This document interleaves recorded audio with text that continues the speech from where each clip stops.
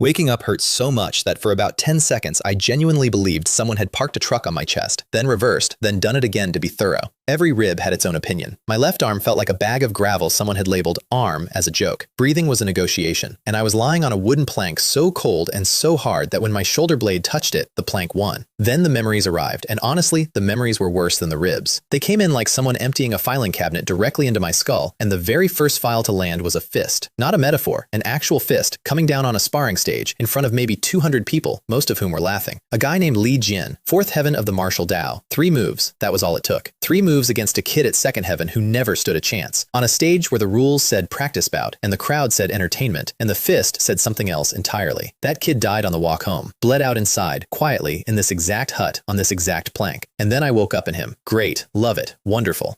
My first day in a brand new world, and I've already been murdered. Let me tell you what a spiderweb looks like from underneath when you can't turn your head. There was one in the corner of the roof, big and lazy, and its owner had clearly decided this hut was a low-traffic neighborhood. There were holes in the planks above me. Sunlight came through them in thin bars, which would have been beautiful if it wasn't landing directly in my eye. 2 days ago, I was a game tester. That's the whole resume. I checked video games for bugs, I got paid badly for it, and I had just finished a 48-hour crunch on an unreleased title before I fell asleep at my desk. I woke up here, 17 years old, in someone else's ruins body, in a place called the Xuantian continent, in a small country called the Everlasting Dynasty, at the bottom of a second-rate school called the Divine Martial Sect.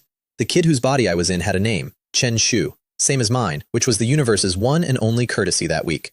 He also had a title, Third Young Master of the Lin family. Sounds impressive right up until you learn what he did with it. 4 years ago, this genius climbed the wall of the city lord's mansion at night and tried to kiss the city lord's daughter, uninvited. She broke him for it, which was correct, and I'd like that on the record. Then the Lin family panicked because the city lord was not going to let it slide, so they shipped him out to the Divine Martial Sect as an outer sect disciple, which in family terms means we have thrown you away, please die somewhere with good drainage. 4 years of exile. Nobody visited, nobody wrote, so I inherited a body, a criminal record, an enemy, and a spider. But here's the part that made me sit up, or at least try to, and fail. The kid didn't get killed by accident. Li Jian is from the family that has been feuding with the Lin family for years, and the third young master of the Lin family dying inside a sect, on a stage, in front of witnesses, with all the paperwork saying practice bout. That isn't a fight, that's a business decision. Nobody puts that much force into 3 moves because they're winning. They put that much force in because they're finishing. Someone had ordered it. And whoever it was had gotten exactly the result they wanted, right up until the corpse opened its eyes, and it was me in there. Li Jian, I said out loud, to a spider. Wang Kong. Wang Kong was the other name in that memory, the one who did the talking, the one who provoked the kid into stepping on the stage in the first place with a few well-chosen words in front of a crowd, because the fastest way to kill a proud idiot is to hand him a reason to volunteer. The spider had no comment. Then the door came in. I say came in. What I mean is that a wooden door which had been holding on to its dignity for maybe 30 years was informed that its services were no longer required. A shape filled the frame, and the shape was so wide that the sunset stopped happening. His name was Wu Bo. His parents had named him Tall Person, and then he had gone ahead and grown into it, which I have to respect. He was the closest thing that kid had to a friend. Actually, he was the only thing that kid had to a friend, and the difference matters. He dropped onto the edge of the bed, and the bed made a sound like a small animal giving up. "You're awake," he said, and then his eyes went cold and flat in a way that did not match the rest of his face. Those bastards better hope I don't run into them. And that got me, a little. This body had been a walking disaster for 4 years. Everybody in the sect had a name for him, and none of them were nice. And this enormous person was sitting on a broken bed getting genuinely angry on behalf of a guy who, as far as I could tell, had never once earned it. Then he did a thing. He opened his mouth and shut it. Opened it again, shut it again. Sat there like a man trying to swallow a fish, sideways. "Wubo, what aren't you telling me? You're not supposed to hear it like this," he said, to the floor. "The law enforcement hall posted your punishment. 2 weeks. You lost a match, so you pulled duty." He rubbed the back of his neck. "Slaughterhouse. Low-tier beast pens. Because that's the rule. Lose the monthly bout, do the sect's dirty work. It's disciplinary, it's traditional, and everybody hates it." And there it was, the whole shape of the thing, laid out neat. They put him on a stage and killed him, and then the paperwork gave the corpse a chore. 2 weeks of standing at a chopping block, arms up to the elbow in it, while your ribs are still broken. If the fist didn't finish the job, the schedule would. I should have been screaming. The old Chen Shu would have been screaming. Wu Bo was clearly braced for it, sitting there like a man holding a door shut against weather. Instead, I lay there and thought, fine, because when the situation is stronger than you, you play along. You nod, you take the plaque, you go where they send you, and you use every single day of it. Then one day the situation is not stronger than you anymore, and on that day, you do not nod. Okay, I said. Wu Bo stared at me like I'd started speaking a foreign language, which, technically. 3 days later, I walked to the mission hall on my own legs, and it was the most expensive walk of my life in terms of pure sensation. Every step went straight up my spine and out the top of my head. The mountain road was gorgeous, which felt like mockery. Peaks going up into actual clouds, waterfalls that any tourism board on Earth would have built a whole economy around. My first coherent thought as a resident of a cultivation world was that the Divine Martial sect was sitting on prime real estate and doing absolutely nothing with it. You could put villas on that ridge. You would print money. The second coherent thought was that other people were coming down the same road, and they had noticed me. Look, isn't that Chen Shu? That idiot Chen Shu? He's alive? Second heaven challenging fourth heaven. Does he think he's some kind of prodigy? Look at his face. He's got 1 foot in the hole already. Here's the thing about spending your whole life on the internet. You develop skin, not thick skin, armor plating. These people thought they were devastating me. These people had never read a comment section. I kept walking. At the mission window, there was a fat man who had clearly been waiting all morning for this exact moment. He looked me up and down, dragged out a roster, found my name, pulled out a scroll, read it, and his eyebrows went up in a way that told me he'd expected to be crossing my name off it instead. He flicked a black iron plaque across the counter at me. Low-tier beast zone, half a month of slaughter duty. Understood. He blinked. I think he'd had a speech prepared. I took the plaque and left, and behind me, I heard him say to nobody, half a month. He thinks he'll finish in half a month. The beast pens announced themselves about 200 paces before I got there. There is a specific smell that comes off a place where blood is a daily production quantity, and it does not wash out of the air, and I would be smelling it in my sleep for the next 2 weeks. They gave me an apron made out of an animal that I didn't recognize and didn't want to. They gave me a short blade shaped like a kitchen cleaver. They walked me to a stump. The stump was the size of a table. It had been chopped into so many times that the top of it had gone soft and dark and pulpy, and it had cracks in it, and the cracks had opinions about drainage too. Down the line, 4 or 5 other outer disciples had stopped working to watch the new guy, in the way people slow down for a car crash. Fresh meat. Look at him. He's going to get bitten to death by a duck. 1 tail of silver says he can't drop a single one. Any takers? Taking that. I reached into the cage and got a duck. I want to be clear about the duck. On Earth, a duck is a mildly aggressive bird that you feed bread to and later regret feeding bread to. Here, a Tier 1 beast duck is a feathered brick with claws, and it did not want to be in my hand, and it demonstrated this by nearly tearing itself free and opening 3 lines across my palm. The line of butchers howled. So I got a grip on it, slammed it down on the stump, and cut. Blood went everywhere, including a wide stripe across my face, and I did not have the reflexes yet to get out of the way, so I just stood there wearing it. And then a small, clear sound went off inside my skull. Ding! Leveling system, version 1.0, launching, loading, loading complete. I did not move. I stood there with a dead duck and a face full of duck, and I stopped hearing the slaughterhouse at all. Successfully killed 1 Tier 1 beast, 10 experience points. I knew that voice. I knew that startup chime. I had listened to that startup chime approximately 900 times over 2 days of unpaid overtime because it belonged to an unreleased title called Invincible Upgrade, and I was the poor idiot who had been assigned to find the bugs in it. I found one. I found the big one. It was me. Congratulations, player Chen Su, version 1.0 starter package, 100 taels of silver, 10 chi gathering pills, retroactive reward, Martial Dao first heaven, 1 marrow cleansing pill, 300 taels, retroactive reward, Martial Dao second heaven, 3 meridian expansion pills, 500 taels. To the butchers, I was a green kid frozen in place because he'd gotten blood on him. Told you, look at him. Kid's scared of a duck. Each generation's worse than the last. In my day, I'd bite through 10 of them before breakfast. I let them talk. I had somewhere to be, and it was inside my own head. 900 taels of silver, and I already knew what that meant, because the dead kid's memories came with a price list. 1 chi gathering pill sells for 1,000 taels outside the sect. An outer disciple is issued exactly 1 per month, and most of them sell it, because most of them need to eat more than they need to cultivate. I had 10 of them sitting in a little inventory window like loose change. The marrow cleansing pill was worse, in the good way. The sect hands you one of those the day you're promoted to the inner sect, as a congratulations. It scrubs out your physical foundation, and the younger you take it, the more it does. I was 17, and I had one in my pocket 3 days after being murdered. And the meridian expansion pills, 3 of them. On this continent, your ceiling is decided by how much profound chi your meridians can carry, and a meridian expansion pill widens the pipe. If you used to move 1 unit of power through your body, afterwards, you move 5. People kill for those. Whole families budget for 1. I had 3, because a duck died. Then I opened the player panel, because of course I did, and the panel had opinions. Level, Martial Dao second heaven. Progress to next, 10 out of 1,000. Martial arts, none. Combat techniques, none. Treasures, none. Divine abilities, none. Overall evaluation, player Chen Shu is currently a small ant. 300 Tier 1 beasts could kill you without hurrying. I'm sorry, I said out loud, to a system. 300. 10 experience per duck, 1,000 to reach third heaven. So 100 ducks, and I'd have profound chi circulating, which the previous owner of this body had failed to manage in 17 years of trying. And before you ask, no, I couldn't just stand at this stump forever and duck my way to godhood. I checked. The curve is savage. The jump after third heaven wants 10 times that, and the one after that laughs at you. And by sixth heaven, a duck is worth roughly nothing, like farming rats at level 50. This stump was a launch pad, not a career. The window would close, and it would close fast, and everything I did next depended on how much I could squeeze out of it before it did, which meant I needed volume immediately. And there was exactly one person standing between me and volume, and his name was Joe Min. Joe Min ran the pens, minor supervisor, permanently seated, professionally bored, the kind of guy who has turned doing very little into a lifestyle with benefits. His entire job was making sure the daily quotas got filled, and he did not care in the slightest who filled them. I came to his door on the third night and asked for more work. He looked at me for a long moment, the way you look at a man who has walked into a bar and ordered a glass of tap water. More, he said. More. You want extra slaughter quota? I do. 50 tails changed hands, which is a laughable amount of money to a man who thinks in monthly stipends, and a rounding error to a man who has 900 tails and a duck-based business plan. Joe Min shrugged, wrote something down, and forgot about me. Then I went to work. 13 days. I'm not going to pretend they were fun. I passed out twice. My hands cramped into claws and stayed that way through the night, and in the morning I'd have to open them one finger at a time before I could hold the blade. The apron stopped being a color. There was a stretch around day 6 where I was cutting in my sleep, waking up mid-motion with my arms swinging. But the numbers went up, and when the numbers go up, everything else is negotiable. By day 5, the butchers stopped laughing and started watching. That kid's blade work is better than mine now. How is that possible? He was scared of blood a week ago. Now he takes a tier 2 in one cut. New bet, not whether he can. How long he takes.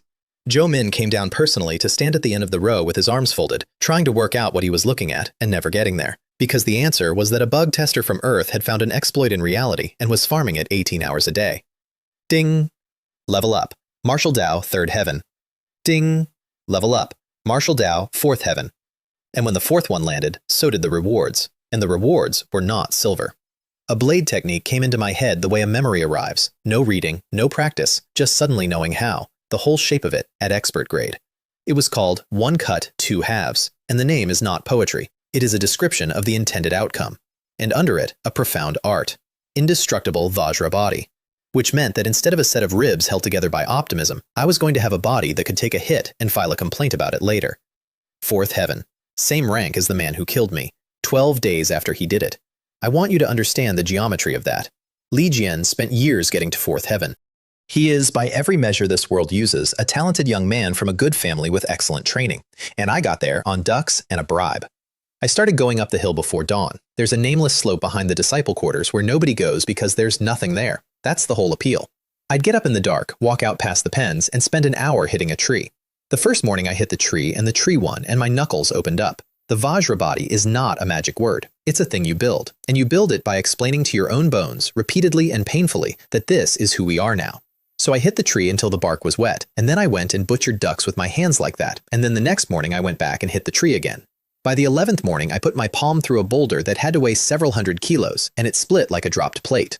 I stood there in the dark, breathing, with rock dust settling on my forearms. Then I put the two together, the blade technique in my hands and the Vajra hardness in my bones, and swung at empty air, and the air made a sound. That was the morning Sun Lei came up the slope screaming. Sun Lei is a junior, skinny, loud, follows Wu Bo around like a duckling. He came up that path at a dead sprint with no breath left in him and got out 4 words that mattered. Wu Bo, the arena. I was already moving. Li Jian, Sun Lei wheezed behind me. He's got a yellow rank art now, shattered jade hand. He's had it 2 weeks. 2 weeks. So somebody rewarded him. Somebody looked at a dead outer disciple and thought, good work, here's a better weapon. The arena was packed. That's the thing about these monthly bouts. They're the only entertainment in the place, and word had gone around that the big, quiet one was on the stage, which meant a good crowd because everybody likes watching a mountain fall over. I got there in time to see the end of it. Wu Bo threw a tiger fist. It was a good punch. It was the punch of a man with real strength and no art behind it, and Li Jian opened his palm and broke it. Not blocked, broke. There was a sound from Wu Bo's forearm that I felt in my teeth, and then he came off his feet and went across the stage like a kite with the string cut. I caught him. Both arms, full weight, and it drove me back 3 steps, and my ribs, which had opinions about everything for 2 weeks, chose that exact moment to file the last of them. I put him down on the boards. He was gray. He was trying to sit up, because of course he was. Stay, I said. Then I stood up and looked at Li Jian, who was still standing there in the middle of the stage with his hand open, enjoying the noise. 200 people saw me get up onto that stage. I'd like to think a few of them understood what they were watching. Most of them just laughed, because the last time a Chen Shu got up on those boards, it had been a very short show. Again, Li Jian said, and he actually smiled. You crawled off this stage once. Most people learn. I did learn, I said. That's the problem. He came in with Thunder Fist, and it was fast, and 2 weeks ago it would have gone through my chest and out the other side. I ducked under it. There's a thing they teach in absolutely no martial school on this continent, which is the specific low, scrambling tumble you learn as a teenager on Earth when you fight in a parking lot and there is no ring, no rules, and no referee. It looks stupid. It is stupid. It also puts you inside a man's reach at knee height while his fist is still finishing a beautiful arc through empty space. I came up under his arm. He switched to Eagle Claw, and I want to give him credit. The man had trained. The claw came at my throat. 5 fingers, real speed. I caught it with an open hand. The whole arena went strange and quiet. Because his hand was a yellow rank technique backed by 4th heaven profound chi, and my hand was a slab of indestructible Vajra body that had spent 11 mornings arguing with a tree. And when they met, his fingers stopped moving and mine did not. I looked at him over our locked hands. Close enough to watch it arrive in his face. 3 moves, I said. That's what it took you. Then I hit him in the ribs at about 60% because I wanted him conscious. 4 ribs. I heard all 4. He folded around my forearm and made a noise that was not a word, and I stepped back and let him drop onto his knees on the boards, on the exact spot where the previous owner of this body had spent his last useful minutes. Nobody in the crowd was laughing anymore. And then, because I am my father's son and my father was a game tester, I did the thing that would follow me around for the rest of my life in that sect. I read the rulebook. There is a sect rule, old, dusty, technically still in force and functionally never used, that says the winner of a sanctioned bout may claim a single trophy from the loser. It exists from some era when these matches were between actual enemies, and the point was to take something. Nobody had invoked it in living memory because nobody wanted to look greedy in front of their seniors. I have never once cared how I look in front of my seniors. Sect rule, I said, loudly to the elder supervising the stage. Winner claims 1 item. The elder's mouth opened. He checked. He checked again. He looked deeply unhappy, and then he nodded, because it was on the page. I walked over to Li Jian, crouched down, and took the shattered jade hand manual out of his robe while he was still trying to work out how to breathe with 4 broken ribs. He got out 1 word. It might have been my name. Then his eyes rolled back, and he went face first onto the boards, and the medical people came running.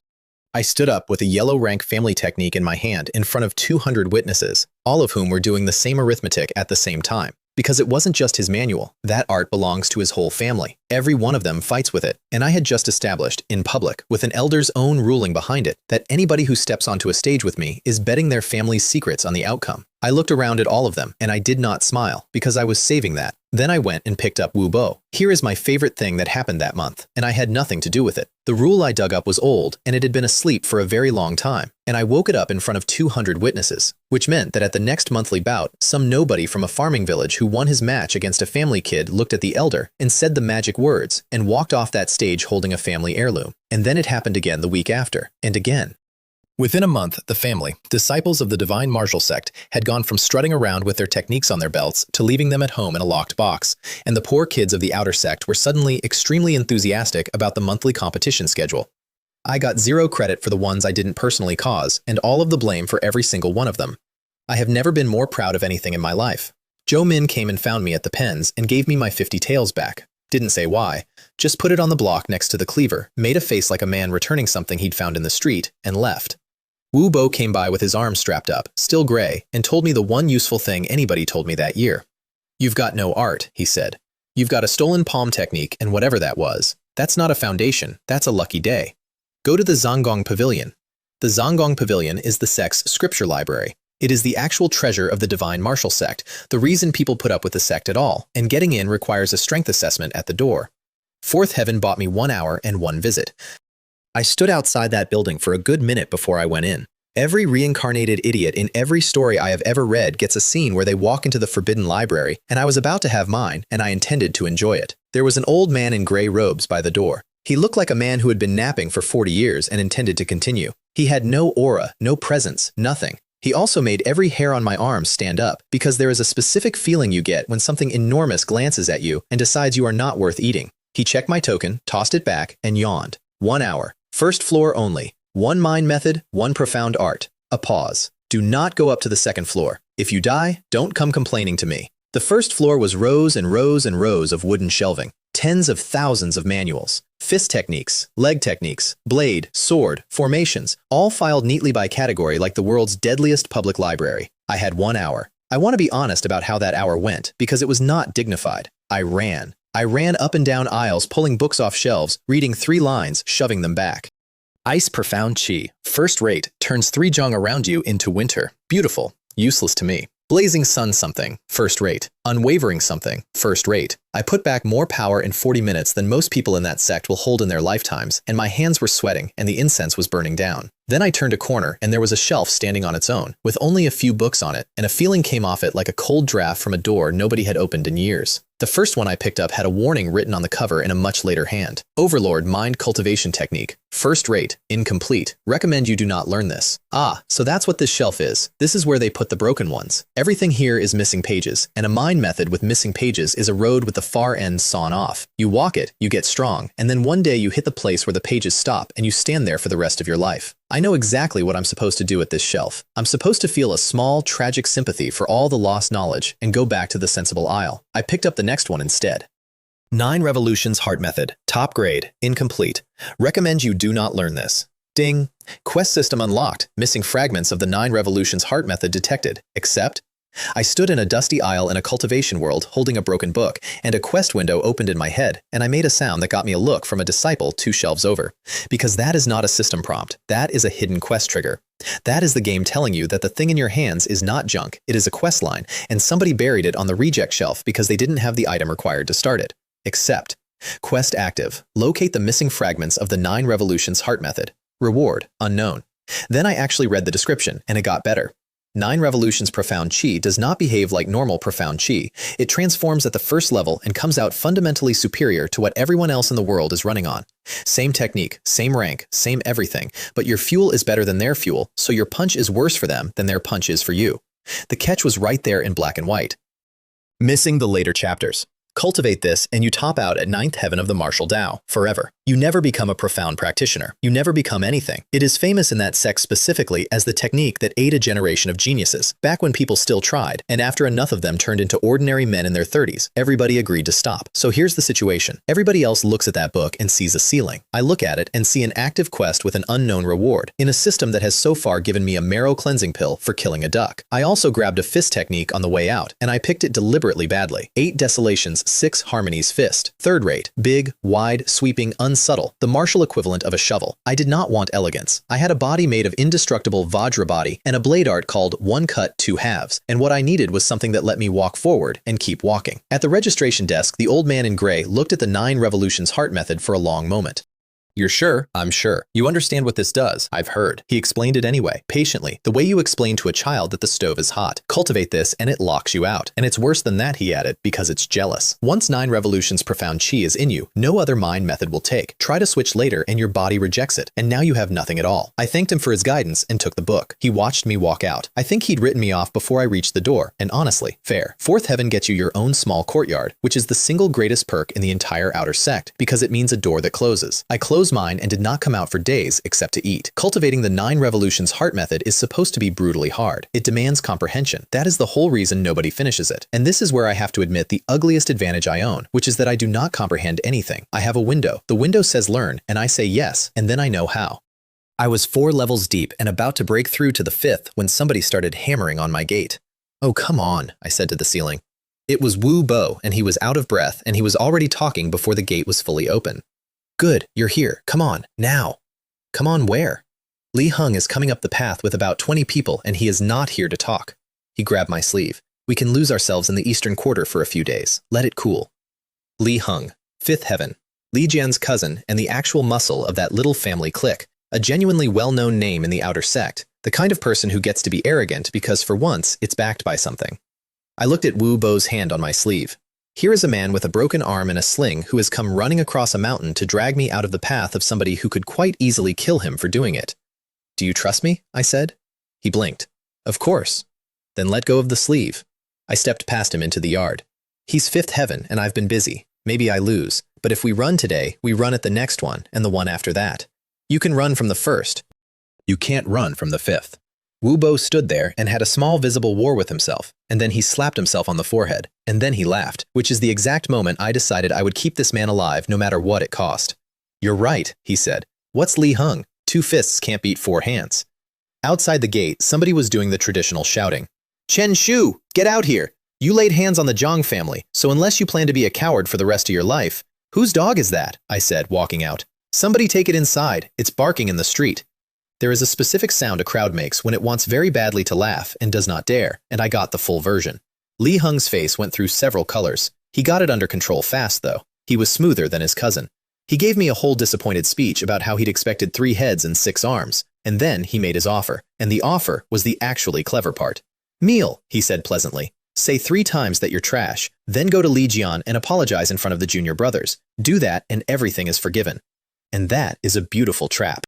Because if I kneel, I'm done. Everything I built on that stage evaporates, and I'm the thing they say I am. And if I refuse, I'm the unreasonable one, and he gets to break me in public with the crowd's blessing. Wu Bo was giving me a very intense look that meant do not, under any circumstances, say something insane. "Senior brother," I said, "what should your junior brother do?" "Kneel, obviously. You're 4th heaven, I'm 5th. Consider it guidance." "Ah," I thought about it. "No, choose your own family." Li Heng stopped being pleasant. "Then take 1 move from me." "Actually, senior brother, I've been studying a technique lately. I'd love your opinion on it." And I opened with the shattered jade hand, his family's art, his cousin's copy. My hands went pale blue and the air cracked, and the entire courtyard made a noise, and Li Heng's face came apart in a way I will be thinking about on my deathbed. "How?" he said. "That's a yellow rank art. You need a year and someone to teach you the parts that aren't written down. Then bite me." He came back at me with his own shattered jade hand, and his was darker and older and better, and let me be clear, he was right about the mastery.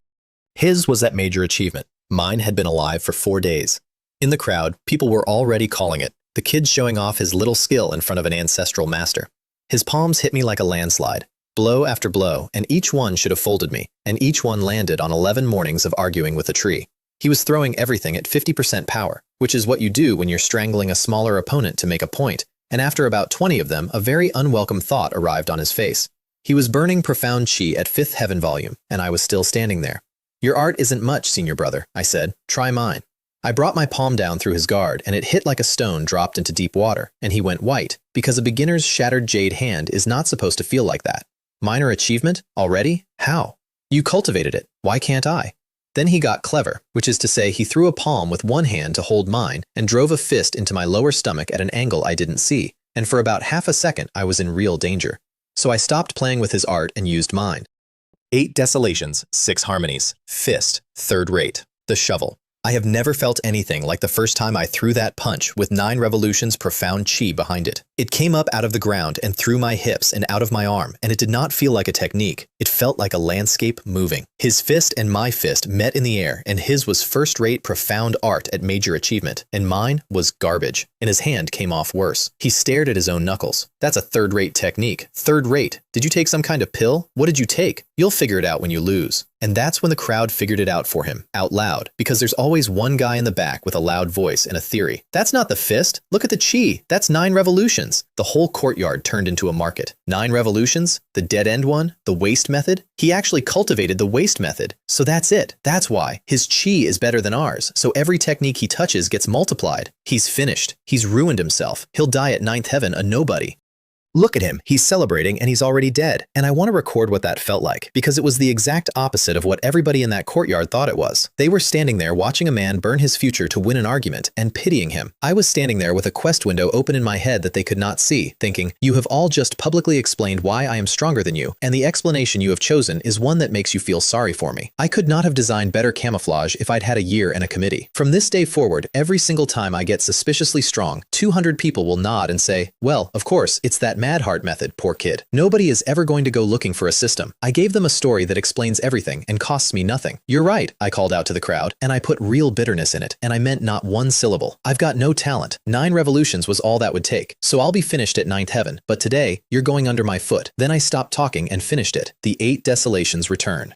Sweep through 1,000 armies, sweep away the wilderness. 3 moves, the expensive ones, and I did not have to ration a single thing, because his defense was a 5th heaven body and mine was indestructible Vajra body, and the math had stopped being complicated a while ago. The first one folded him over my fist and put blood on the flagstones. The second landed across his back and I watched his face come apart. His arms broke, both of them, one after the other, and after the second one they just hung there. I let you people push me around when I was nothing, I said. You came to my door anyway. His ribs went. He left the ground. He came down about 8 paces away, in a heap, trying and failing to get up on arms that no longer worked. Chen Su, he got out. You'll regret. I crossed the distance and kicked him into the crowd. When I say a man leaves lying down, I said, he leaves lying down. He landed on about 6 family disciples and took most of them with him. Now get out. They got out. Somebody threw a threat over their shoulder on the way you do, and I stood in my own gateway and let them have it, because that's part of the transaction.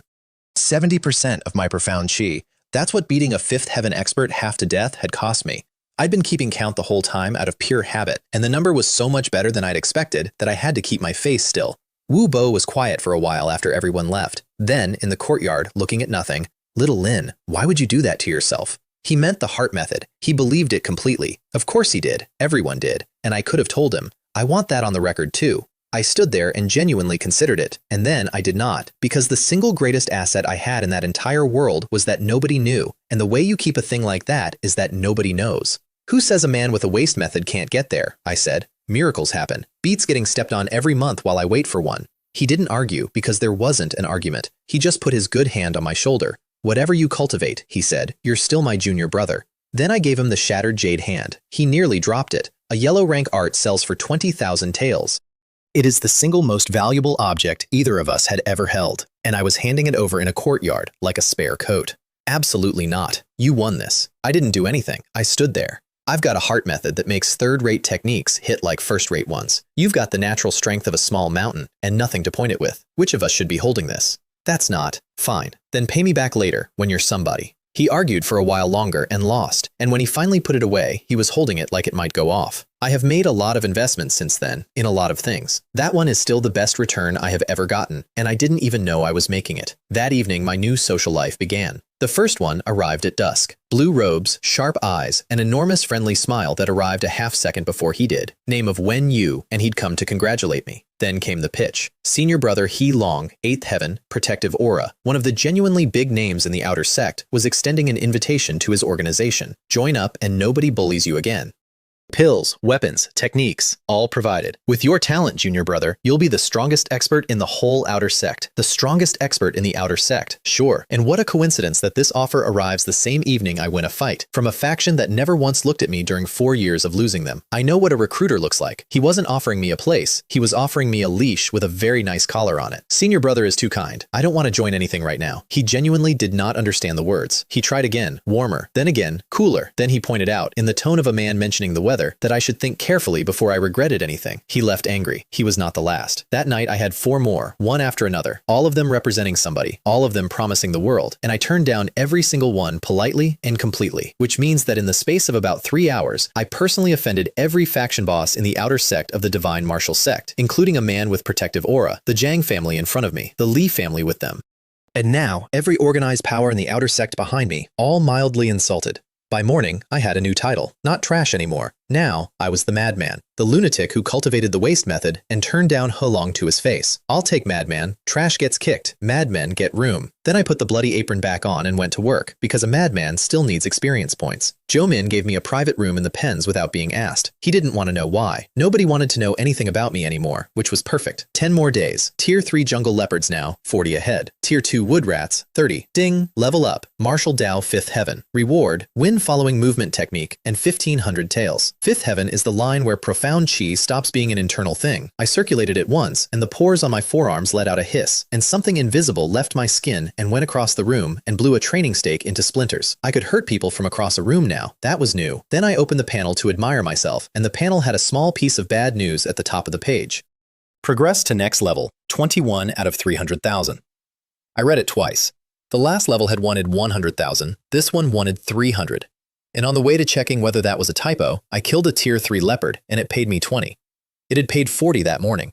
Then a tier 2 rat, 15, had been 30. There it is, exactly like every game I have ever played. The mobs are level scaled, and I have outleveled the zone, and the zone is now paying me in pennies. I did the arithmetic anyway, because I wanted to be certain of the size of the problem.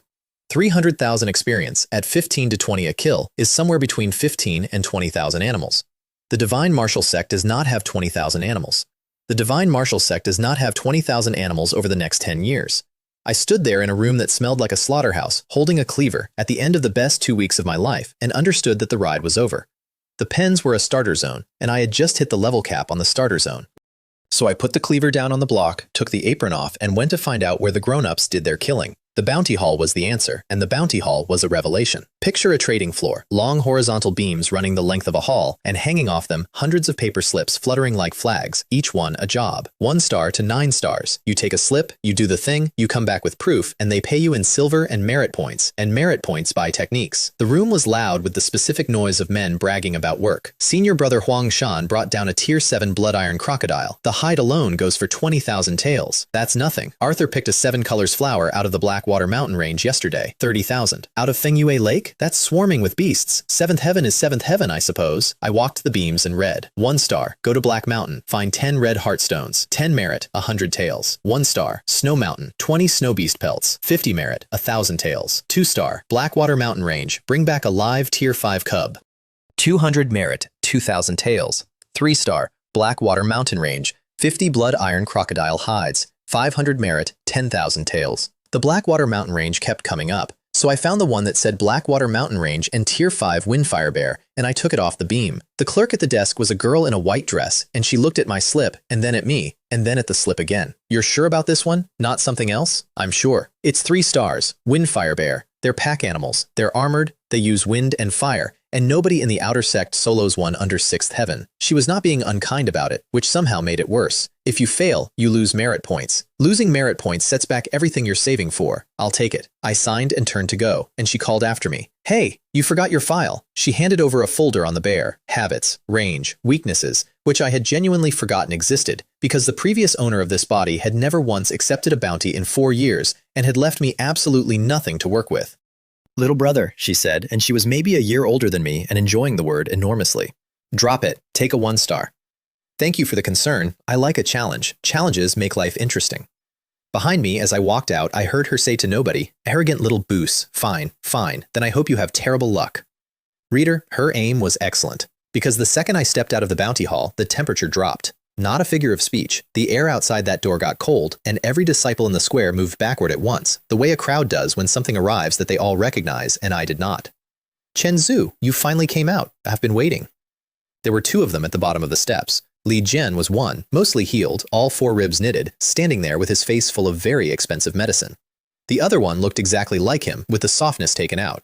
Zhang Wanshan, 8th heaven of the martial Dao, protective aura, top 30 in the entire outer sect. Li Jian's older brother, and the reason Li Jian had been able to walk around the sect for 4 years acting the way he acted.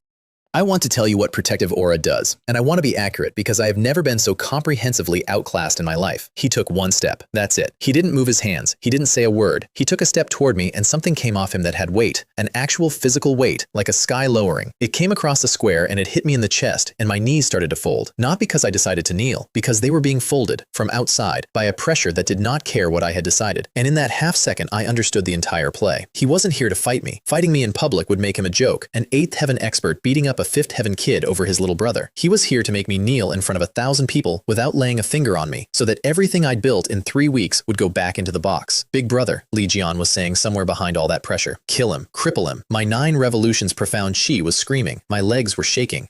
There was blood coming up my throat, and I would not let it out of my mouth because the second it landed on the flagstones, the crowd would have their story. I have knelt to exactly 2 people in my life, and they are both dead on another planet. So I locked my knees and I stood there, and it hurt in a way I don't have a comparison for. And Zhang Wanshan took another step, and the pressure doubled, and something changed on his face. Surprise. Small, but there. Which told me something. It told me this was costing him effort, and it told me he had expected it to cost him none. And the moment a man is surprised is the moment he is thinking about you instead of about his plan. So I opened my mouth, and with a voice I dragged up out of my heels and pushed through profound chi so that it carried across the entire square, I said, Senior brother Zhang Wanshan, do you want to challenge me? The pressure vanished, instantly, completely, like a hand lifting off a table, because I had just done the one thing he could not allow.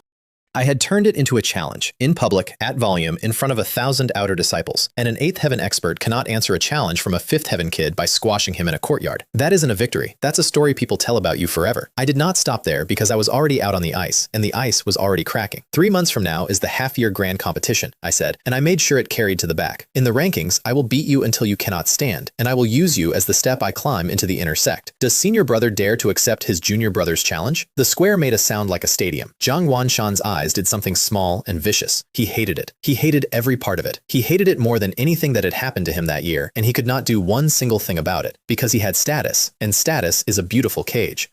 You're lucky today. His voice came out flat and careful. I don't believe you'll manage it in 3 months. Don't disappoint me. I'll cripple you personally and make you what you already are. He turned and left. Li Jian lingered long enough to promise me a gift, laughing, and then followed his brother. And I stood there in the square with my legs still shaking and 1,000 people watching and did the arithmetic on what I had just done. 3 months, that was the trade. I had just bought 3 months of absolute safety. Nobody in the Zhang family could touch me now without making Zhang Wanshan look like a coward. And I had paid for it with a public promise to beat an 8th heaven protective aura expert in front of the entire sect. Everyone in that square thought I had just killed myself in slow motion to buy a season.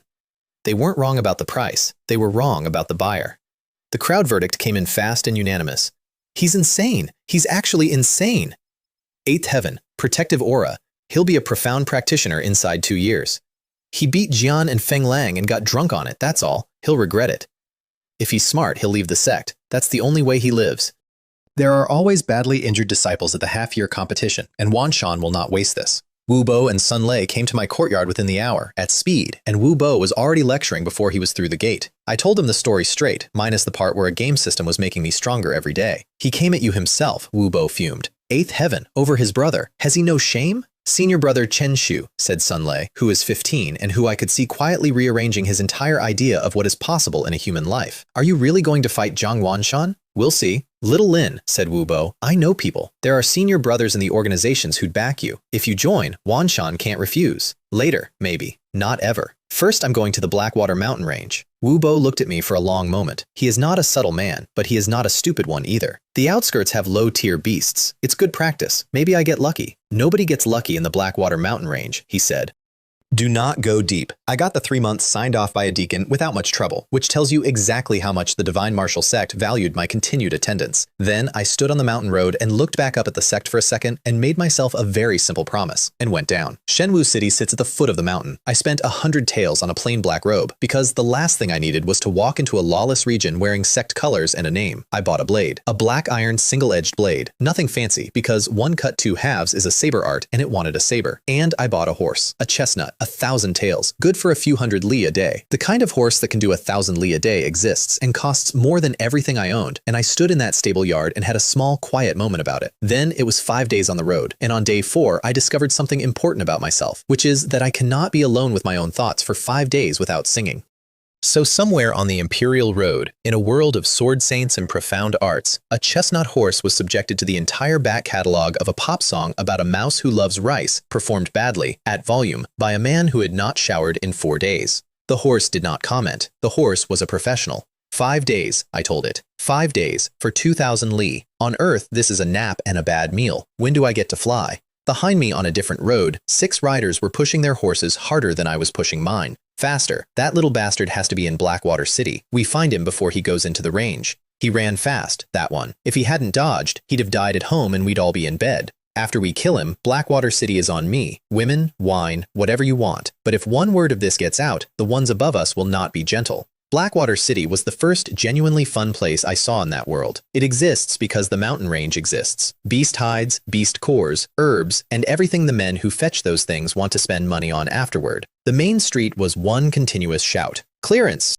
Tier 3 Azure Cloud Tiger Cub, 10,000 taels. You will not see this price again. Tier 2 Pet Beast, Snow Rabbit, adorable, universally beloved. Ladies, do not walk past this opportunity. 10-year Yin Yang Grass was 30,000, today 19,800. You heard correctly. Soaring Adventure Team hiring 50 at 6th Heaven and above. Room, board, bonuses, year-end benefits. What are you waiting for? I walked down that street grinning like an idiot. This was the thing. This was the actual Jianghu, the one from the books. And it turned out to be a job fair with better outfits. I sold the chestnut for 700 taels, which felt like a betrayal, and slept in a real bed for the first time since I died. The next day, day, I did the smartest thing I did that whole year, which was spend money on information. 1,000 taels for a properly marked map of the Blackwater mountain range with every beast colony and every death trap on it. Another 1,000 on antidotes and healing pills, and I felt every coin of that one. Pills are a bottomless hole in this world. I want that noted for the record. On the third morning, I went in before dawn, with mist on the ground and the whole range standing up in front of me like a wall that went on forever. 3 months of leveling. That was the plan. An hour in, my hair stood up. There is a thing that happens at fifth heaven where your senses get sharper than your conscious mind, and my body threw itself sideways and down before I had decided anything, on pure animal instinct plus a monkey tumble learned in parking lots. Something came out of the canopy where my head had been. I felt the wind of it open my cheek. The tree behind me detonated. I landed hard, blade already off my back and horizontal, blood running down my face, breathing like a bellows. That was the closest to dead I had ever been, including the time I actually was. Then applause. Slow, rhythmic clapping from the tree line. Chen Shu, you didn't disappoint. You dodged. 5 men in black came out of the woods and surrounded me, all of them fifth heaven. The talker, a broad-faced man named Qian Yong. I did not need to ask. Nobody else on that continent had a reason. I had made Jiangwan Shan untouchable in public, so the Zhang family had simply arranged for me to die 2,000 li away in a lawless region where the animals dispose of the evidence. You offended our senior brother, Qian Yong said pleasantly. He wants you dead, so you die. It's a nice range. It's not a bad place to be buried. Remember today. This time next year, it's your memorial. He raised his arm. Do it. 3 of them came. And here's what they had. They had a report. The report said fourth heaven, no profound art worth mentioning. 1 lucky win. That report was 17 days old, and every single line of it was wrong. 1 cut, 2 halves. The man in front of me was a genuine expert with a first-rate saber art called Ruthless Blade, and he brought a 10-foot glow down out of the sky with the sort of confidence that comes from years of it working. My glow came up from underneath. It ate his.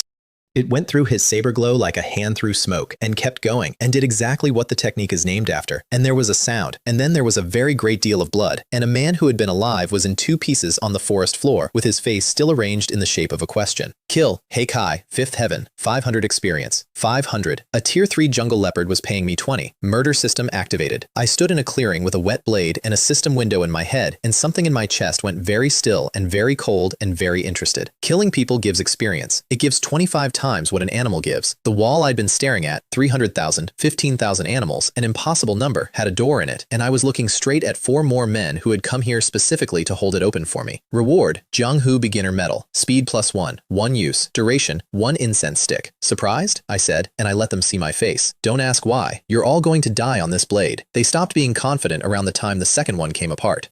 Together, Qian Yong was shouting, and his voice had gone up half an octave. The saber art is strange. Don't take it one at a time. Then all 3 came at once, with 3 different first-rate techniques, and I want to be honest, that nearly worked.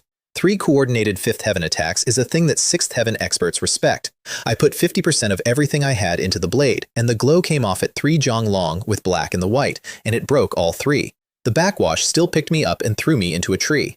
I lay in the leaves for a moment, feeling my ribs file another complaint, while 3 men detonated in the clearing, and the birds left the entire valley. Kill, Qian Yong, fifth heaven. 500 experience, 500 experience, 500 experience. I got up slowly, coughed some blood into the moss, and took stock. 5 fifth heaven experts, alone at fifth heaven. If anyone in the divine martial sect heard that story, they would not believe a word of it, and I would very much like them not to hear it. Then I went to loot the bodies, in high spirits, and got my first real lesson in the cost of overkill. Because 1 cut 2 halves does what it says. The bodies were not bodies. Everything paper in their robes, every silver note, every secret manual, every letter that might have told me who paid them, was confetti. I stood there among the world's most expensive litter and had a genuinely painful conversation with myself about attack power versus loot quality that any player of any game in any world would recognize. What survived was metal, because metal always survives. 1,000 taels in silver, 500 in gold, and 1 manual, protected by luck alone. Rushing Thunder Saber technique, first rate, 10,000 taels outside, and not easy to find at that price. Another saber art, wide, powerful, direct, exactly my kind of thing, and this time I had gotten it off a corpse instead of a rulebook, which is a slightly different flavor of the same habit. That's 2, if anybody's keeping score. A palm technique off Li Jian, and now this. I left the clearing exactly as it was. Let whoever comes looking find it, and draw conclusions. And then, before I hunted a single beast, I stopped for 4 days. Because the ambush had taught me something. I had survived that on reflexes and armor.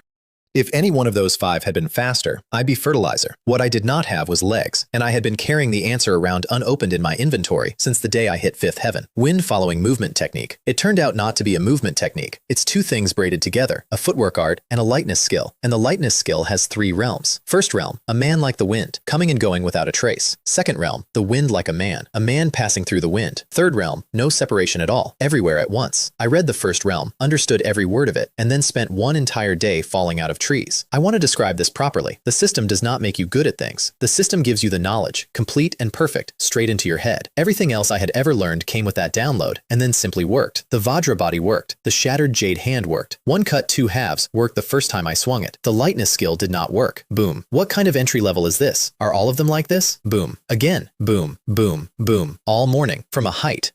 Repeatedly into the same patch of dirt until there was a Chenshu-shaped depression in it. The trees were swaying in a way I chose to interpret as sympathy. By midday, I had failed so many times I had to stop and eat. So I killed a snow rabbit and built a fire and sat on a rock, furious, with rabbit fat on my chin, staring into the flames, trying to work out what was wrong with me. I knew the theory. I had the theory memorized. A man like the wind. Reach a statistical speed and you become like the wind. And that's the first realm. And I had been trying to hit that speed for 6 hours and my body simply would not go fast enough. Then a breeze came across the clearing. It touched the cut on my cheek, cold, and went into the fire, and the flames leaned and came apart and reformed and let it through. And the branches over my head moved and then stopped moving, and the whole thing took about a second and left absolutely no evidence that it had ever happened. You cannot catch it. You cannot hold it. You cannot find where it went. I sat up so fast I kicked the fire. That's it. That's what I've been doing wrong. Because the technique is not called move fast like wind. It's wind following.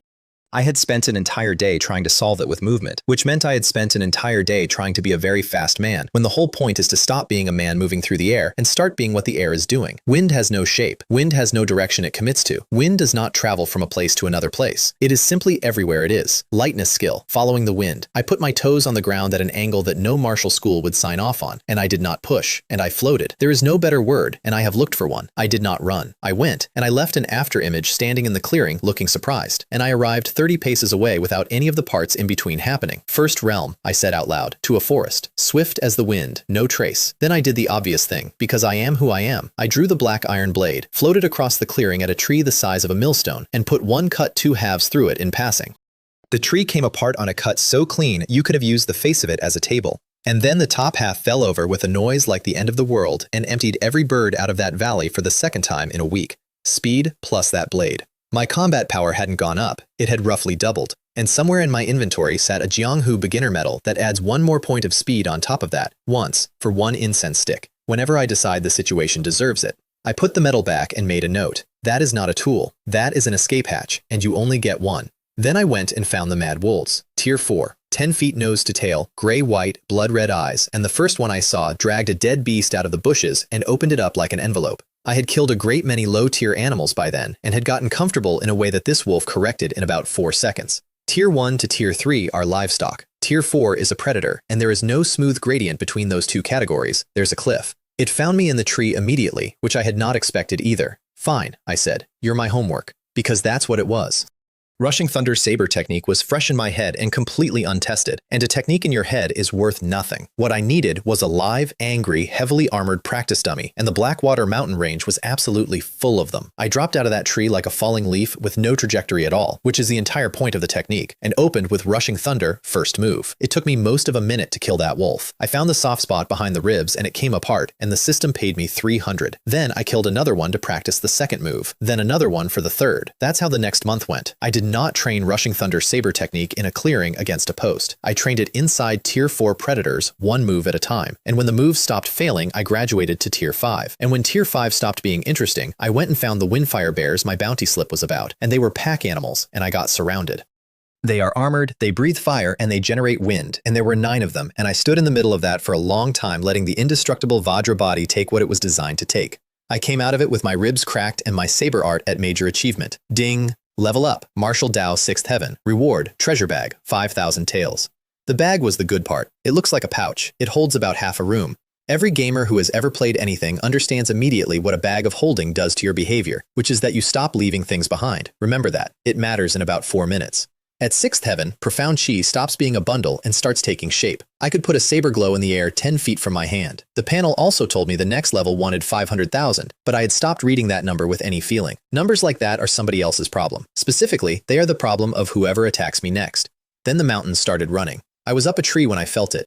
The ground was moving and the birds had gone, and the air was full of an animal noise coming toward me from deeper in. A tier 4 fire bear came out of the brush at full sprint, hit 3 trees on its way past, opened itself up on the 3rd one, and kept running with its own blood on the bark behind it. Tier 3s, Tier 5s, a blackwater crocodile going overland, which crocodiles do not do. Then a Tier 6 raging giant bear, 2 jong tall, came through the middle of the stampede and killed several things that were in its way out of what I can only describe as frustration, and then kept running with everything else. A Tier 6 was running. Every instinct a normal person has says turn around. I have never in my life had that instinct. I have the other one, the one you get from a decade of games, and it fires whenever a zone empties out for no reason, and it says one thing: something has spawned. I went toward it. An hour later, the forest went quiet, which was worse, and then something roared. It hit me like a wall. I coughed blood, lost my grip, and only stayed in the tree because I got my blade into the trunk on the way down. Not Tier 7.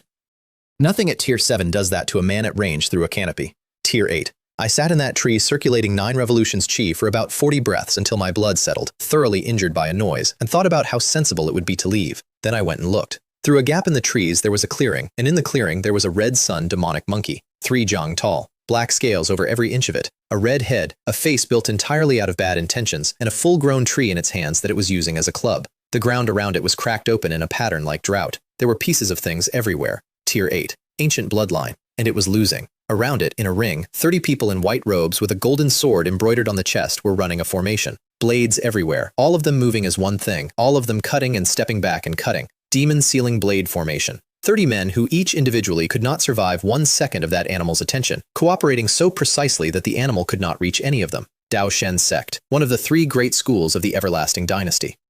The divine martial sect's opposite number, and every bit as rich. And off to the side, out of the dust, a small protected huddle around a young man in purple robes. Uncle Hong, my luck this trip is absurd. Even heaven is helping me. Young master is too modest. If you refine a strand of ancient beast blood-like, you will build a physical body your brothers cannot match. Of course they can't match me. When it's nearly dead, Uncle Hong, I'll trouble you to draw the bloodline out. No need to trouble me, young master. I will see to it. The purple one was Shu Guang. The old man was Sun Hong, and he stood in that clearing while an ancient bloodline Tier 8 beast raged 40 paces away, and he did not have his weight on his back foot. If I'd been on Earth, I'd have known exactly what to call those two: rich kid and the family's real problem. I lay in that tree line doing sums I had no business doing, and while I was doing them, my eye caught something. 500 jong from the fight, tucked behind a screen of trees in the rock wall, there was a cave mouth. A Tier 8 beast holds a territory. A Tier 8 beast with a territory has a lair.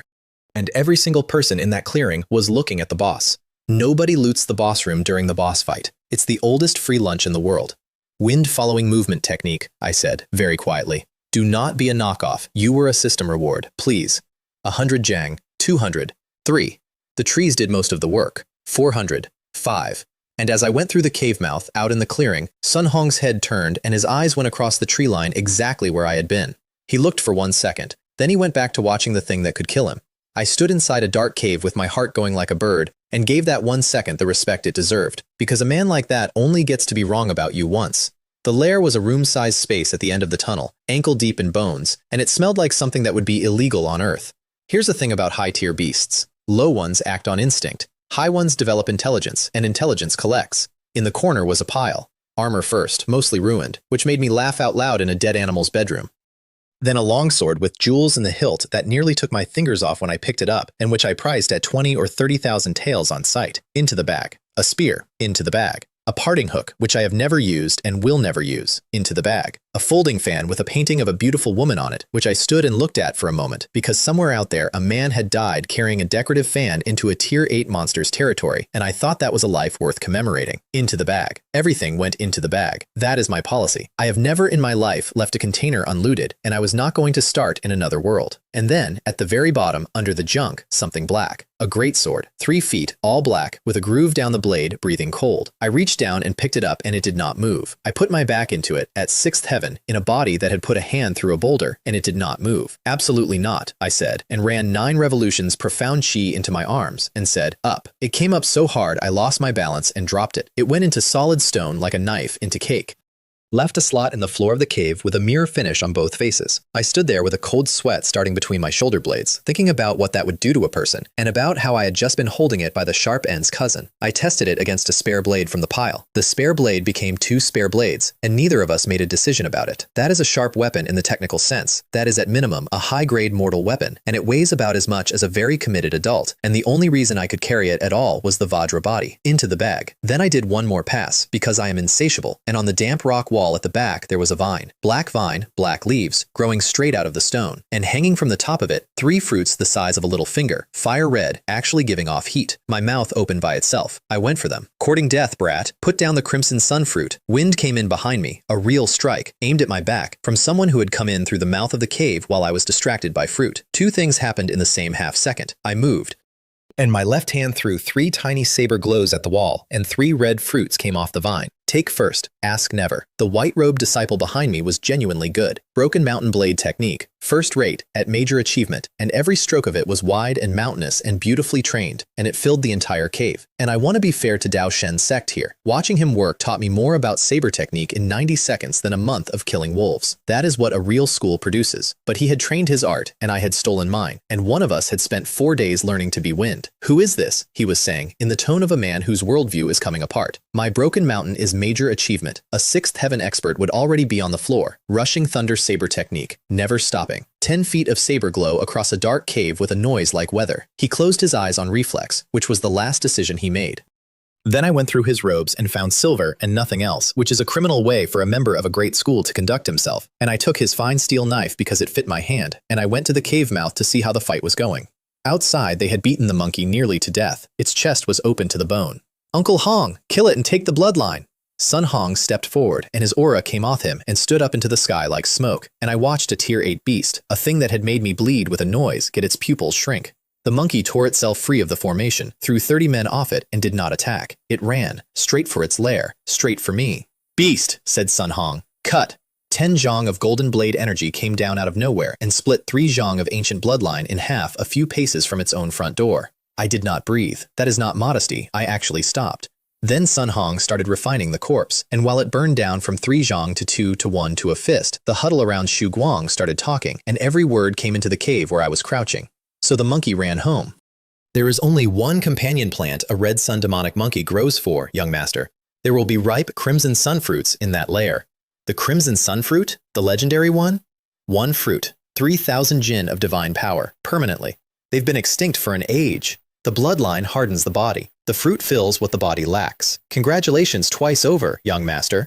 I looked down at 3 little red fruits in my palm. Divine power is a talent you are born with. Wu Bo has it, and it's the only reason a man with no art could hold a stage against family disciples for 4 years. And I have been quietly jealous of it since the day I met him. 3 fruits, 9,000 jin. And then the refining finished, and the last of a tier 8 beast condensed into a golden blood pearl the size of a thumb, hanging in the air, glowing, with the shadow of the monkey moving inside it. 30 people were looking at it. Xu Guang was looking at it like a man looks at a wedding ring. Sun Hong, who had just burned half his strength making it, was standing under it, pale. Nobody was looking at the tree line. The wind rises. A breeze went through that clearing.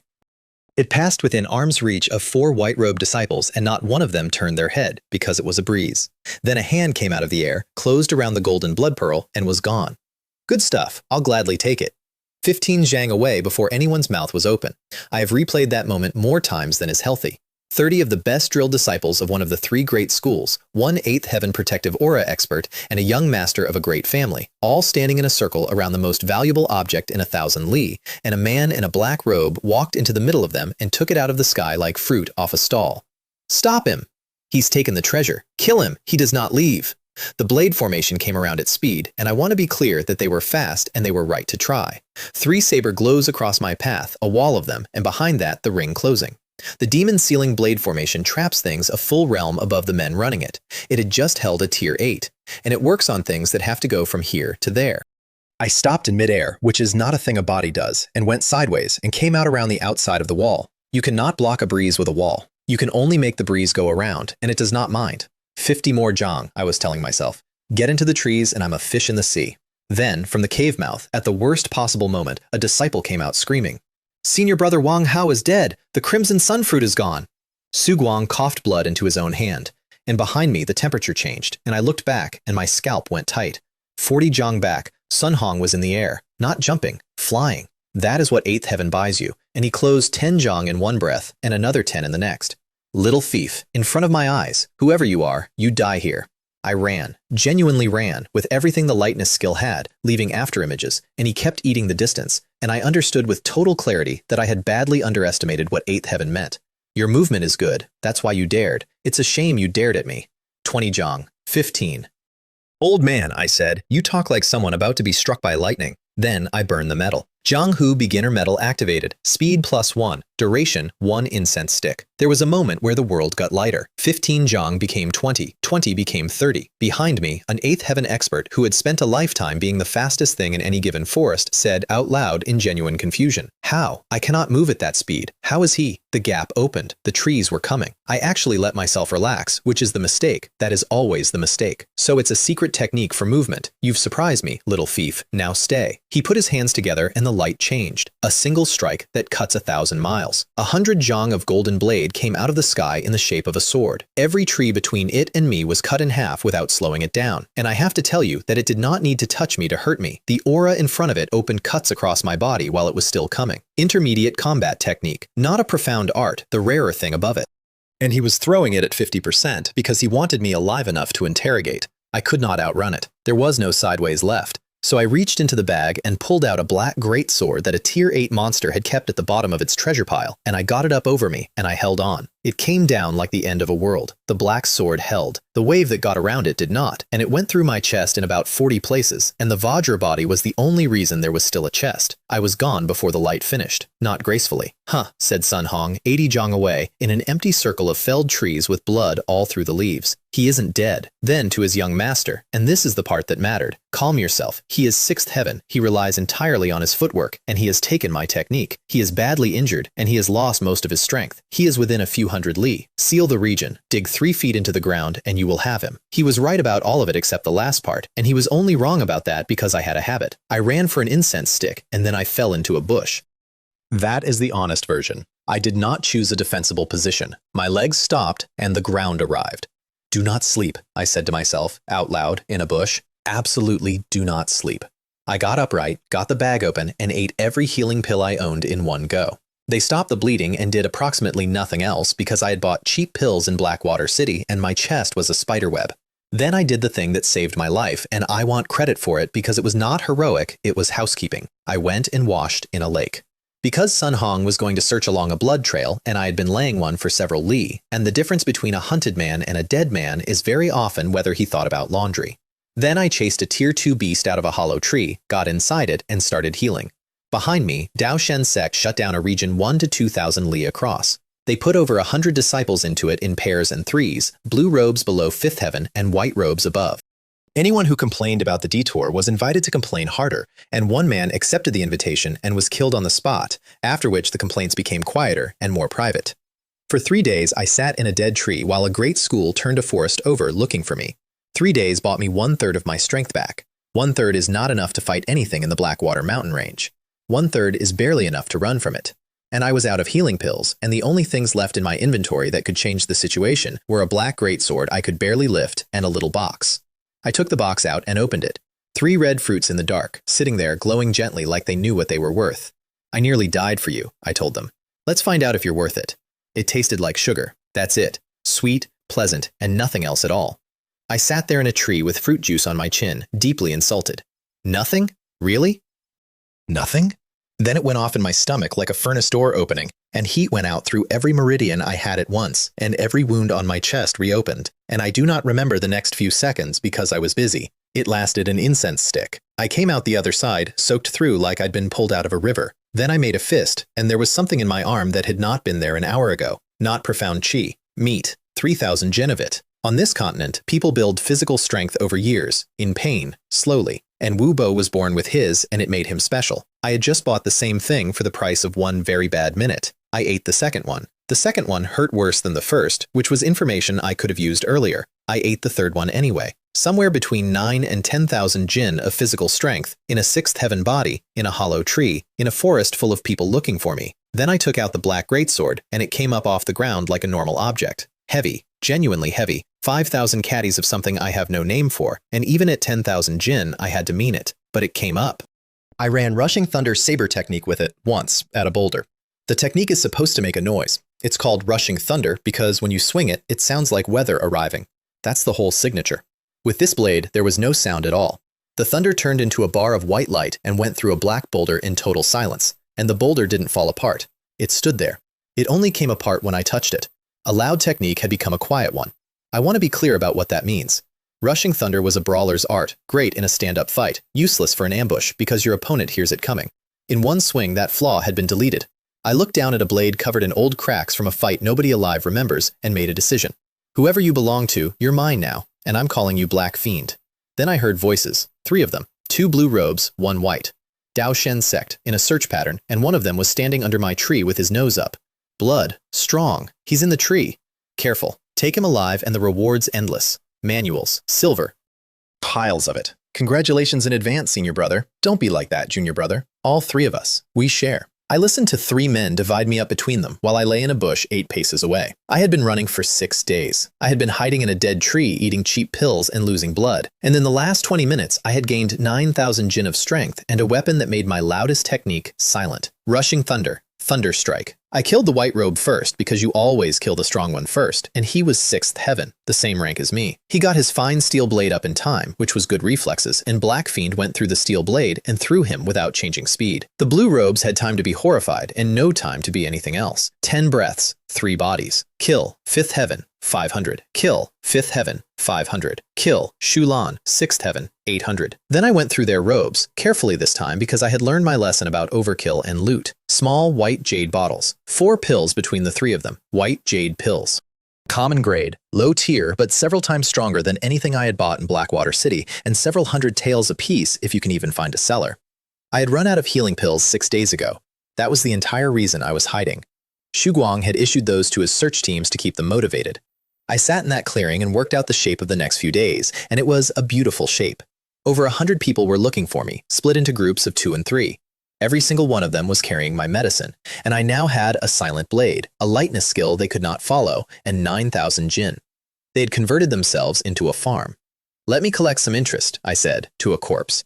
I'm not the sort of person you push around. 2 days.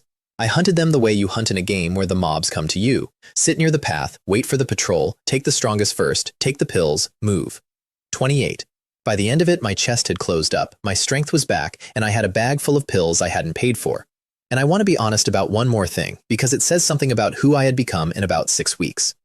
Somewhere around the 20th one, I caught myself thinking that it was a shame the purple-robed young master never came out personally, because a man like that would be carrying good things. I stood in a forest with somebody else's blood on my sleeves and was disappointed about missing a drop. 100 li away, in a clearing, Xu Guang was going through it in the other direction. Useless. All of you. 5 days and you cannot find one injured thief, and now the search teams are being wiped out. Young master, calm yourself. Sun Hong was in no better mood than his master. He had put 100+ disciples into a sealed region for 5 days and gotten nothing but corpses, and he had personally landed an intermediate combat technique on a 6th heaven boy and produced no body. Uncle Hong, has the thief left? Impossible. He took my technique. His body will not heal quickly. The men being killed these last days are his accomplices. No outsider would touch Dao Shen sect disciples otherwise. And there it is. The moment where a very competent man made the only mistake available to him, which was assuming that one person could not have done all of it. An accomplice?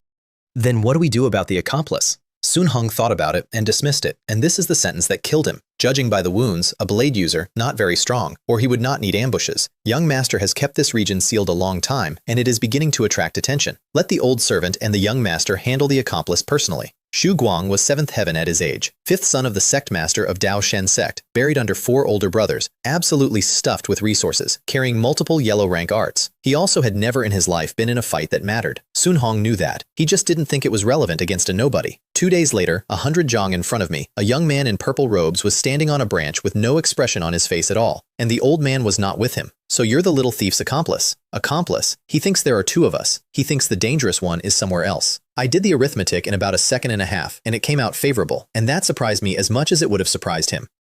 Because 10 days ago, a 7th heaven expert of a great school would have been a wall. Now I had Black Fiend, 9,000 Jin, a movement technique nobody on this continent could follow, and a body full of stolen medicine. Hand over your accomplice and this young master will let you live. Generous. I opened with 3 saber glows, and I want to be honest about why. Not to hurt him. He was standing very still and building something, and experts like to crush you with aura before the fight starts, and I was not going to let him have a free first move. He broke all 3 with a lazy sweep of his sleeve. Then the heat arrived, and I understood I had a problem. Blazing Palm Blade, yellow rank. A blade art that runs on Blazing Sun Profound Chi, which means every strike carries fire into you, and if it gets past your guard, it starts cooking your meridians from the inside. I took several on the flat of the Black Fiend and felt my arms start to burn from the wrist up. Good, isn't it? He said. One of our finest. And it was. It genuinely was.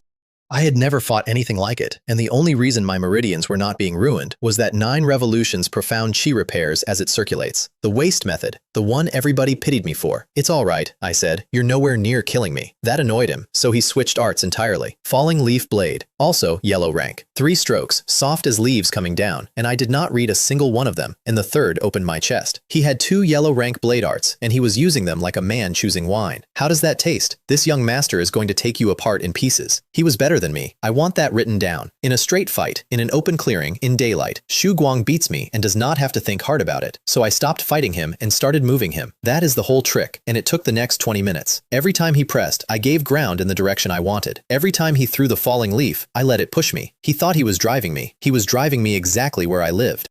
The Blackwater mountain range has stretches where the canopy closes completely, and it is half night at noon. Seventh Heaven can fly, briefly. That was his real advantage, the one I could not answer. You cannot fly under a closed canopy. Tell me where he is, he said, and I'll leave you a whole corpse. I let him watch me breathe hard for a second, because I'm the one who stole your things. Then I turned and went into the dark. You little. He came after me furious, which was the last part I needed, and threw falling leaf at my back with everything he had. I did not run away from it, I ran across it. The lightness skill turned me sideways in a way that has no name, and I came out on his left, 2 jang away, and put 5 silent white lines through him from an angle he had no reason to be watching. The rushing thunder does not announce itself anymore. He didn't know it was coming until he was bleeding from it. That's not rushing thunder. Why is it white light? Who are you? You don't get to know. You're leaving. I put everything I had left into one strike. 80% of my profound chi, 9 revolutions, through a divine sharp blade into one cut 2 halves.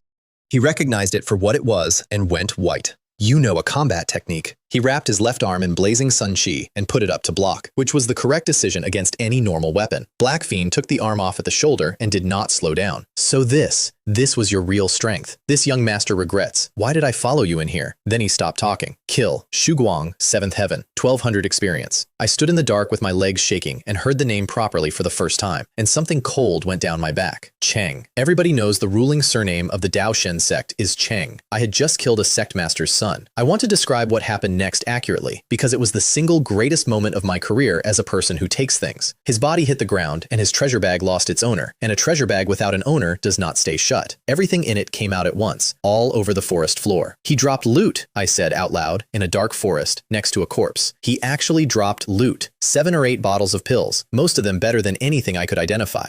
A jeweled longsword, mortal grade, not in Black Fiend's league, but worth a small house. Gold. Silver notes, intact this time, and 3 manuals. Blazing Palm Blade, yellow rank. Falling Leaf Blade, yellow rank. And under those, older than both, cover gone yellow with age, 36 styles of palm knife. I did not stop to read any of them. I put everything in the bag, including the bag, and I left, because the only thing worse than being hunted by Daoshen sect is being hunted by Daoshen sect after this. Half an hour later, 30 white robes stood in that clearing, looking at their sect master's 5th son in 2 pieces. And Sun Hong, who had raised that boy from a child, who had killed for him more times than either of them could count, looked at the sky and made a noise that emptied the trees for a li in every direction. He aged about 30 years standing there. He also read the scene correctly in under a minute because he was extremely good, and he understood exactly whose idea it had been to send the young master out to hunt an accomplice who did not exist. 100 li away, I sneezed and wondered who was talking about me, since I hardly knew anybody on this continent.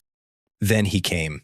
I have been chased before. That was different. 2 days. 2 2 entire days without stopping, over mountains, through valleys, with a killing intent locked on my back from 1,000 zhang out that never once let go. 8th heaven can fly, and 8th heaven does not get tired the way I get tired, and his profound chi came out of the sky and the earth, and mine came out of a finite tank. You cannot escape me, little thief. You die today. Old man, be careful your bragging doesn't come apart. If you're so capable, come down here and stop nagging. You don't mind the noise, but I do. That was strategy, not bravado. Mostly, because he was too good to beat and too fast to lose, and he had a plan, and the plan was simply to follow me until my profound chi ran out. By the end of the second day, I was at 30%. I want you to sit with that number for a second, because I did. 30%, no way to refill it while moving, an 8th heaven expert with an intermediate combat technique behind me, and I had run so far and so blind that I genuinely no longer knew where I was, except that it was deep. Then something roared. It came up out of the depths of the range, and it was not a sound so much as a decision made about me by the world. My soul tried to leave. My body stopped entirely without asking.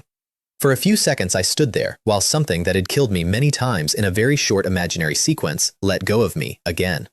That was not Tier 8. I'd been hit by Tier 8, and it only made me cough. That was profound practitioner grade or higher. That was the thing that Tier 8s move away from, and in that moment, with 30% of my chi and a monster ahead and a monster behind, I started laughing. Because I've played this game, you cannot beat the elite mob. Fine, nobody said you have to beat it, you just have to be standing somewhere else when it gets angry. Old man, I called back, are you frightened? If you're frightened, go home and retire. And I ran straight at it. Sun Hong knew exactly what that roar was. He was from a great school, he had been alive a long time, and he stopped for a moment and looked at where I was going and understood every part of it. Then he came anyway, because I had spent 2 days making sure he could not stop. Even if I die, he said, I'm taking you with me. An hour later, I could feel it ahead of me, enormous, and the trees opened onto a pale blue pool, and in the water, a 2-headed black dragon 100 jang long, a collateral dragon line, real dragon blood in it, with one of its 2 heads freshly severed and the stump still bleeding, in the worst mood any living thing has ever been in. Somebody had already heard it. I did not know who. I did not have time to care. I turned around in midair, and I took out Su Guang's jeweled sword, and I threw 4 saber glows straight at the old man's face. 15% of my remaining chi to look like a cornered animal making a last stand. Sun Hong had been waiting 2 days for me to turn around. He saw his dead young master's sword in my hand. And 8th heaven experts are supposed to be beyond losing their tempers, and he was, normally. And he had spent 5 days being humiliated by a boy, and he put his hands together and did not use a palm strike. You dare. A single strike that cuts 1,000 miles. 3 of them. 3 golden saber glows, each over 100 zhang, coming down like a sunrise. Where I was standing became a hole. I took the edge of it, went backwards through the air with blood coming out of my mouth, and did not die, because that was not the point. Not dead, Sun Hong said, mildly surprised, and flew in to finish it. You survived 3. Be proud. Now die. He threw the 4th one. And I, hanging in the air with nothing under my feet and nowhere to go, went sideways. I do not know how to explain the lightness skill any better than I already have. There was no ground. There was no direction. The wind does not need permission. The golden blade went past me. It did not stop. It kept going, exactly as designed. 100 zhang of intermediate combat technique with an 1/8 of a second of attention behind it, and it landed square across the back of a 2-headed dragon that had already lost a head that morning. Scales came off it in sheets. Boy, Sun Hong said, in an entirely different voice, you will die screaming. He could not pull it back. That is the thing about a technique that big. You get to aim it once. The dragon turned around. I have seen a Tier 8 beast killed in one stroke. I had thought that was the top of the world. The dragon moved like a thrown stone. Sun Hong's profound chi went chaotic inside him from the pressure alone, and he dropped out of the sky, and a tail like an iron whip came down, and protective aura, the thing that had made him untouchable, the thing an entire sect walked behind, did not slow it down at all. He came apart into red rain, and I am fairly sure that his last thought was that he had been played by a child. I did not stay to confirm. I got into the bushes with blood in my mouth and a rib situation I did not want to investigate, and I lay there very still because the dragon's eyes came around and found me. Ah, I said quietly, to nobody. So this is how it ends. I had killed one problem, and immediately aggroed the raid boss. My movement technique meant nothing here. There is no outrunning that. Then something came down out of the sky. Not flying. Walking. That's a 9th heaven thing apparently, and I had never seen it, and I have never gotten over it. A woman in white, unhurried, with a long sword, coming down through the air like she was descending a staircase that only she could see. The dragon, a profound practitioner-grade beast that had turned an 8th heaven expert into weather, looked at her, and its pupils shrank. Wicked dragon, she said. How dare you? She cut once. The white light off that sword was nothing like mine. Mine is loud and sharp and shows off. Hers went across the air like a rainbow, with no danger in it at all. Gentle, almost lazy, and 100 jang of dragon opened up from end to end. I stopped breathing again. That was becoming a habit that week. So I did what any reasonable person does when 2 things beyond their comprehension are fighting each other. I got out of the bushes very slowly and left. 30 li. Then I heard the mountain fall over behind me and understood she had finished it and did another 30. I was in a hollow tree with cold sweat on my face, telling myself that none of it had anything to do with me when a voice arrived inside my ear. Come out. Do you think that little trick of yours hides anything from this young lady? Coming, I said. Absolutely coming. Please don't do anything. There is a time to be brave, and there is a time to climb down out of a tree quickly. And one of the reasons I am still alive is that I know which is which. I got about halfway down before I noticed the sword point 3 inches from my throat. Beautiful lady, please, move that. If your hand slips, we'll both regret it. Smooth-tongued. Under a white veil, a face I am not going to attempt to describe, and eyes that had already decided several things about me. I am going to ask you questions. If you conceal anything, I will not be gentle. I answered every one of them honestly, at speed, and volunteered a few extra. She had a problem, is the thing. I worked it out watching her stand there. The dragon had done something to her on the way out. Dying things with real dragon blood do not go quietly, and whatever it left in her was not the sort of thing you shrug off. And beneath that veil, there was sweat on her forehead, and her hand was not entirely steady. She needed a day and a place where nothing would find her. She raised one sleeve, and white silk came out of it like water, and it went around both of us, and the clearing was empty except for a white sphere. What happened inside that sphere is hers and not mine, and I did not ask, and she did not explain. I sat in the corner of a space made out of somebody's sleeve for a day and a night, while a woman who could kill a dragon dealt with her own business, and I kept my mouth shut, which was the single most difficult physical act of my life. In the morning, the sphere came apart, and she was fine, and I was alive, which had not been guaranteed. You should not be alive, she said, quite calmly. If the people behind me learn you saw this, no family in a small dynasty would protect you. Then let's not tell them. She looked at me for a long moment. Then she turned to go and left one sentence in the air behind her. If you can survive a strike of my sword, I will be waiting on Heavenly God Mountain. And she walked up into the sky and was gone. I sat down on a root and had a small, quiet conversation with myself about scale. Because 6 weeks ago, the biggest thing in my world was a 4th heaven bully with a yellow rank palm technique. Then it was an 8th heaven expert who could fly. Then it was a beast that ate that expert. And now it was a woman who walked on air and cut that beast in half without appearing to try. The ladder does not stop. It never stops. Every time you climb it, it turns out you have been standing on the bottom rung the whole time. Fine. I had a black blade nobody could match, 9,000 jin of borrowed strength, 3 yellow rank manuals, a dead sect master's son on my conscience where he was frankly quite comfortable, and about a month left before the grand competition. I had promised 1,000 people that I would take Zhang Wanshan apart in public. It was time to go home and do that. Except she wasn't finished with me. I felt it before I saw it. A white sword coming down out of nowhere with enough intent behind it to make my scalp crawl. And in that half second, I understood with complete clarity exactly how far below her I was. 1 cut, 2 halves. I did not dodge. I met it. I want that on the record since nobody else was there. Black Fiend came up and cut, and the sword chi went through my technique and past me, and then simply stopped existing, like smoke deciding not to be smoke, leaving nothing behind but the shape of the intent in the air. She hadn't been trying to kill me, she'd been measuring me, and then a strange thing happened, which is that I checked myself over afterward and found that I was not at 6th heaven anymore. A near-death event at the edge of a realm boundary does something to a body. 3 months of hunting had filled me right to the lip of 7th heaven, and I had been too busy running for my life to notice, and one honest swing against something that far above me had knocked the last of it loose. Ding, level up, Martial Dao 7th Heaven. Reward, Divine Ability, Earth-Shattering Slash. 10,000 tails, 10 low-grade recovery pills, 15 medium. I stopped walking. Earth-Shattering Slash, low-grade Divine Ability, Supreme Attack, upgradable, consumes 2/3 of your profound chi on use. Do not use casually. 2 things there.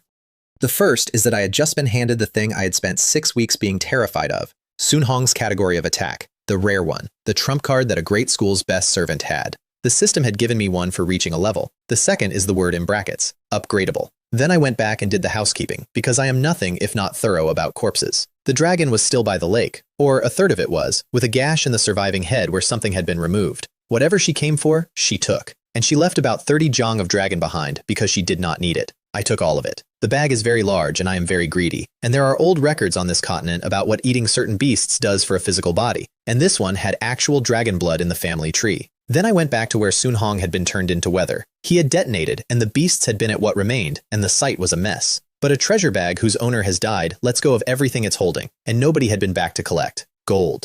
A great deal of gold, because that old man had been rich in the way that a great school's most trusted servant is rich. A blade, low-grade mortal weapon, decent. And in the bushes, battered, a manual. 1 cut, 10,000 miles, intermediate combat technique. The thing he had thrown at me twice, the thing I had survived by holding a monster's greatsword over my head and hoping.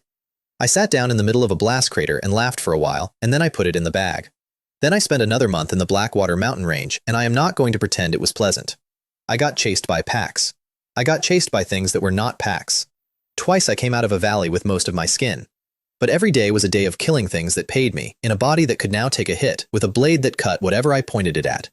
When I finally walked out of those mountains, 3 months after I walked in, my robe was in rags and there was old blood on me that had stopped being mine some time ago. And there was a wall of blue and white robes at every exit. The Dao Shen sect had been holding the mouth of the range for over a month. They didn't check anybody going in.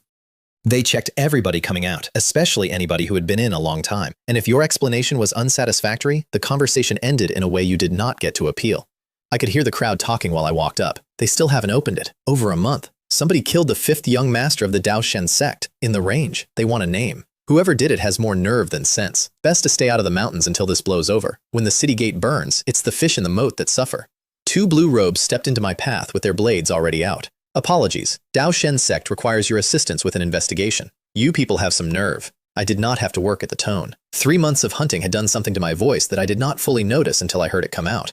You're one of 3 schools. The Blackwater mountain range isn't yours. Are you annexing it? Both of them went a shade paler and stepped back, which surprised me at the time. 2 white robes replaced them, more senior, more careful. Your Excellency misunderstands. A thief murdered our sect master's 5th son. We ask only that you state your origin. I flipped my sect token at them. Divine Martial Sect, one of the 3 great schools, their opposite number, and not somebody you casually detain in front of a crowd. The white robe read it, handed it back, and got out of my way fast. You may go. I got about 4 steps. Wait! A 3rd white robe had come up behind, and the other 2 straightened for him, which told me his name mattered here. You're not Divine Martial Sect. Their people don't go in alone, and I know several of them. He looked at the state of me. I suspect you in the death of the 5th young master. Take off the black robe. Here is the thing about spending 3 months killing everything that moves in a place where nothing negotiates. I had been holding it in since I stepped out of the trees. I had been polite. I had shown my papers. Get out of my way, I said. Who do you think the Divine Martial Sect is? And I hit him with an open palm. I did not use the blade. I did not use a technique above yellow rank. I put 1 palm into a 6th heaven expert of a great school at somewhere under half of what I had, and he left the ground and went several jong, and rolled several more times and stayed down. The entire crowd at that gate made one noise. Senior brother He Bin! He got up, spitting. He had never in his life been struck by someone he considered beneath him, and he had done it in public. You dare! Your people started it. Am I supposed to stand there? Then what's the Divine Martial Sect for? Take him. I want him held. I suspect his involvement. And that was him deciding, in front of everyone, that the correct answer to being embarrassed was to frame me. A dozen of them came at once, white robes, every one of them 6th heaven or better, and the air filled up with saber glow from every direction. That is an attack that ends most people. I want to describe what that looked like from outside, because 2 people were watching, and one of them said it out loud. I did not block anything. I did not draw the Black Fiend.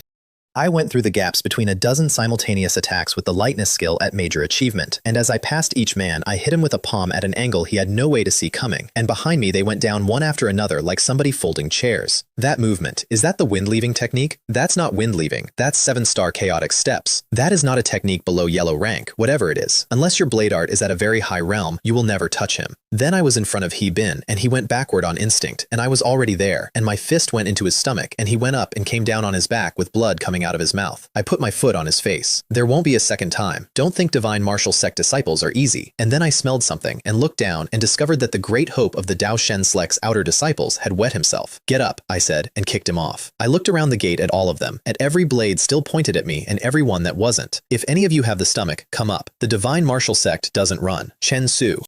I gave them my actual name. That was deliberate. I had spent 3 months being a black-robe nobody that a great school was hunting, and the single best thing I could do with that was to attach it publicly to a completely different story. A Divine Martial Sect disciple, out in the open, at a gate, in daylight, defending himself from an overreach. Nobody who saw a man do that in public was going to put him together with the thief in the mountains. Off at the edge of the crowd, 2 people were watching. Sister Zhu, what are you looking at? Doesn't that back look familiar to you? Wen Shu did not say anything else. She had seen a 5th heaven boy get publicly cornered by Zhang Wanshan 3 months earlier and talk his way out of it with a challenge, and she was now watching that same boy walk through 12 6th heaven experts of a rival school without drawing a weapon. Beside her, a young master in white robes was laughing about it and did not enjoy the look on her face at all, and looked after me in a way I would have found informative if I'd known about it.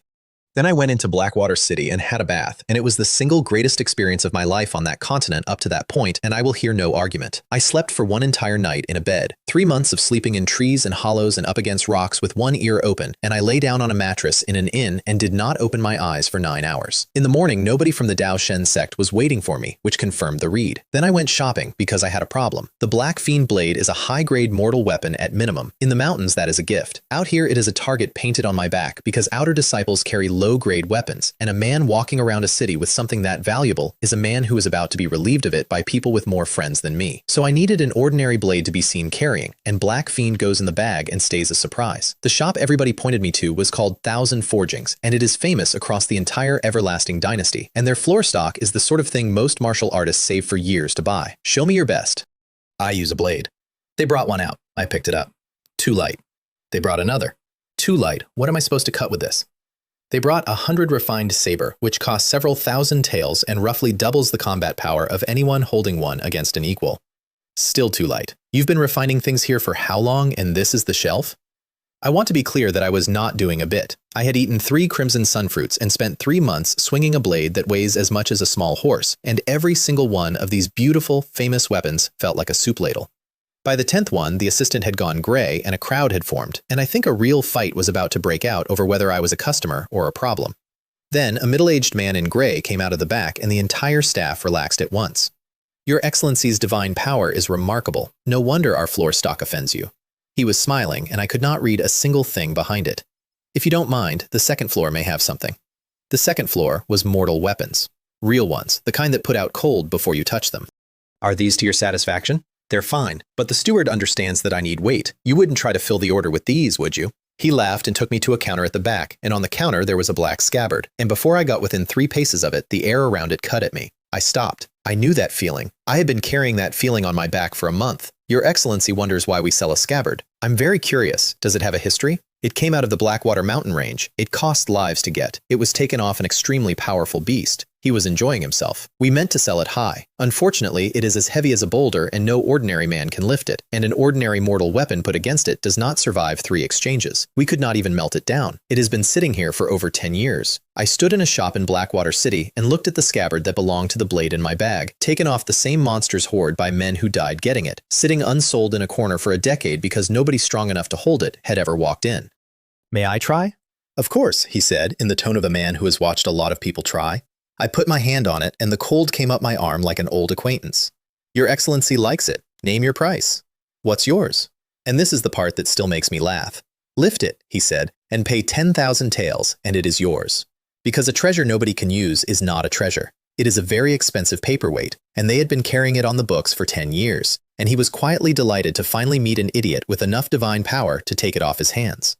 Really, I said. That's the whole condition. I picked it up one-handed. The steward stopped smiling for the first time all afternoon. 10,000 taels for the sheath that belonged to the sword in my bag, off a shelf where it had been gathering dust for a decade because nobody could carry it. That's 4. A palm technique, a saber manual, a combat technique, and now this. At this point, taking things off people had stopped being a habit and started being a business model. 2 days later, I walked back up the mountain road to the divine martial sect and heard 2 mountain guards discussing me. There's an arrogant one in the outer sect this year, publicly challenged an 8th heaven great master. Name was something like, you don't mean Chen Shu. I've heard about him. Absolute nerve. Like an old man hanging himself, in a hurry to die.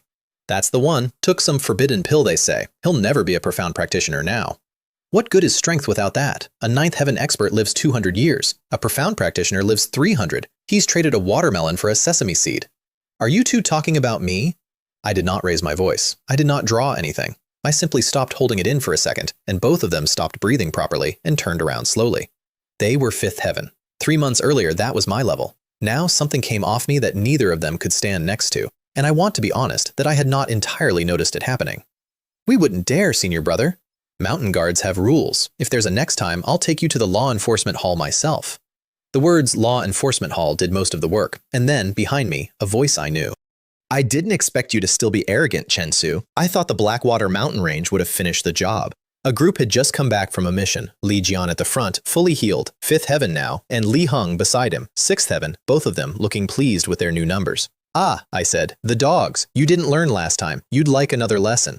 You little. John's face went red. 3 months and you think you're the king of heaven. Let me show you a major achievement, shattered jade hand. He came in with it, and it was genuinely good, and the flagstones under my feet cracked from the pressure before the palm arrived. I raised my right hand and cut downward, not a technique with a name, just a saber glow off my palm. Li Jian went 10 zhong backwards with a red line opened down his chest and did not get up. How? How did I lose? What did you do? You couldn't take one. You're not worth my attention. Go tell your brother to wash himself and get ready. Then take mine. Li Heng came in because he had no choice, because if he didn't, the Zhang family was finished as a name in that sect. I did the same thing again, exactly the same.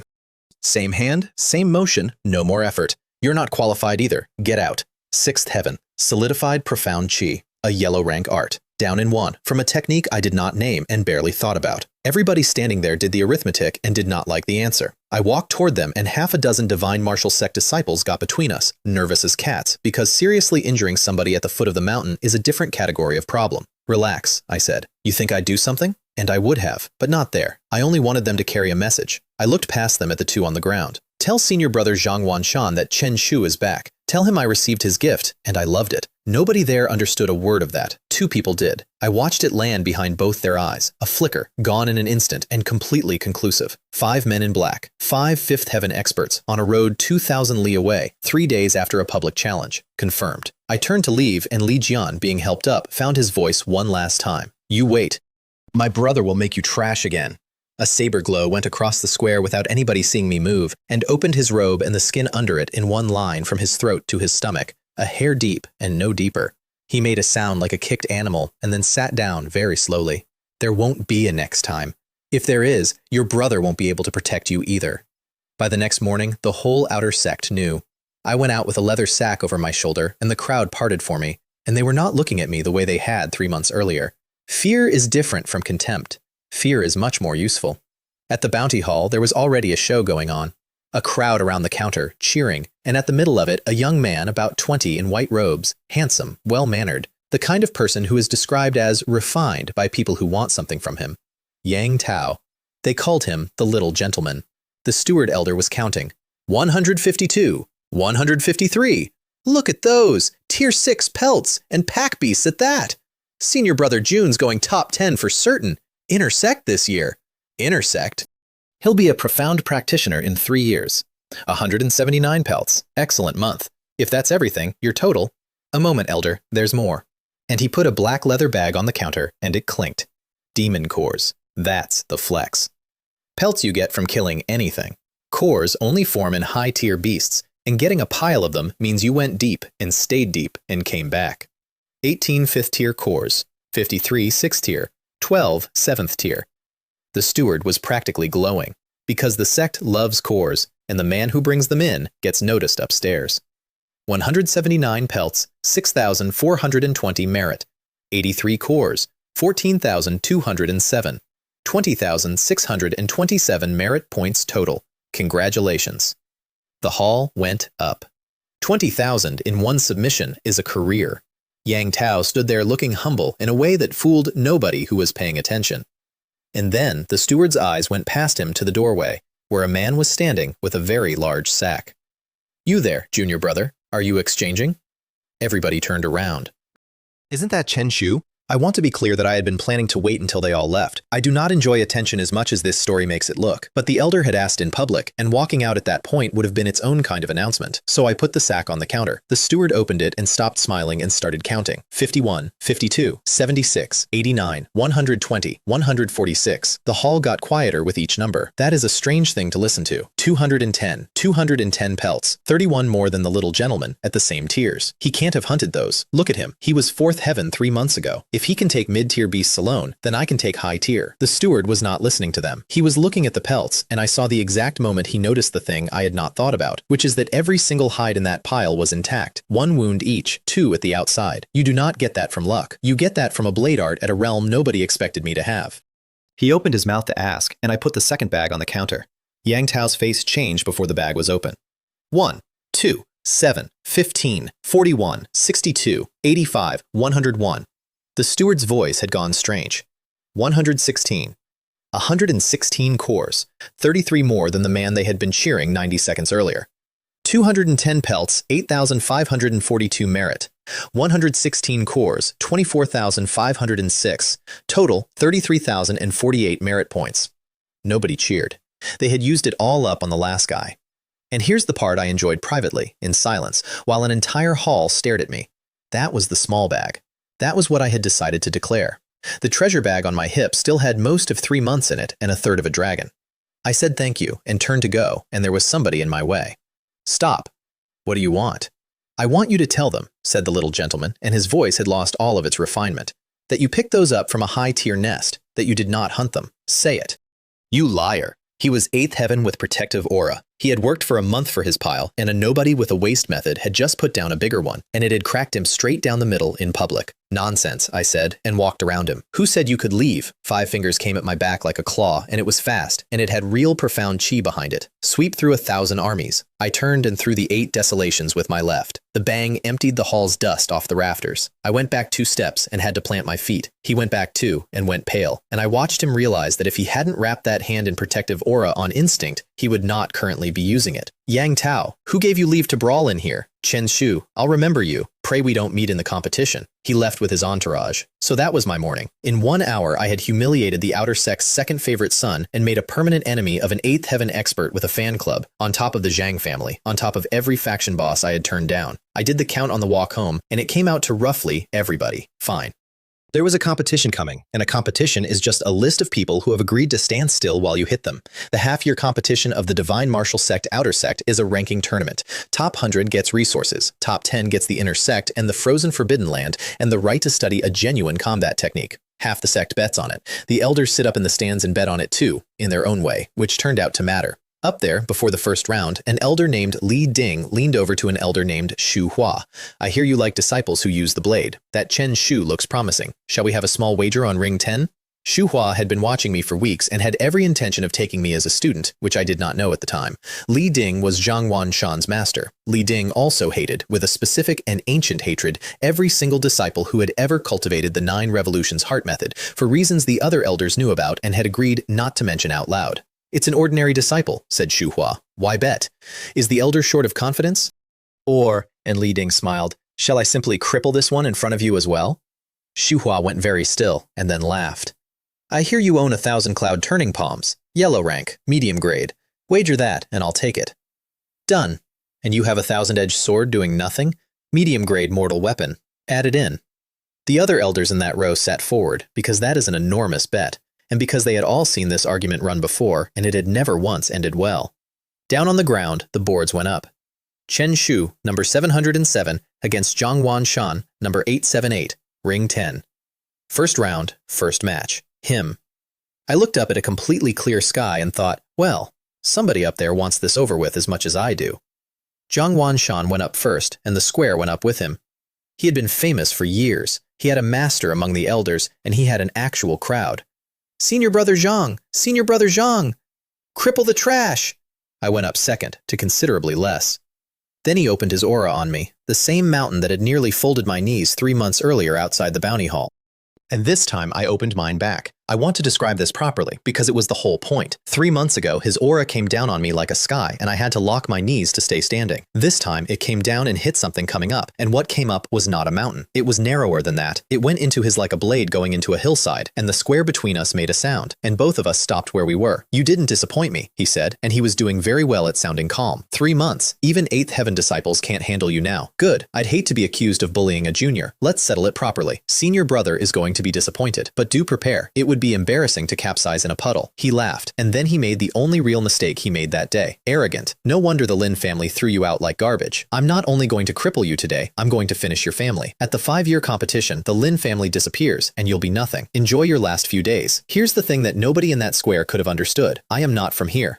The Lin family means nothing to me. I have never met them. They exiled a boy who was not me and forgot about him. And if the whole clan sank into the sea tomorrow, I would read about it over breakfast. But the boy is still in here. 4 years of it. Every laugh in every corridor. Every meal eaten alone. Every letter that never came. It sits under my ribs, and it does not belong to me. And it does not care. And when somebody says the words, the Lin family, in that tone, something that is not my temper picks up its head. So when I went at him, the entire square read it as a boy losing control. Good. 2 saber glows. 1 high, 1 low, No, chest and gut, thrown while apparently blind with rage. Zhang Wanshan pointed 2 fingers, casually, and both of them shattered like dropped glass. That was decent, he said to the crowd more than to me. This will be simple. 3 more off my left hand to strip the residue off his aura. Then I put my hand on the black sheath at my hip and drew. 1 cut, 2 halves. I put everything into it. I have been told what that looked like from the stands, and I have been told by several different people, and the accounts agree.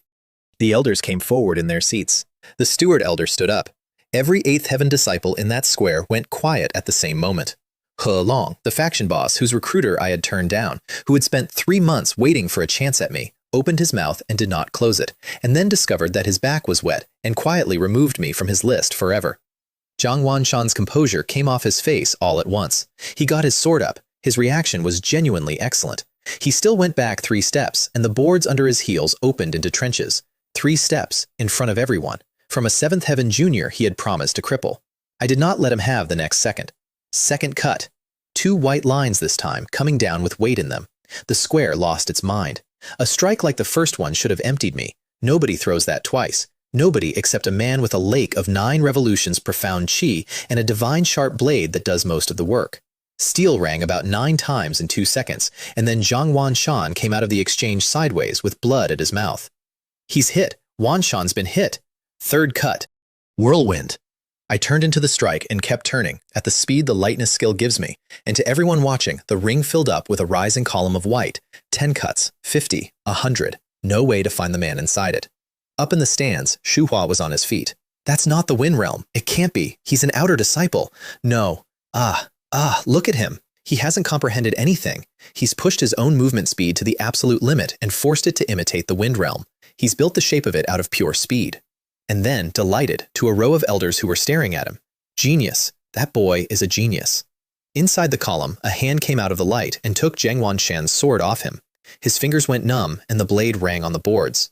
Then the same hand came back and hit him across the face.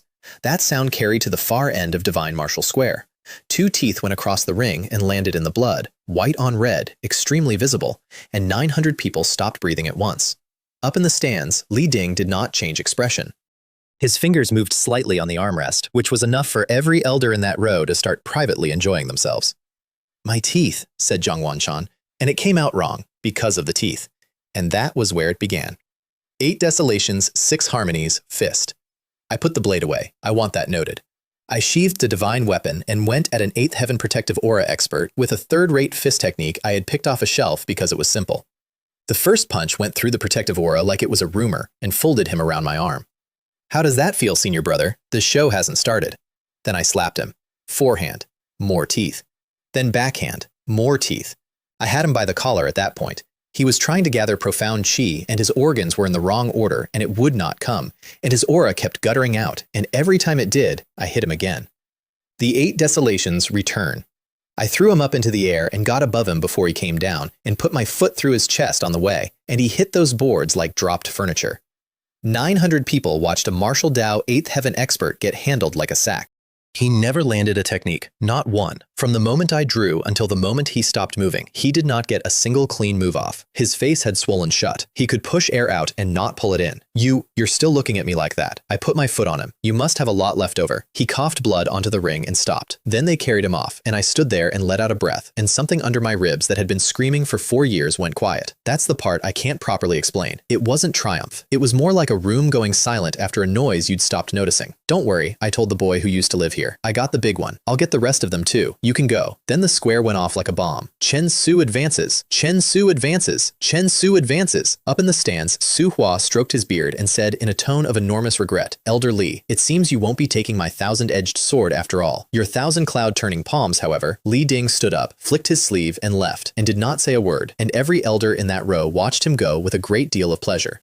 Down below, I was busy being surrounded by senior brothers who had spent 3 months calling me a madman and now urgently wished to be my friend.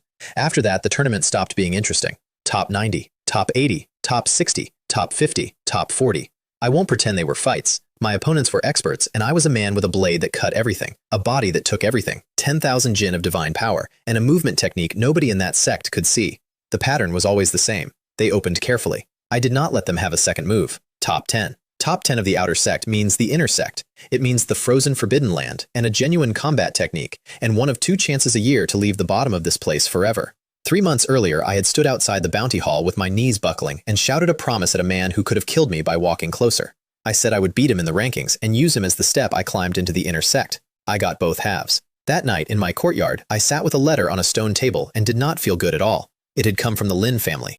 Someone had been paid to carry it a long way. The content was short and the purpose was simple. Come home. Not, we missed you. Not, we were wrong. Come home. Because the 5-year competition is coming. Because the family is in trouble. And because Zhangwan Shan had said out loud in front of 1,000 people that the Lin family was finished. And now some clerk in that house had heard that the exile they threw away 4 years ago had become somebody, and had done the arithmetic, and had written a letter. I got up and drew the blade and cut the air in that courtyard until I stopped wanting to cut things. Because I don't care. I genuinely don't. I have never met these people, but he does. He's still in here, and he read that letter over my shoulder, and he wants to go. Everything I want comes true, I said to an empty courtyard, and it's giving me a headache. Fine. If it's going to keep pulling at me every time somebody says the name, then the answer is not to sit here and endure it. The answer is to go and settle it. But first, I had to finish cutting. And while I was cutting, something happened. I had been swinging to burn off the letter.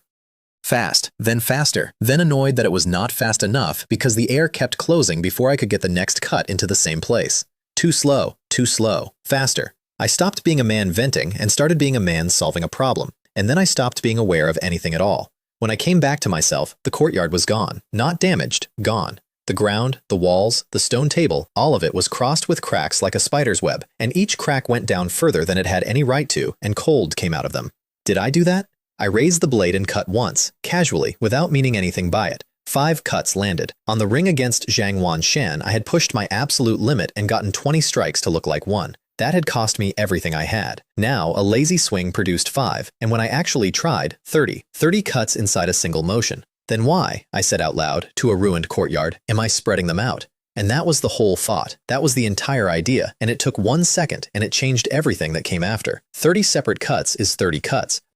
But if you stack them, if every one of them lands on the same line at the same instant, 3 swords into 1, 5 into 1, 6, 10. 10 cuts arriving as a single stroke is not 10 times a stroke. It is 10 men swinging at the same point in the same heartbeat. I put a hole through bluestone with 3 of them and stood there in the wreckage of my own house with my hands shaking and thought I had not been planning to take first place in the outer sect. First place is not for people like me. That belongs to the 9th heaven monsters at the top of the board. A letter from a family that threw me away had just handed me the outer sect championship. The top 10 fought the next morning. 8 of them were 9th heaven. 1 was 8th, 1 was me. The favorites were 2 names everybody in that square had been chanting for years, Victorious Li and Li Jie. The betting was entirely about which of those 2 it would be. The draw went up. Chen Shu versus Yang Tao. Ring 1. The little gentleman was delighted. You're more capable than I expected, but your luck stops here. I said this wasn't finished. Senior brother has it backwards.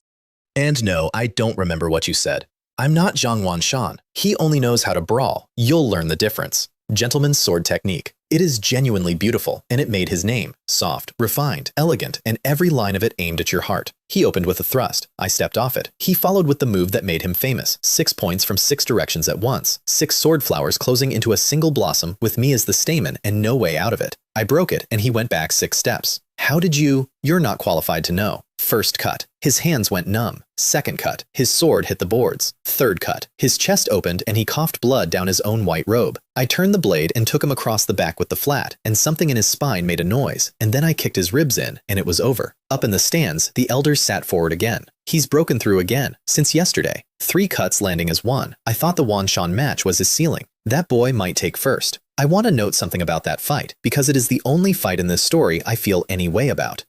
Yang Tao was not a bad man. He was a talented one who worked for a month, brought back a genuinely impressive haul, got 1 afternoon in the sun, and then somebody nobody had heard of walked in and put down a bigger pile. He could not hold it. That's all that happened to him. The draw for the last 5 came out and I got a bye, which secured me the top 3 without lifting the blade, and which I want on the record as the only piece of pure luck in this entire account. While I sat out, Victorious Li and Li Jie fought each other for 200 moves. 200. Neither of them able to take the other. Victorious Li goes at it like a fist technique, all forward pressure. Li Jie's sword is willow leaves in a wind. Watching it, I sat there and was quietly extremely glad about the previous night, because without that breakthrough, neither of these men would have needed more than a few minutes for me. Victorious Li won it on move 201 with a secret family art at major achievement. Then I took my semifinal with 30 cuts, and we were in the final. Victorious Lee looked genuinely pleased to see me, which I was not expecting. I never thought I'd meet the dark horse in the final. Junior brother won't disappoint me, I hope. He was a martial arts lunatic, not a bully. A man who had spent his whole life wanting someone worth swinging at, and had decided I might be it. I bowed to him. It was the only bow I gave anybody in that sect, and I meant it. Please advise. Then I cut, and it was the hardest fight of my life to that date, and I lost most of it. 200 exchanges in, my robe was open in 4 places and my blood was on it. He had 9th heaven behind every stroke and a sword art with real understanding underneath. And the gap in realm is a real thing, and it was showing. Junior brother, he said, breathing hard, and there was actual disappointment in it. At this rate you lose. Am I not worth your real blade? Which was fair. Then take this. I only learned it the night before last. I set my feet and stacked them. 10,000 swords return. Countless sword shadows came off him. The whole ring hummed. Combine. Cut. First strike. His technique came apart. Second strike. His sword broke in half. Third strike. His protective aura broke and he went backwards.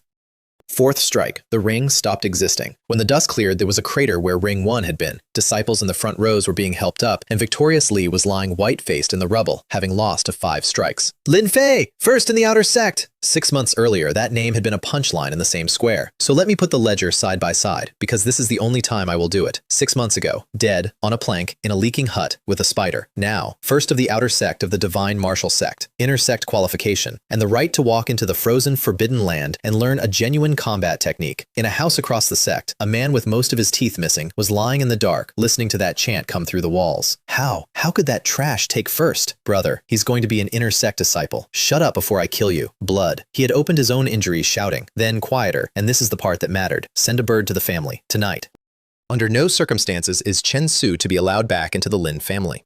Because Zhang Lanshan was many things, but he was not stupid, and he had understood something before I had. If the exile comes home now, with this behind him, the Lin family stops declining. The frozen forbidden land is a cave, and you feel it from 200 paces out. Elder Li Chuan guards it and almost never comes out, and cultivates an ice art, so standing near him is its own experience. 10 of us stood outside circulating profound qi just to keep our blood liquid while he explained. Elementary, intermediate, advanced zones. You may enter the elementary zone only. Here is a cold-resisting talisman. It lasts 3 days. If you have not comprehended a combat technique in 3 days, come out anyway. Stay longer and the ice chi freezes your organs. Remember that. The talisman is a first-grade item, which sounds unimpressive until you learn that outside these walls, an ordinary person cannot buy one at any price. We went in one at a time. The cold in there does not blow, it cuts.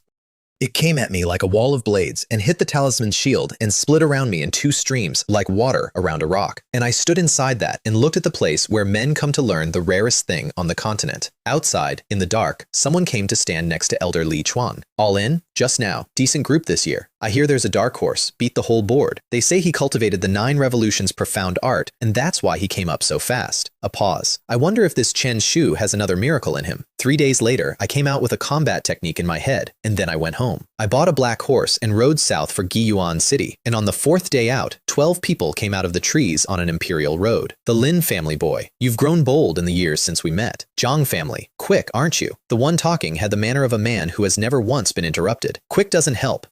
You shouldn't have gone home. 10 of them at 6th heaven, all masked, plus 2 brothers at 7th heaven who were apparently famous around there. The Gui Yuan duo, Zhang Guanglin and Zhang Guangfei, who fight as a pair and are very hard to stop. They had also been briefed by Zhang Wanshan, and they had not believed a word of it, and they had said so to each other on the way. 7th heaven, and we're sent to handle him? It's a mountain out of a molehill. Who does he think he is? I was eating a wild fruit when they came out of the trees. I did not stop eating it. Kill him! There's a reward! I'm having him first. Don't crowd me. 3 cuts is plenty for this one. 10 of them came in from all sides, blades and swords closing into a net. I slapped the horse's neck and cut once. Falling leaf blade. That was Shu Guang's art. I had been carrying it since a dark forest in the Blackwater mountain range, and this was the first time I had used it on anybody. To everyone watching, it was 1 stroke, soft as a breeze. It was 14, and each one went across a throat. 10 6th heaven experts of the Zhang family were on the ground in under 3 breaths, and I was still on the horse, and I still had the fruit. Well, I said, your plan seems to be having trouble. The brothers went white. You dare, fish. You've killed 10 of the Zhang family. Why wouldn't I? I took another bite. I'm the third young master of the Lin family. I kill whoever I like, and I'll be sending you two along shortly, so they'll have company. They came at me together, which is their whole reputation. One blade, one sword, front and back, perfectly synchronized, a lifetime of practice between brothers. Good coordination, I said. Too slow, full of holes. 5 cuts, act into one. They came apart in the same instant, facing each other. I got down off the horse, looted everything worth taking, which was disappointing. Men who go out to murder somebody do not bring their valuables, and buried 12 bodies in the tree line, because a road full of corpses invites questions, and a road with nothing on it invites none. Zhang family, I said to a very quiet stretch of road.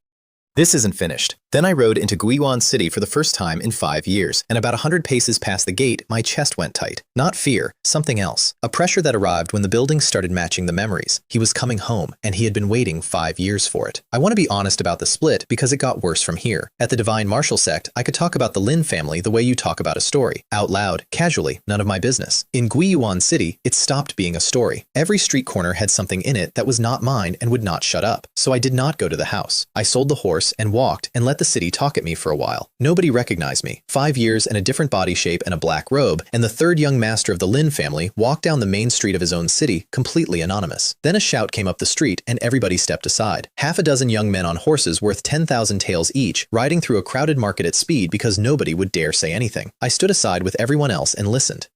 The Zhang family again, going after a Lin shop, I'd guess. Naturally, the Lin family hired an alchemist last week. You think the Zhangs will sit and watch that? Excuse me, I said, doing my best impression of a man who has just arrived somewhere. Who were they, riding like that in a street? They looked at me the way locals look at tourists. Young man, never say anything like that again. Those are Zhang family. Offend them and you will have difficulty leaving this city. But I heard the Lin family runs Guiyuan City. Both of them got a look on their faces, not amusement. The look people get about something that used to be true. That's old news. The Lin family isn't the Lin family anymore. They're hanging on. What happened? And I stood in the sun on a public street and listened to 2 strangers explain me. 5 years back, the Lin family's third young master went over the city lord's wall at night after the city lord's daughter. Forced himself on her. Failed, she put him on the ground herself, but the damage was done. The city lord never forgave it. The Lin family bled experts and money for years after. And the Zhang family and the Li family made sure the story stayed in every mouth in the city. He couldn't even manage that, the other one added comfortably. A disgrace. They shipped him off to the Divine Martial Sect. 5 years, and he's still not fourth heaven, they say. Good for nothing. I nodded along. 2 things were happening inside me at the same time, and neither of them was pleasant. The first is that I felt sick, because whatever version of that night is true, the boy whose body I am wearing climbed a wall to put his hands on a girl who did not want him there, and she was right to break him for it, and I have to walk around in the consequences. The second is that I could hear how carefully polished the story was, the details, the sneering. That is not gossip. That is a campaign, run for 5 years by 2 families with an interest in the Lin family's name being a joke. Both things are true at once. He did it, and they have been dining on it ever since. Those riders, I said, where were they going in such a hurry? The Lin family's medicine shop, most likely. Last month it was the weapons shop. They wreck one every few weeks, and the city lord looks the other way, a shrug. After this year's 5-year competition, the Lin family won't be one of the 3 great families anymore. Everyone's just waiting. I thanked them and walked south. I want to be clear about my intentions at that point because they were not noble. I had come home to close accounts and quiet a ghost so I could get back to cultivating in peace. I did not come home to save anybody. South Street should have been the busiest market in the city. It was silent and packed, and everybody in it was facing the same direction. At the front of a Lin family pharmacy, medicinal herbs had been thrown all over the pavement, and staff were being pushed out into the street with their faces already bruised. Get out! All of you! Out! What a shame. They've gone too far. It's the Lin family's own fault. I say they've been let off lightly. They had one spoiled son, and it cost them everything. Still, last time the weapons shop, now the medicine shop. Where does it end? The one doing the shouting was called Li Guang, a collateral branch, high standing, 7th heaven, and his entire personality was this. Chen Rui! Second young master, when did you get so proud? Shall I clear this shop out for you properly? I'll have it swept flat, I promise. Enough. A big man came out of the shop. He had my face, a rougher, heavier, harder version of it, built like something you'd have to move with machinery. And when he came out and set his feet, the aura that came off him was the steady, immovable kind, a mountain art. Chen Rui, my second brother, and behind him, through the doorway, came something small. A little girl, maybe 5, with round red cheeks, who ran straight out into the middle of a street full of armed men, grabbed Chen Rui's leg, and pointed at Li Guang with enormous indignation. Second brother, they're bad people. They're bad. Everything in Chen Rui's face changed. Take your sister inside. I stood at the back of that crowd with something happening in my chest that I did not have a name for. Little sister. Nobody had told me. There is nothing in the inherited memories about her because she did not exist when the boy was sent away. Which means that sometime in the last 5 years, in a house that was falling apart, in a family everybody in this city was laughing at, somebody had a baby. Give me an answer, Li Guang. You are not walking away from this one. An answer? To you? Li Guang was delighted. Who do you think you are? Who do you think your family is? I like smashing your shops. I'm going to keep smashing them until you never dare open one again. Chen Rui hit him. It was a good punch, off a mountain stance, and the street cracked under his back foot. Li Guang met it with an open palm and did not move. Phantom 1,000 palms. Dozens of palms, maybe more, too many to count. And my brother went backwards, leaving gouges in the flagstones, and blood came out of his mouth. That's a yellow rank art. You've only just noticed? Too late. Li Guang was already coming again, higher, harder, and this one was meant to end it. In my eyes, you're nothing, second young master. Nothing. Exactly like your third brother. A piece of trash. The disgrace of the Lin family. Chen Rui set his feet to take it, because that's the sort of man he is, and it was going to break him. And I found that I had stopped being an observer some time ago and had not noticed. You have a very big mouth, I said. There was a white line across the street. Li Guang left the ground, went past several astonished people, hit the flagstones, and rolled the entire width of South Street before he stopped. Nobody had seen anything. That was the part that took the crowd apart. Not that a zhang was down, but that not one person in that street could say how. In the silence, a small voice. Big Brother's amazing! He knocked the bad man away! She was clapping. Chen Rui was staring at me, not with gratitude, with the specific, careful expression of a man looking at a face he knows and cannot place, working through 5 years of it in real time. Wait, he said. You're... You brat! Li Guang was up, spitting, and his composure had gone completely.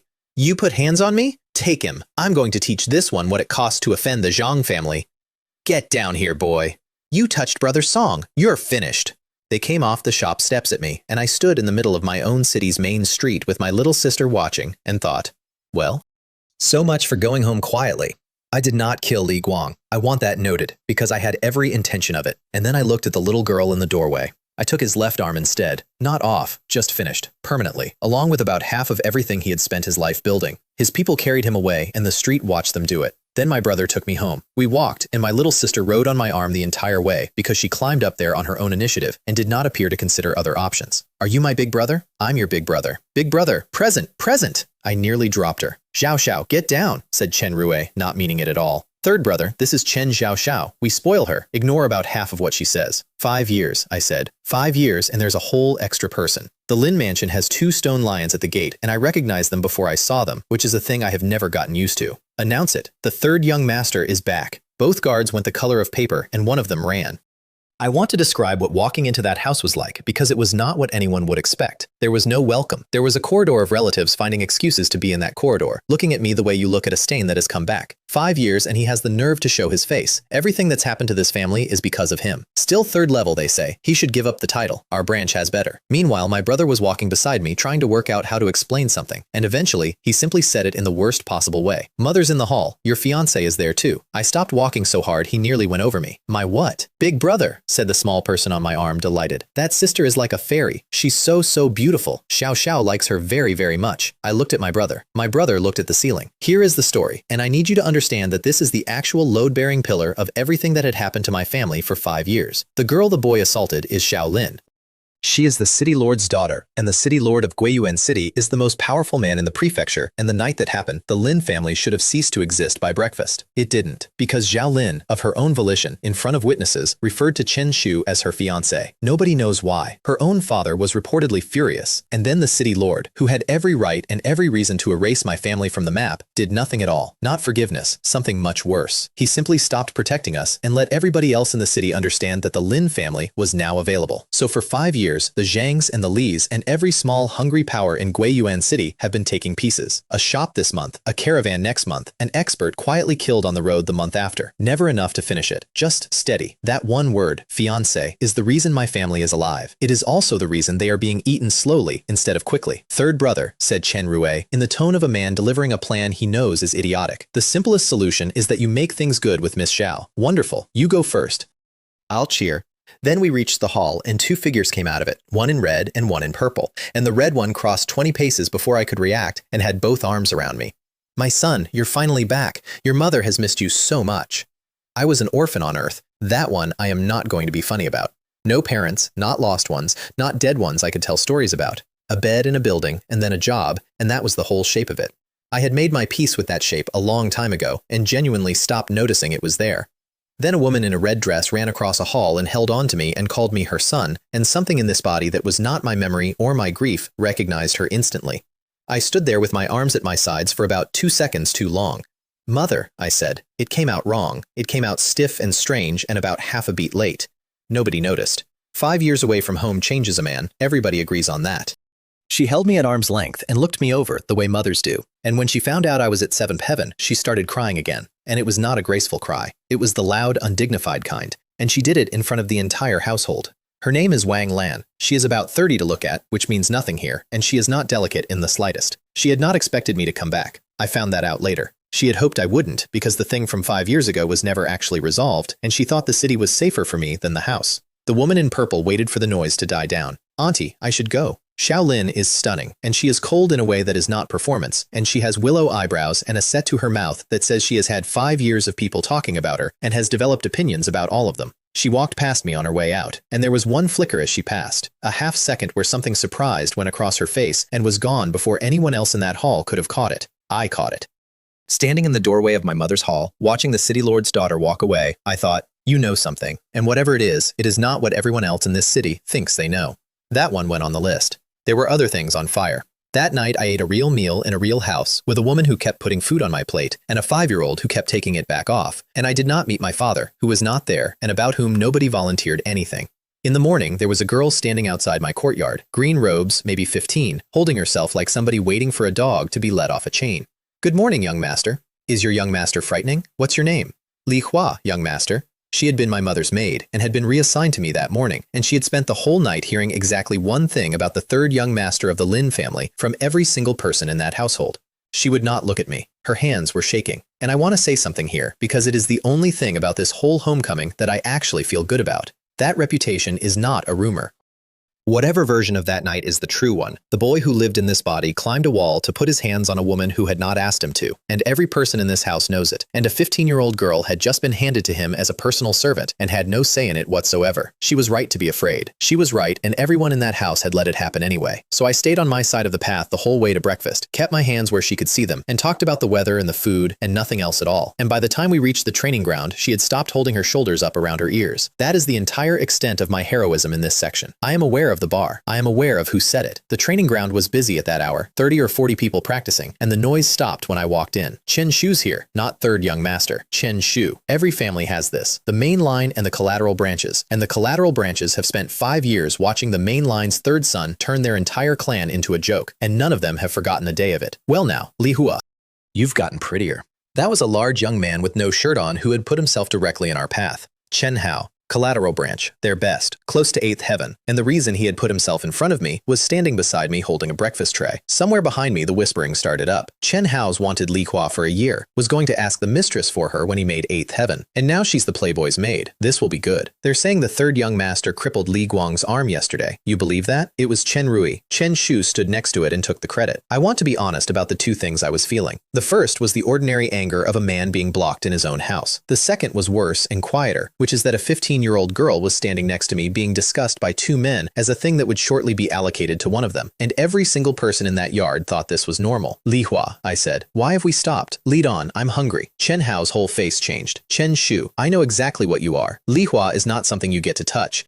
Send her away now, or I won't be polite. A collateral disciple threatening the third son of the main line in the main line's own training yard in front of 40 witnesses. That is not about a girl. That is a branch telling a house it does not respect it anymore. I smiled, and everybody misread the smile. Do you know who you're talking to? She's my maid. Who exactly are you? I let that sit for a beat. Kneel down and apologize. You want me to? He went red from the collarbone up. You put a lot of weight on that title. They say the third young master showed some divine might yesterday. Wonderful. Let's have that guidance now. He said himself. Bull fist. He is genuinely good at it, and he is built like something that pulls a plow. Bull butts horn. I did not draw. I did not use a technique. I crossed 2 zhang and put 1 open hand on top of his head. 3 crimson sunfruits, somewhere between 9 and 10,000 jin in a hand going straight down. His fists hit my forearm and stopped, and then hung there, and then his knees started to fold. Not because I struck him. because there was a weight on him that his profound chi could not get underneath. He fought it.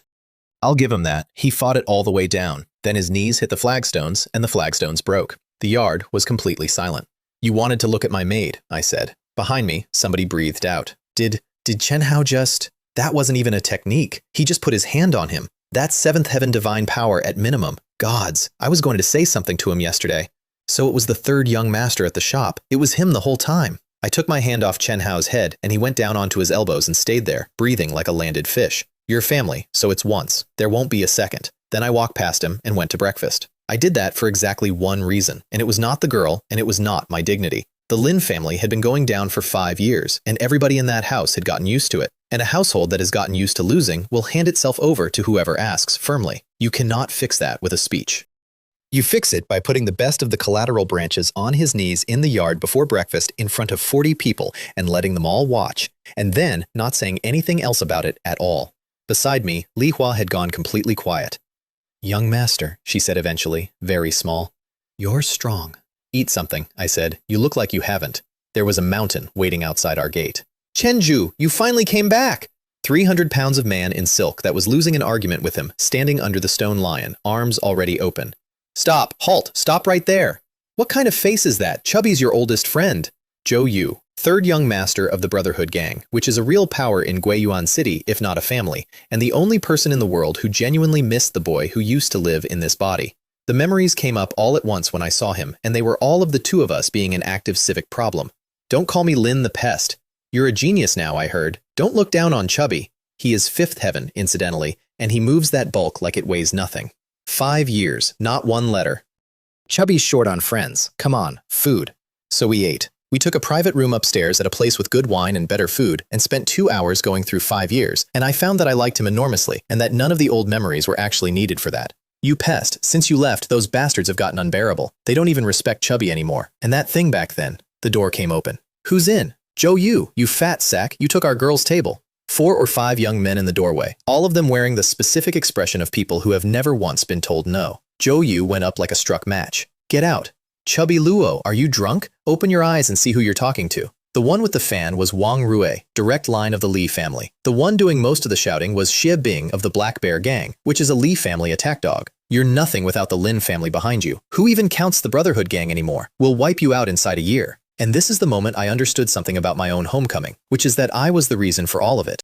The Lin family fell, so the Brotherhood Gang lost its backing. So a man who had been my friend since childhood now got talked to like that in public by a gang errand boy. Chubby, I said, and put a hand on his shoulder and sat him back down. Don't bother. Who told you to speak, boy? Get out. That seat's not for you. I crossed the room. Xie Bing is sixth heaven. He did not see me move, and his profound chi never got started. And then I had his throat in one hand, and he was off the floor, and I slapped him across the face hard enough to open his lip. You were going to wipe out the Brotherhood Gang. Say it again. Then I slapped him several more times, because I meant it. Your Excellency has gone too far. Wang Rui was genuinely offended. Someone had beaten his subordinate in front of him, and in Guiyuan City, that does not happen to the Li family. Who do you think you are, that I should give you face? When I was out running this city, you were still in a village somewhere playing in the dirt. Behind me, Zhou Yu had gone completely quiet, and I found out later he was fighting the urge to cheer. Boy, said Wang Rui through his teeth, you have nerve. Who are you exactly?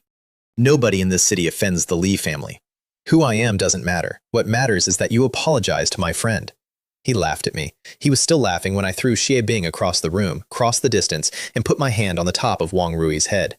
The floorboards under him cracked outward in a web. His knees hit the wood. 9,000 jin, going straight down. There is no technique to counter that. There is no art. There is only whether your legs can hold up a mountain, and they cannot. Can you apologize now? Boy, you're dead, I leaned. Something in him made a sound. 2 things, possibly. Can you apologize now? Chen Shu, why be so hard on children when they make mistakes? Let him go, for my sake. The voice came from down the corridor, and it did not hurry. Beside me, Zhou Yu's face changed. Pest, that's bad. That's them. Who is he? In 5 years, this city has produced 4 great young masters. That's Wang Chang. He's the first of them. 4 great young masters, in 5 years, in a city that had produced none while the Lin family was strong. That is what a power vacuum looks like from the inside. Wang Chang came through the door looking like a scholar. Mild, unarmed, courteous, immediately likable, which is exactly what everybody says right before they explain that behind his back, the city calls him the Black Gentleman. Chen Shu, you are supposedly the 3rd young master of the Lin family. What do you gain by humiliating the Li family here? Interesting question. I did not let go. I was eating. Your people came through my door, and you are asking me my intentions? I let that sit. Does the Li family think Guiyuan City is its house now? Do you walk into any room you like? Because that is the whole game, and I had worked it out on the walk over. In a city like that one, the man who is standing on the reason wins the argument in front of the crowd, and the crowd is the only thing that decides what anybody dares to do next month. He knew it too, which is why he did not answer it. He proposed a wager instead. That is the polite way this is done. Two young masters, a public arena, a sum of money large enough that losing it is a statement, 100,000 taels. The trap in it is beautiful, and I saw it immediately. 100,000 taels is not a sum the Lin family could produce at that point. Without selling something it could not afford to sell. Lose, and the Li family gets to come to my father's door with a bill and a smile and take a shop for it, legally, in front of the whole city. I took the bet. Wang Chang fights soft. Everything he does gives way and comes back around, and every attack I threw went into it and came out somewhere I had not aimed, and for a while he handled me like water handles a thrown stone. Then I stopped throwing stones. 10 cuts, stacked into one. Soft does not solve that. Soft assumes there is a direction to redirect. 10 strokes arriving on one line at one instant do not have a direction, they have a quantity. I did not cripple him, there was no need. I put him down in front of the whole city with his own crowd watching, took 100,000 taels off the Li family, and walked out. That was the first day anybody in Guiyuan City said out loud that the Lin family might not be finished after all. And that same week, I found the thing that actually changed everything, and it did not come out of a fight. Here is a problem I had been carrying for months. My blade arts had a ceiling in sight. My cultivation had a hard ceiling by design because I was running the waste method. And the strongest thing I owned, the sword formation, the divine ability, everything that came out of the system ran on divine soul. And divine soul does not come from killing beasts. It comes from the mind, and mine was ordinary. So when I found out what a rune master is, I stopped everything else for a while. Runes are the continent's other profession. You inscribe them, you charge them, and you carry them, and a talisman is a spell somebody prepared earlier that anybody can set off. Cold-resisting talismans, concealment runes, formation runes, and rune crafting does not run on profound chi at all. It runs on the strength of your soul, which meant it was a second track, entirely separate from the ceiling I was locked under, that fed the exact resource my best techniques were starving for. I got to level 3 faster than is supposed to be possible, and I want to be honest that this is the one place where I have no idea whether the system helped or whether I simply have the right kind of head for it. The first time I set one off in my own courtyard, I held up a slip of paper, said, "Open," and a single blade of wind came off it like a line of white light and cut the stone table in half. I stood there holding a piece of paper. Do you understand what a consumable is? A consumable is a technique you did not have to be strong enough to use. It is power you can put in a pocket and hand to somebody else. It is the thing that lets a smaller force beat a larger one over and over, forever. I did not tell anybody. For a long time, nobody in that city knew that the Lin family's third son had a second profession, and every single person who died surprised over the following months died surprised for that reason. Then the mines. The Lin family owns a mining region outside Shattered Stone Town. Iron for the weapon shops, the actual engine under the whole family, unglamorous and essential, and the reason we still had money at all. And that month, somebody found top-grade black iron ore in it. The news went across Shattered Stone Town like a dropped lamp, and inside 3 days, every hungry power in the prefecture was on the road with an excuse. That was not a robbery. That was a war, and it went on for weeks. The Li family sent 200 elite disciples and took the region outright before we could react. The Zhang family came in behind them for their share. Mercenary companies came for whatever was left. There were knights out there with crossbow volleys and ice arrows going both ways in the dark, and men in black armor holding a pit road, and things in that mine that should not have been down there at all. And I fought my first profound practitioner, Li Zhongtian, a full realm above everything I had ever faced, in a family that could afford one. I want to describe what that was like honestly. He did not hit me. Nothing about him hit like Sun Hong or the dragon. He simply operated on a level where my attacks arrived and were noted and did not matter. I beat him with paper, rune bombs, prepared in advance, placed where the ground and the dark did the work for me, going off in a sequence he could not read because it was not a technique and there was no aura in front of it. And when a rune finally opened him up, the blade did what blades do. Overnight, the Li family lost the mining region. The next morning, the Lin family had it back, plus every piece of equipment 200 elite disciples had left behind, plus a reputation. I took a share of the silver out of it for myself because I have never once pretended to be above that, and I left the rest with the family, and I did not make a speech about it. But I watched what happened in that house over the following weeks, and it was the strangest thing I have ever been responsible for. Nobody in the Lin family had won anything in 5 years. They had gotten so used to losing that losing had become the household's personality, the sighing, the caution, the way people looked at the floor when the Zhang family came up in conversation. Then the mines came back, and a family that had spent 5 years shrinking started, very slowly and with enormous suspicion, to stand up. Outside, the stories about me got worse in the way I wanted. Third young Master Lin, they said. Vicious, ruthless, kills people. Whole versions of it, most of them wrong, all of them useful. I did not correct a single one. What I could not fix was the size of the board. Guiyuan City is one city in Shanhe Prefecture. The Li family can lose 200 disciples and a mine and simply write to somebody larger. And the somebody larger they wrote to was the Xuanwu sect, which is a first-class school, and is to the divine mantle martial sect roughly what a wolf is to a large dog. They came for me at night, professionally, more than once. One of them was a Xuan practitioner at mid-stage, a man named He Jian, whose defense was good enough that a full intermediate combat technique landed on him and did not finish the job. I killed him with the second one, blended into the dark with a divine ability, ran 100 li, and then sat down in a field and ate because I had not had dinner. That is what my life looked like around then, and I want to be honest that I was enjoying it far more than a reasonable person would. But the message was clear enough. Guiyuan City had gotten too small, and everything that could hurt me now came from outside it. So I went to Shanhe City, the prefecture capital, and I did the least likely thing available. I joined the Rune Guild. Not as a fighter, as a craftsman.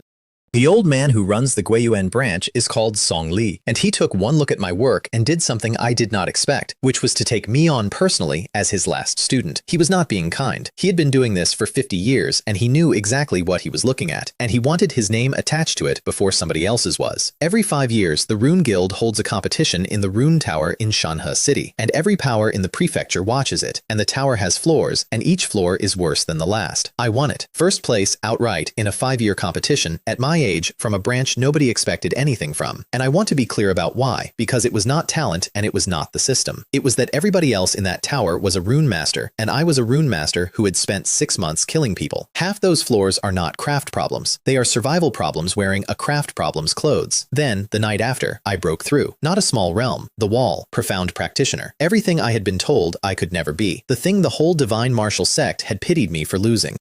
The line that the 9 Revolutions Heart Method is famous for being unable to cross, that ate a generation of geniuses, that made an elder hate every disciple who ever touched it. I went over it in a rented courtyard with nobody watching, and the system, which had been quiet for a long while, opened the wheel. I have to describe this wheel. It is the same wheel I got a rock from months earlier. It has 10 segments, and I have never once gotten the segment I wanted. 50,000 points. First, normal work pays me a few hundred. Then the segments came round. Bloodline of the giant spirit god. Immense strength. Said to split mountains with a gesture. Earth treasure body. The strongest defense of the earth element. Fusion pill. Merges 2 existing skills into a new one. Water fire lotus. Innate divine ability. Sweep through 1,000 armies. A sword formation. Blades in the air, moving as one thing. I stared at that last one so hard I think I bent something, because I had been beaten nearly to death by a sword formation once, in the Blackwater mountain range, watching 30 men in white hold a tier 8 beast in a cage of blades. I have never forgotten what that looked like.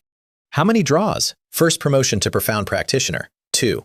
2. Fine. I want the formation, and if the wheel has any decency, it will give me the formation. Spin. It went round. It slowed. The sword formation went past and my heart went with it. It stopped on the Water Fire Lotus. Congratulations, Water Fire Lotus divine ability. I sat there in the dark and had some feelings about that wheel. Then I calmed down, because a wheel that contains a god's bloodline does not have a junk segment on it. And I learned the thing, and a small lotus opened on my palm. It sat there, lifelike, beautiful, absolutely radiating danger, attack and defense in one object, and I could tell without testing it that it was stronger than anything else I owned. And I could also tell that if I set it off indoors, there would be no indoors. Then I spun the second time, without wanting anything, because I had stopped believing in the wheel. It landed on the sword formation. Of course it did. The formation starts at 7 blades and scales up. Dozens, hundreds, in theory, 1,000. And every added blade multiplies it. And it runs on Divine Soul, which is exactly why I had spent all those months learning to craft runes. Then I read the requirements and got a headache, because a sword formation needs actual swords, matched ones. 7 is affordable, 72 is a fortune, 1,000 is a national budget. No rush on that then, I told the ceiling. And then I sat down and did the arithmetic on what I had actually become, and it stopped being funny. When you reach Profound Practitioner, you choose a path, one of the 5 elements usually. That is the whole point of the realm. You specialize, and specializing is how you break through the next wall. People with real talent manage 2. 2 is rare enough to be famous. I had wind intent, which is the wind element. My blade arts carry metal, and I had just been handed water and fire in one object. 4. Nobody does 4. There is a legend about someone doing all 5, and it is a legend precisely because nobody has ever done it. And on top of that, I had a soul strong enough to run a sword formation, which is a 5th track entirely. Any normal person in that position picks one and buries the rest, because you cannot advance in 4 directions at once. Advancement takes resources and time, and you only have 1 life. I sat in that courtyard and thought, I have a system that turns dead things into levels. I do not have to choose. The next morning, I told Song Li I was leaving, and he already knew, because guildmasters know everything. The Golden Wind Fine Rain Tower business? Sect assignment. Nothing I can do. I'm sorry to lose you. He said it plainly, without performing it. If I'd found you sooner, you're the most talented person these old eyes have seen, and you're my last student, and I'm glad of it. Then, practically, I'll keep watch on your family, and I'll hold the position I promised you. That is the single most valuable thing anybody gave me that year, and it did not look like anything at the time. A guild that operates in every city in the prefecture, with a grand master in it who considers my family his business. The Li family could take a mine. They could not take that.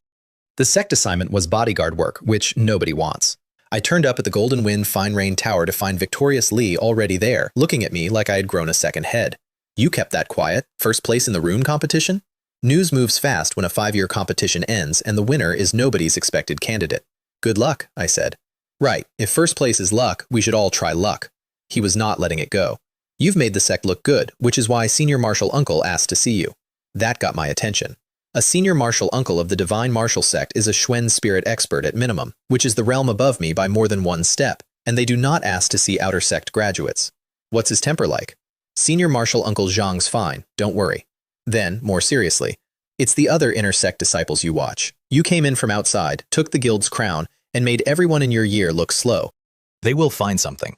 We found Li Yong in a small courtyard finishing a game of chess with a man who had the look of a sleeping tiger, the two of them talking about how 10 years had gone and it was young men's time now. Li Yong looked me over. You're Chen Shu. I am.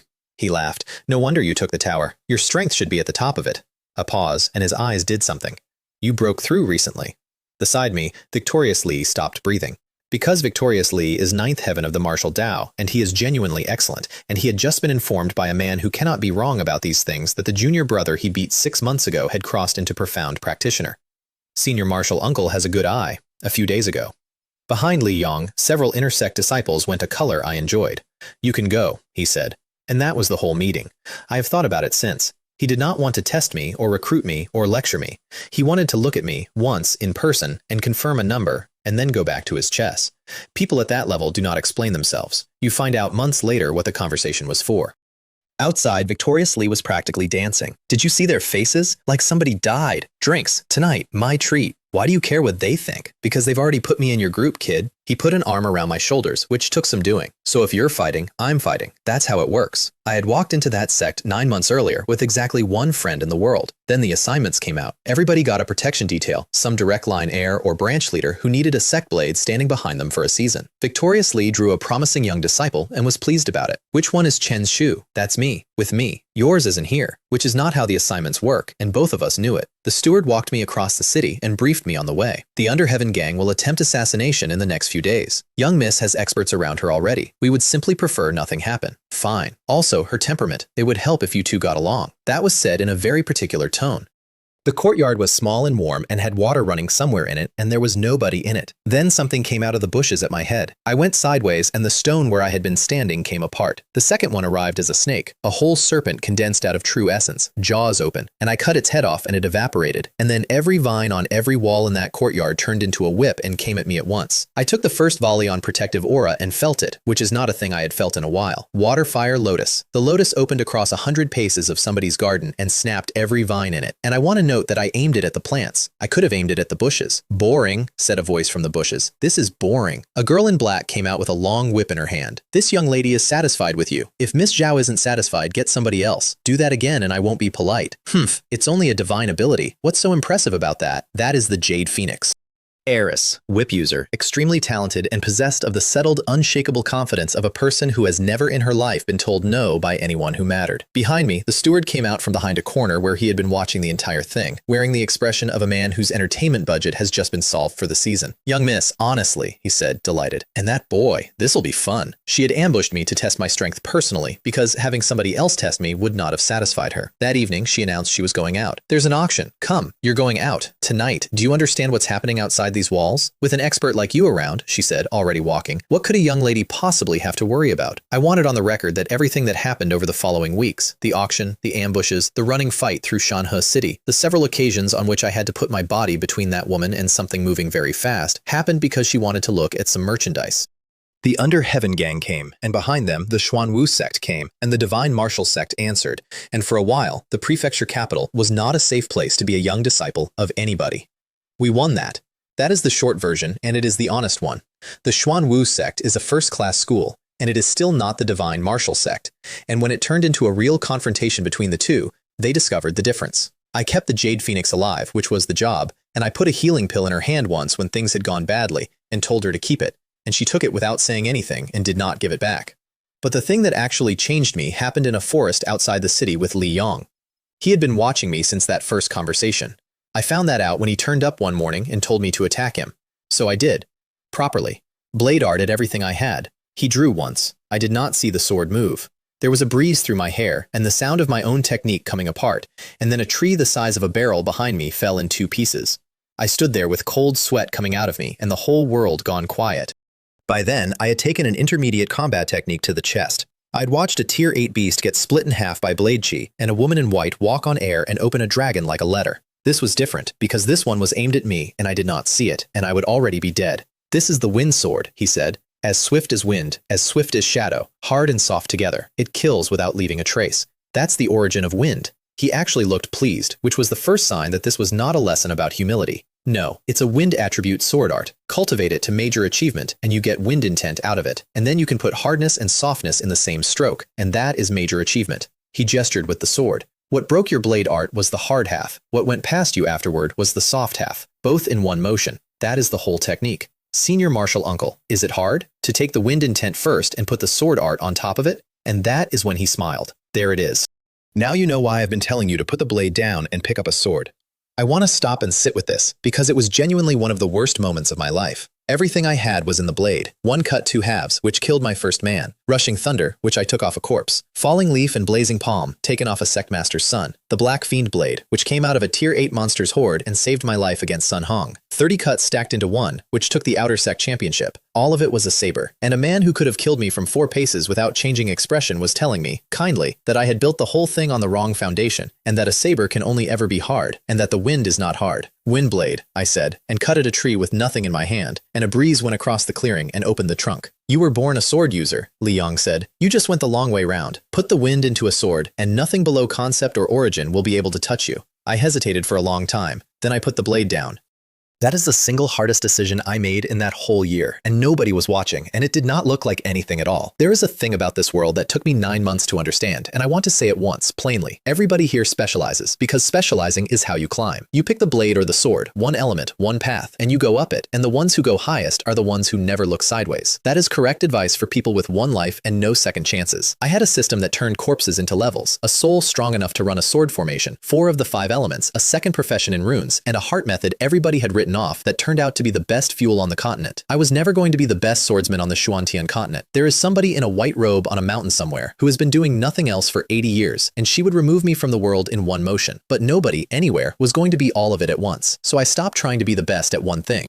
I took the wind sword, and I let it eat all the years I had spent on the blade, and it turned out that none of that was wasted, because hardness is half the technique, and I had spent a year becoming very good at hardness. Then the sect posted a mission, and Li Yong gave it to me himself, which I did not think about at the time. The Monster Beast Mountain Range. It sits between 3 dynasties, and nobody owns it. There are things in it that killed Zhuan kings, which is 2 full realms above where I stood. Every serious young expert in 3 dynasties was going, because something had opened in there. And there was a small thing my senior martial uncle wanted looked into while I was in the area. A favor, nothing urgent. When you have time, Li Yong said. No hurry. So I said goodbye to a fat man outside a gate in Uryuan City, and to my mother who cried, and to a 5-year-old who demanded a present and then demanded to know when I was coming back. And I did not have a good answer for the second one. And I went into the Monster Beast Mountain Range. The first thing that happened in there was an egg.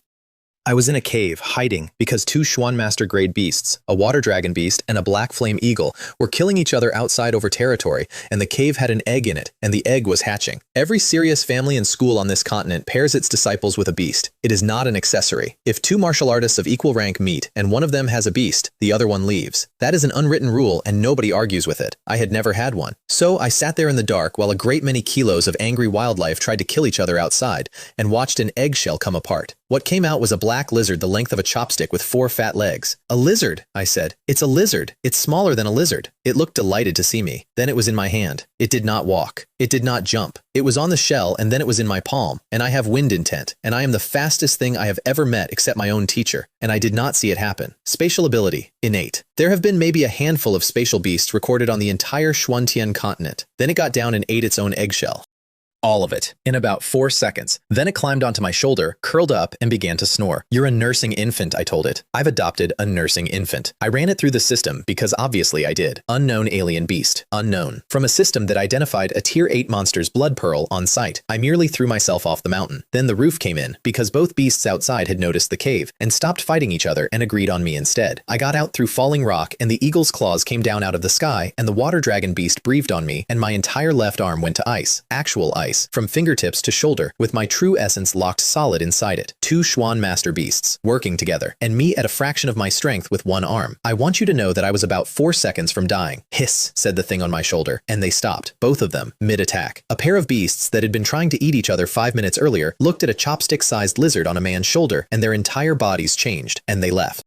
I stood in a collapsing cave mouth with a frozen arm and looked at the tiny creature on my shoulder, which had gone back to sleep. What are you? It did not say. I called it Pippin, which is the least imaginative name I have ever produced, and it stuck permanently. Then I did 4 days of seclusion, and while I was in there, the quest closed. The one from the reject shelf. The one from the day I walked into the Zhangong Pavilion with 1 hour and no idea what I was doing, and picked up a broken book that everybody in the sect agreed was a career-ending mistake. Locate the missing fragments of the 9 Revolutions Heart Method. Reward, unknown. I had been carrying that quest for the better part of a year, while 900 people told me I had ruined my life. Here is what the 9 Revolutions Heart Method actually is. There was a man called the 9 Revolutions Emperor. He gave himself the title Invincible Emperor, which is the kind of thing you can only do if nobody can make you stop, and nobody could. Then, for reasons that are not recorded anywhere I could find, he went to war with the immortals of the upper realm. He killed at least 100 of them. After that, his name became a thing you did not say in certain places. The immortals of the upper realm tried to cultivate his heart method, and could not. And over time, the 9 Revolutions Heart Method was quietly reclassified as a second-rate technique, and then as a broken one, and then as the waste method that ruins young men's futures. Everybody who told me I had destroyed myself was repeating, at the end of a very long chain, a lie told by people who could not use it and did not want anybody else to. And when the fragments came together, my Dantian opened. I looked inward, and there was no Dantian in there anymore. There was a lake. That is what the technique does. Every martial artist on this continent stores true essence in a vessel, and the size of that vessel is the ceiling on every technique they will ever use, and the whole art of fighting here is managing a tank of water. The 9 Revolutions Heart Method removes the tank and puts a lake there instead. A water tank against a lake, I said out loud, in a hole in a mountain, to nobody at all. That is the entire reason the 9 Revolutions Emperor could kill immortals. He never ran out. Every ultimate technique everybody else can throw once, he could throw all day. I went out and absorbed 200,000 low-grade Schwen spirit stones. 200,000, not over a career, in 8 days. Without the Dan Lake, I could not have taken 100,000 of them if I had spent a year at it, because there would have been nowhere to put it. Now the only limit was supply. Then I went and found the Earth Dragon beasts, 6 of them, profound practitioner grade at great perfection, whose defense is famous across 3 dynasties as unbreakable. Like the wind. 1 stroke, not 4. 1 with the wind sword from a man who had just stopped having a ceiling. Their unbreakable earth defense came apart like a wet paper bag, and I did not even have to look at what I had done, and the system paid me 2 million experience points for an afternoon. 2 million. I once ground ducks for 13 days for 1,000. I hunted them for 2 days. Not to extinction, I left survivors deliberately, because an enraged earth dragon beast is a wonderful thing to leave behind you in a forest full of rival treasure hunters, which is exactly what happened. Within a day, the entire region was unusable for anybody else. Packs of furious dragon beasts were attacking every martial artist who came near, and across the range people were cursing an unknown swordsman who had ruined a perfectly good hunting ground. I heard them saying it in a tavern from 2 tables away. That was the single most relaxing week of my entire life. Then I found what everybody else had come for. Somewhere in the monster beast mountain range, a tomb had opened. Not a beast lair, a tomb, a profound emperor's tomb. I need to explain what a profound emperor is in the only way that makes sense. Zhang Wanshan, who nearly folded my knees with pressure alone, was 8th heaven of the martial Dao. Sun Hong, who threw a 100 Zhang combat technique at me and flew, was the same. Above them is profound practitioner, which took me 9 months to reach. Above that is Xuan master. Above that Xuan spirit. Above that Xuan king. And above all of it, profound emperor. Somebody like that had died in these mountains a very long time ago and left everything they owned behind. And the door had just come open. Every serious young expert in 3 dynasties was already on the road.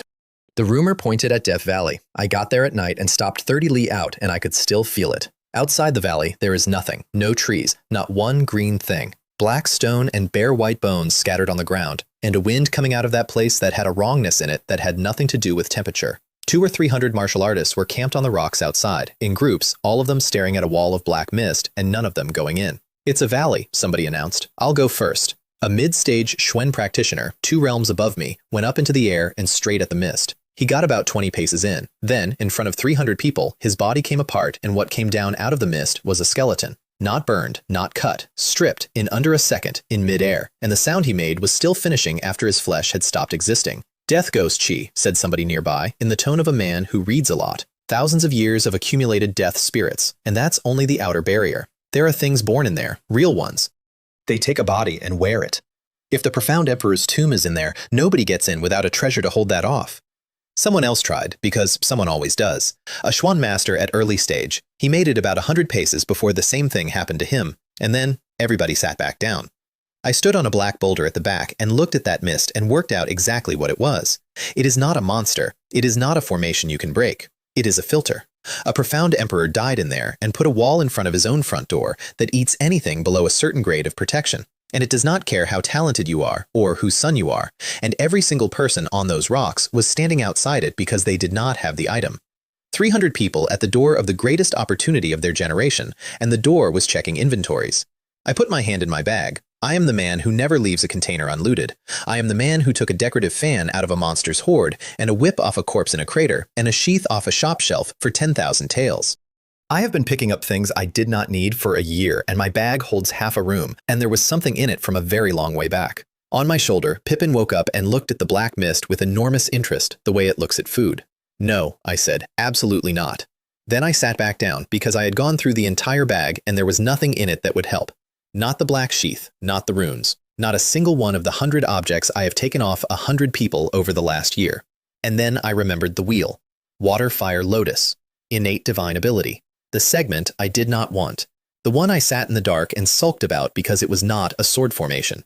Attack and defense in one thing, the description said. Layers of petals that regrow as fast as they are destroyed. Death Ghost Key does not hit you. It corrodes you continuously until there is nothing left. Which means it does not need to be beaten, it needs to be outlasted. A shield that regrows forever, powered by a lake that does not run dry. I sat on that rock and laughed at myself for about a minute. Then I waited, because the first man through a door is the man everybody remembers, and I had spent a year learning not to be memorable in front of large crowds. The waiting turned out to be an education, because over the next hour I got to watch the actual top of my generation arrive. A bald man in a robe so red it looked wet came down out of the night sky, laughing, and did not slow down at the mist. Golden light came off him like a small sun, and the death chi went to white smoke where it touched him. Xuan, the red-robed immortal master of Tianyin Temple, top 10 of the Tianhai dynasty. Xuan master at late stage, one step from Xuan spirit. 2 realms above me, burning a barrier that had skeletonized a man, on the move, without breaking his stride. Then a young man with a staff went past cursing the monk's ancestry, wrapped himself in black mist, and merged straight into the death chi like it was his own bathwater. The Death Dynasty's young master, Wu Fa, that's death chi he's using for protection. More of them came. A dozen went in ahead of me, and the crowd stopped being able to gasp. Right, I said. Now. I stood up and went for the valley mouth at a walk. And something arrived at the mouth of the valley at the same moment I did. Get out of my way. He came out of the night sky in white, and each step covered 100 paces, and the voice alone made people on the rocks below cough blood. That's Chen Gang, Shenglin family, #1 of the top 10. Of 3 entire dynasties, the best of the whole younger generation, and he was already Zhuan Master at great perfection, which is 2 full realms above me, plus the last step of it. He told me to get out of the way in the tone you use on furniture. Now, I would like to tell you that I made a mature decision. Afraid of you, I said. Try it. He punched me. I want to be precise about what happened next, because it is the only reason anything else in this story happened at all. He threw about 70% of his strength. I put a lake of true essence into a fist and met it. He took 1 step back. I went 10, and there was blood coming out of my mouth by the time I stopped. Outside the valley, 300 people forgot how to speak. A profound practitioner at great perfection had just met the fist of the first-ranked expert of 3 dynasties and had not been turned into a stain. Chen Gong stood there looking at his own hand. Who is this kid? 70%, and he moved me. He recovered fast. Consider yourself lucky. Next time, I'll kill you. And he went into the mist. I stood there and took a healing pill and thought several things at once. The first was that I had just been shown the size of the gap, honestly, and it was enormous. The second was that a year earlier, a 4th Heaven bully had nearly killed me on a stage, and I had just traded a punch with the best young expert alive and walked away from it. The third was that something of his had gotten inside me. Not damage, a flavor. His whole cultivation runs on an unbridled, lawless quality, and a thread of it had come in through my arm and was sitting in my true essence like a splinter and would have gone off the next time he touched me if I had not spent 10 minutes refining it out. That is what a mind cultivation technique at that level does. He does not just hit you, he leaves something in you. I made a note. Then I opened the Water Fire Lotus and walked into Death Valley, which caused another round of noise behind me, most of it about how I was playing with my life. High above the valley, 2 people were watching from the air, a cold-faced man and a woman in white. Family disciple, I'd guess, took a punch from Chen Gong at Profound Practitioner. Impressive. Shame about the realm. I don't think so, said the woman in white. Did you see his eyes? Chen Gong has just made an enemy he doesn't know about. You're sure? On talent, he's nowhere near. Don't forget my 6th sense, elder brother. The man was quiet for a moment. Then there'll be a show, assuming the boy lives. Inside the valley, it is silent and it is white. The lotus held. The death chi came at it and ate a petal, and the petal came back. And it ate another one, and that came back too. And I walked through a barrier that had killed a Xuan master in front of 300 witnesses, while the flowers on my shoulders quietly went round and round. The floor of Death Valley is bones. At first, a few, then more. Then, for as far as a man can see in that mist, nothing but bone, in drifts, like snow that got the color wrong. What happened here? Then something moved, like the wind. I cut and hit nothing, and that was when I understood that I had made a serious category error. A white shape came down at my face out of the mist, with an aura on it that made my whole body want to leave. I got the lotus up and gave ground and put chasing wind through it. It came apart, screamed, and reassembled in 1 second. White ghosts. The thing the man outside had been talking about. Born in a place where enough people died for long enough. You cannot kill them. You can hurt them, but the death chi in that valley puts them straight back together. And the only way to actually end one is to remove the death chi, and the death chi is the valley. Then it showed me its face. It had a face, and when I looked at it, something in me started to lean out toward an abyss with no bottom in it, and the entire idea of not doing that stopped being available. My divine soul turned itself into a spike and stabbed outward on pure reflex, and I came back to myself with cold sweat running down my ribs. That is what possession looks like from the inside. I had about half a second of it. That thing takes bodies and wears them, and if my soul had been the soul I was born with, instead of the one I built crafting runes for 6 months, I would have been the newest resident of that bone field.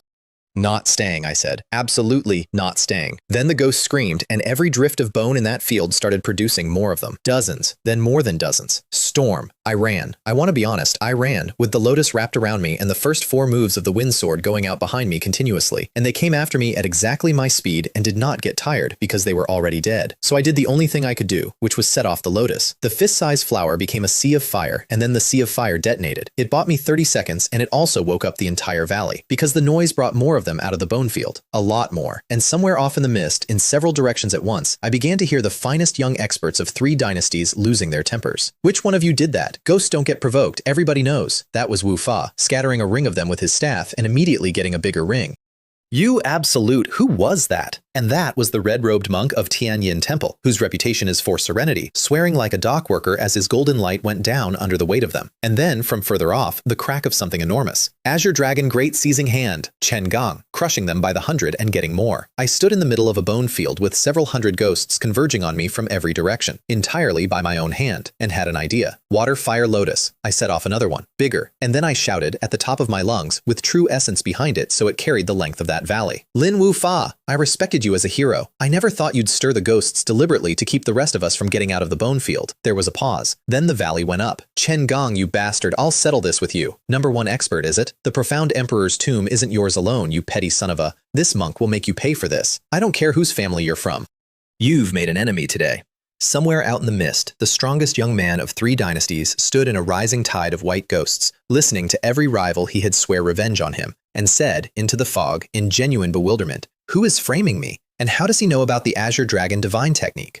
I would like to state for the record that I am not proud of this. I would also like to state that I have never enjoyed anything more in my life. The bone field goes on a very long way. I fought and ran the whole length of it, and my true essence went down and down, which for a man with a lake means it took a while, and the ghosts thinned out only when the ground finally ran out.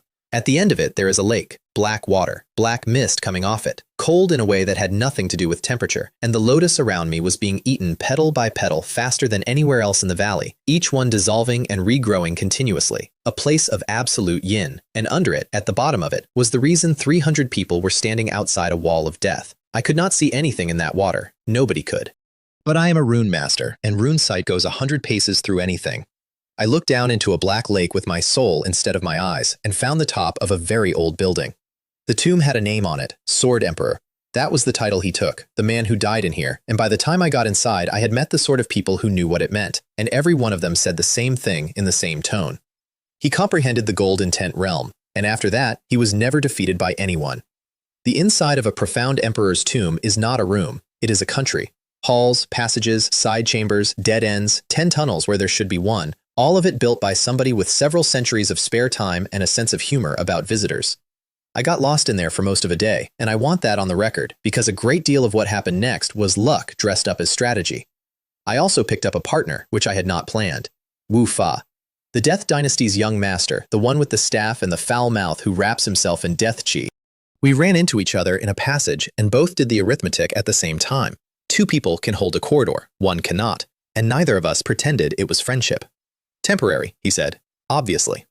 I liked him a great deal, actually. He is loud and rude and openly greedy, and there is not one hidden thing about him, which, in a building full of the best young liars in 3 dynasties, made him restful. Then Pippin woke up. It had slept through the entire bone field. It had slept through the lake. It woke up in a corridor of the Sword Emperor's tomb, sat up on my shoulder, sniffed, and vanished. Where did it? It reappeared 20 paces down a wall I had already walked past twice, inside the stone, and then reappeared again on my shoulder, and made a noise, and looked at me expectantly. A spatial beast can go where there is no door. I got the wall open. Behind it was a side hall, sealed since before the everlasting dynasty existed, that nobody had touched because there was no way in. There were racks in it. I did not understand what I was looking at for about 10 seconds, and then I did the math on one rack, and then on the number of racks, and I had to put a handout onto the wall. High-grade pure essence pills, 1.3 million of them. I want to explain what that number is. A chi-gathering pill sells outside for 1,000 taels of silver, and an outer sect disciple is issued 1 per month, and most of them sell it because they need to eat. That is the bottom of the ladder. High-grade pure essence pills are not on the same ladder. They are the thing that converts directly into true essence with no processing at all, and a serious family budgets for them by the dozen. There were 1,300,000 of them in that room, and I am the only person on the Zhuantian continent with a lake instead of a tank. Anybody else who found that room would have taken what they could sell. It would have made them rich, and it would not have made them stronger, because you cannot pour a lake into a cup. I stood in a sealed vault under a black lake and understood that a technique the entire divine martial sect had pitied me for, and a beast the system could not identify, and a habit of never leaving a container unlooted had just intersected. I took all of it. There was also a book on a stand at the back, because there always is. 1,000 pill formulas. Very old. I did not read it then, and I have not finished reading it now. Then I sealed the wall behind me and went and found the main hall, where everybody else was. There were about 20 of them in there, all Xuan masters, every one of them a name, and above them, hanging in the air, 6 orbs of light had opened, and out of them had come 6 objects, spirit treasures. A spirit treasure is not a weapon. It is a weapon that has begun to be something else. A low-grade one adds about 30% to a martial artist's combat power, permanently, just for being carried. A medium-grade one adds 60, 6 of them, in one room, in front of 20 people who each wanted all 6. You have never seen a fight like that, and neither had I. Nobody was fighting the tomb.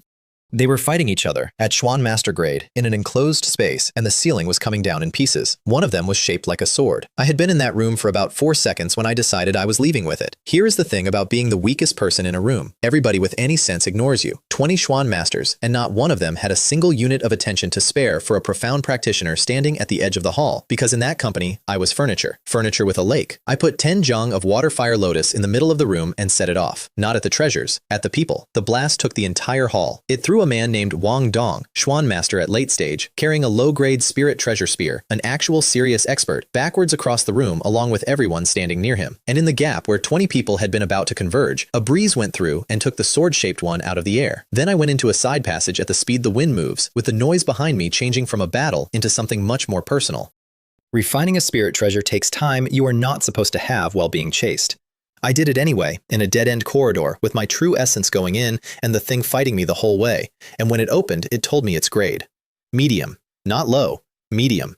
60%, permanently, on top of everything else I had. It had a name in it, older than the tomb. Chasing Wind. Of course it did. Of course the one I grabbed was the wind one. Then I started eating pills. That is a strange sentence, and it was a stranger week. I sat in a dead-end passage under a lake at the bottom of a valley of ghosts and poured high-grade pure essence pills into a lake that did not have a bottom, and the number that went in would have killed anybody else on the continent several times over, and my true essence went up and up and up. That is when Sun Kang and Ma Wei found me. 2 Xuan Masters who had followed the trail from the main hall, expecting to find an exhausted thief. I was not exhausted. I had spent 4 days refining, and I had a medium-grade spirit treasure in my hand that I had not yet had a chance to swing at anybody. I unleashed the true power of the wind sword for the first time.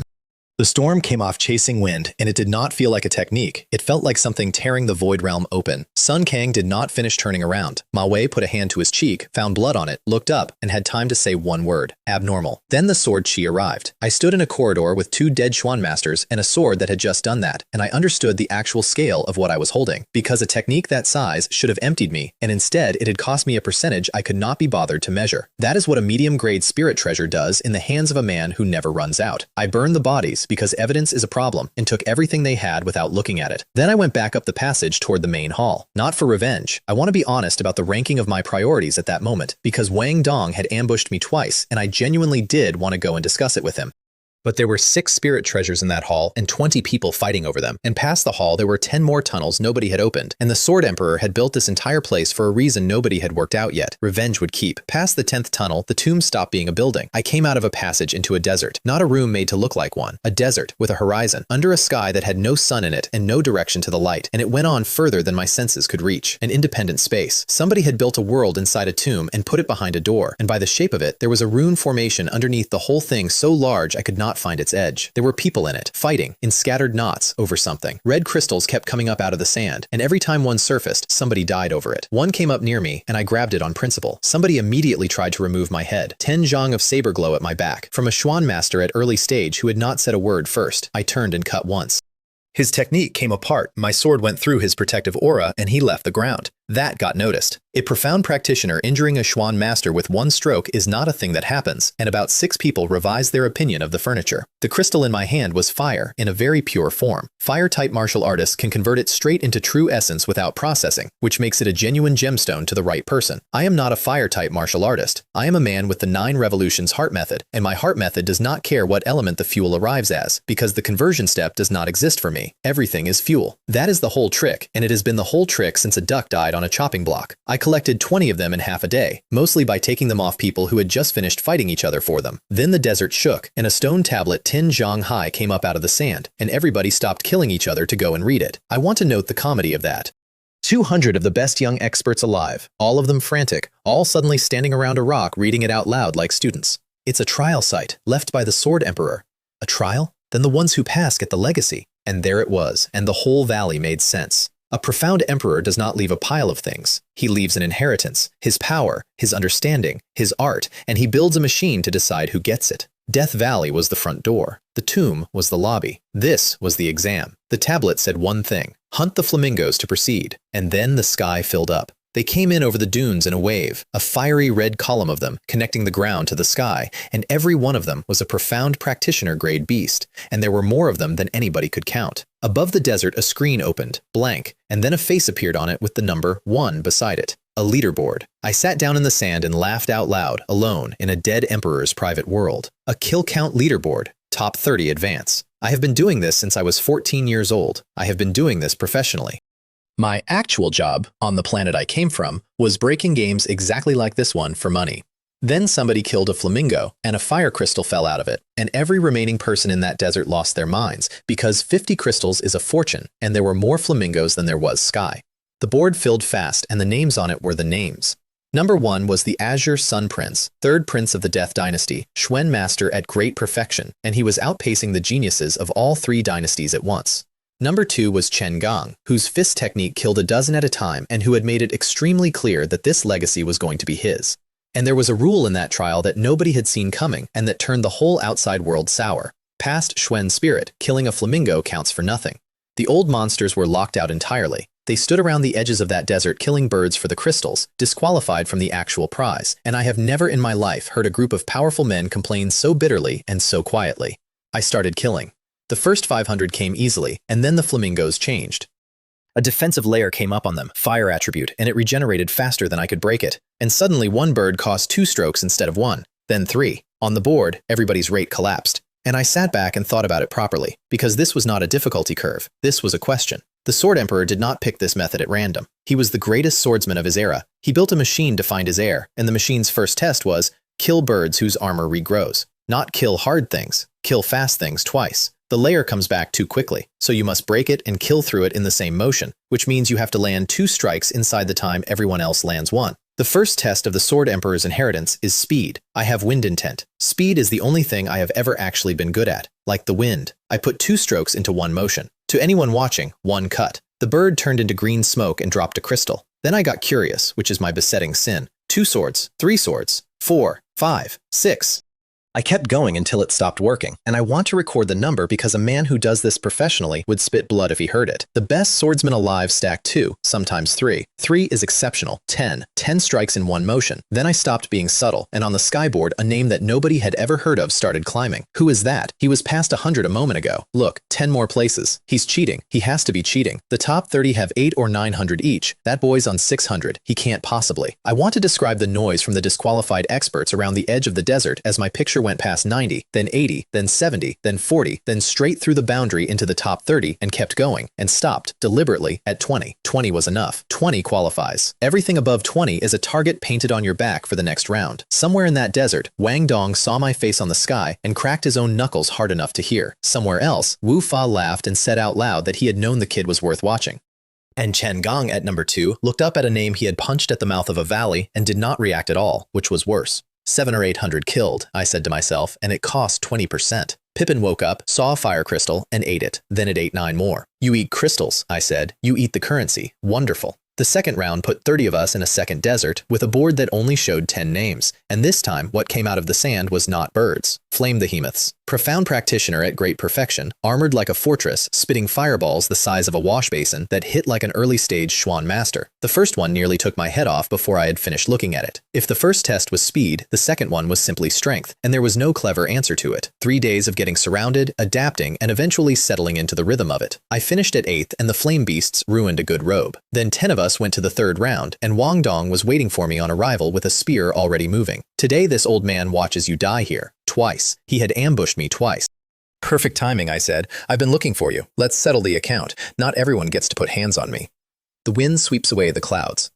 That is the strongest move in the wind sword, and it was the first time I had used it on a person. The wind came up in an enclosed hall, and everybody in it felt their hearts go strange, and somebody at the back said the words out loud. That's wind intent. He's comprehended a concept. Wang Dong built himself into a fortress with that spear, and it did not matter. There is no guard against weather. He came out of it against a wall, opened in more places than I could count, alive and finished, because even if he healed, what he had been was gone permanently, and everybody in that hall knew it, looking at him. Then I reached out and took the black iron spear out of the air. You've wanted my spirit treasure since we met, Wang Dong, so I'll take yours first. It came to my hand and did not resist. A low-grade spirit treasure, off a late-stage Xuan master, in front of the finalists of a profound emperor's inheritance. That is the 5th one, if you have been counting.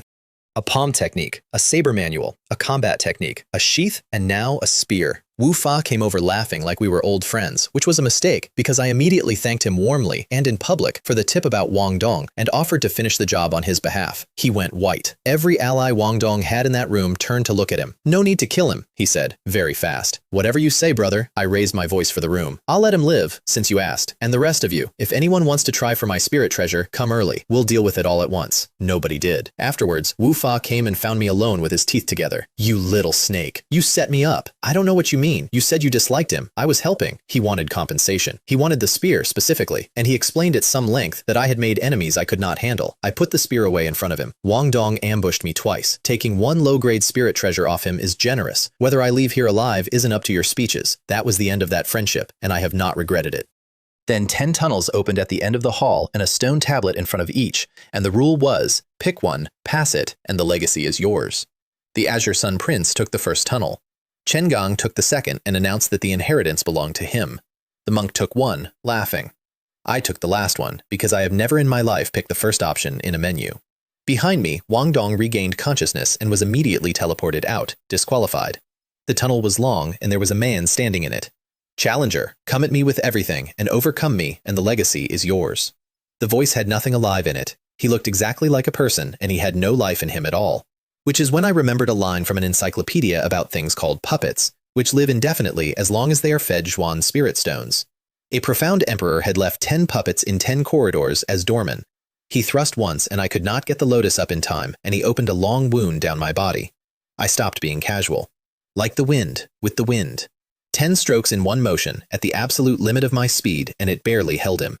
His sword work was better than anything I had ever faced, including my own teacher, and I was being pushed backwards down a corridor by a doorman, so I stopped fencing. Sweep through 1,000 armies. 7 long swords came off my waist and went into the air behind me and turned into a wheel. I had been carrying that formation since the wheel gave it to me, and I had never had the money for more blades, and 7 was what I had. 7 blades of white light went down that corridor into the puppet. It swayed and left white marks on it, nothing else. Again, again, again, again. By the 4th, my face was wet and my hands had gone unsteady, because the sword formation does not run on true essence, it runs on soul, and soul does not refill from a lake. 4 sweeps had killed Zhuan master-grade beasts. This thing had white scratches. Then it thrust at me exactly the way it had the first time. The same stroke, the same angle, the same everything, and my eyes came open. Sweep through 1,000 armies. The 5th one went in, and its sword went through me and put me down the corridor on my back, and I lay in the rubble with blood in my mouth, smiling, because it repeated itself. Machines repeat themselves, and the reason it had gone from a sword master to a metronome was that the Xuan spirit stones inside it had almost run out. It had not been fighting me for a minute. It had been fighting challengers for centuries, and I had just drained the last of a very old battery. The wind sweeps away the clouds. The gatekeeper fell over and did not get up. I sat down on the floor of that corridor and bought a soul-restoring pill from the system with points I had been hoarding for months, because my divine soul was in a worse state than my body, and I could feel it. Then I looked at the puppet lying there with barely a scratch on its shell. Xuan Master Great Perfection Strength. Enough to overwhelm early-stage Xuan spirits, enough to trade with mid-stage. It only stopped because its power ran out. Somewhere out there is a person who knows how to repair one of these. Take it, I said, and picked up a centuries-old war machine and put it in my bag, because if there is one thing you have learned about me by now, it is that I do not leave things lying on the floor.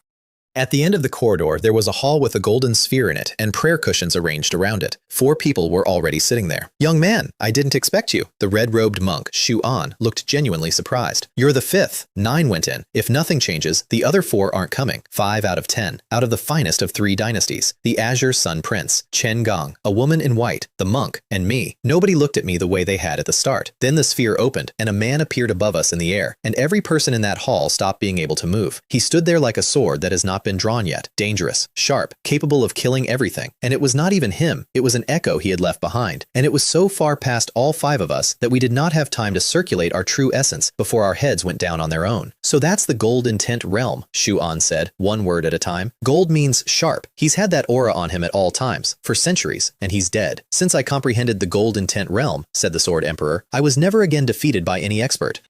Now I leave my legacy. I hope you will carry it on. That sphere is my legacy sphere. Sit and contemplate and inherit. As for what you attain, that depends entirely on you. And then he thinned out and went, and a man who had once stood at the top of a continent finished the last of his going. Everyone breathed out. Even the Azure Sun Prince had something on his face that he did not want there. I will take the gold intent realm, he announced immediately to the room. The Emperor will make the strongest of it. You shouldn't say that, said Chen Gong pleasantly, with his battle intent coming off him in waves. Gold intent is destined to be comprehended by me. Neither of them cared about anything else in that sphere. Not the sword arts, not the knowledge, only the concept, because a concept makes you invincible among your peers, and both of them had been raised to understand that from the day they could walk. We sat down on the cushions, and a white shield came down over each of us, which was a relief to everybody, since we had all been calculating who would stab whom during the trance. Even the Sword Emperor understood you can't guard against a hidden arrow, I said. Then I put my senses into the sphere, and the world went black, and I opened my eyes somewhere else. Inside the sphere, there is a world made of iron, iron ground, iron trees, iron stone as far as it goes, and cold coming off all of it, not temperature, the coldness that metal has. And in it, a middle-aged man was practicing. I found him standing on an iron block, swinging a longsword, and the leaked sword chi coming off his practice was frightening enough that I did not go closer. The Great Destruction Sword. That was the name that arrived in my head watching it, and it is an accurate name. Every stroke carried annihilation in it. Everything in the world looked flimsy in front of it. 4 other people were somewhere in that space with me, and all 4 of them had come for exactly one thing. I wandered around and got bored. I want to be honest about this because it is the single funniest thing that happened to me all year. The Azure Sun Prince and Chen Gang were both, at that moment, in different corners of that iron world, working with total focus toward the gold intent realm.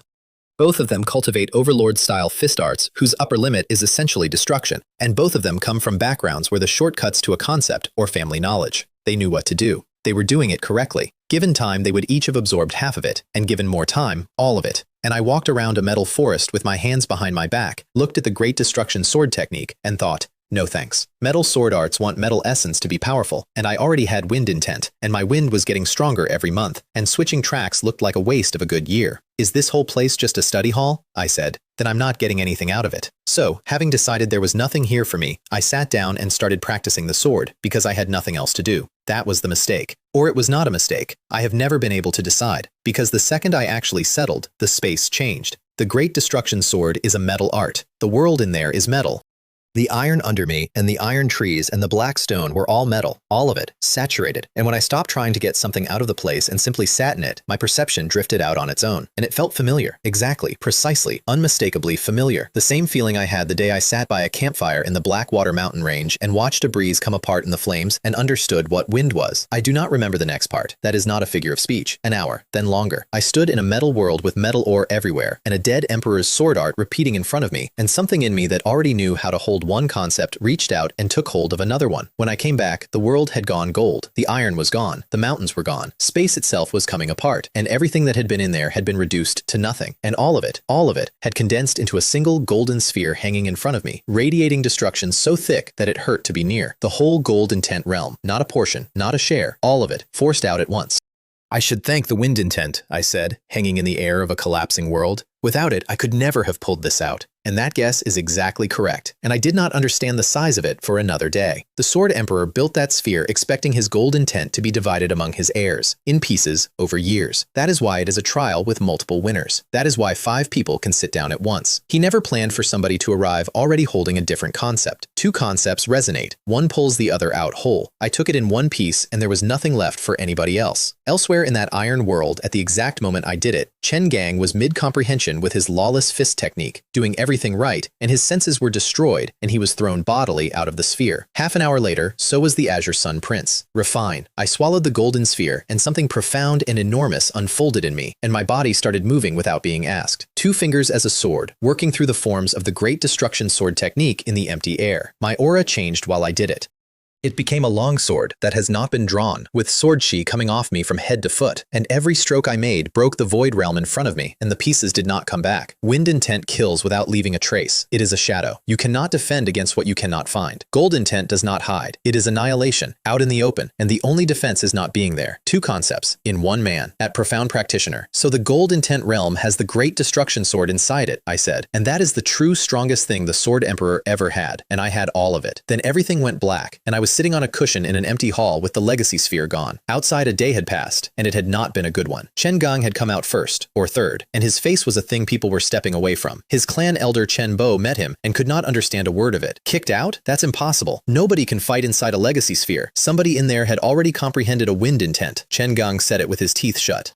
I was in the middle of taking the golden tent and he forced me out. The Shanglin family elders looked at each other and said nothing, because there is nothing to say when your clan's genius, the pride of a dynasty, tells you he was removed from an inheritance by a concept holder none of you have ever heard of. Half an hour later, the Azure Sun Prince came out in a rage that flattened a stand of trees. The two of them stood in a clearing, insulting each other with their pride in pieces. So you lost it too. So what if I did? The Great Sun Black Heaven Fist at major achievement is no worse. But you, 6 months to the Dynasty Wars, and you needed this to get into a strong school. Miss it and I doubt you'll get in at all. My lawless fist has never needed anyone's leftovers. And then Chen Gang said the thing that decided the rest of my year. If that person comprehends two concepts, it is entirely worth capturing him and extracting the concept power out of him by various methods. It is inferior to true concept power, but it is still concept power. Outside the valley, several hundred people had been waiting a day and a half to see who came out with what. Then a vortex opened, and I came out of it, and every eye in that place was already on me. I looked at what was waiting, and my heart went cold, because it was not only young experts. There were people in that crowd whose gaze made my skin crawl at 40 paces, and I have stood in front of an 8th heaven expert and a dragon. Xuan spirit, several of them. Go, I said out loud, to myself, and I ran. There is a version of me that stands and fights there for the honor of it, and that version is a corpse.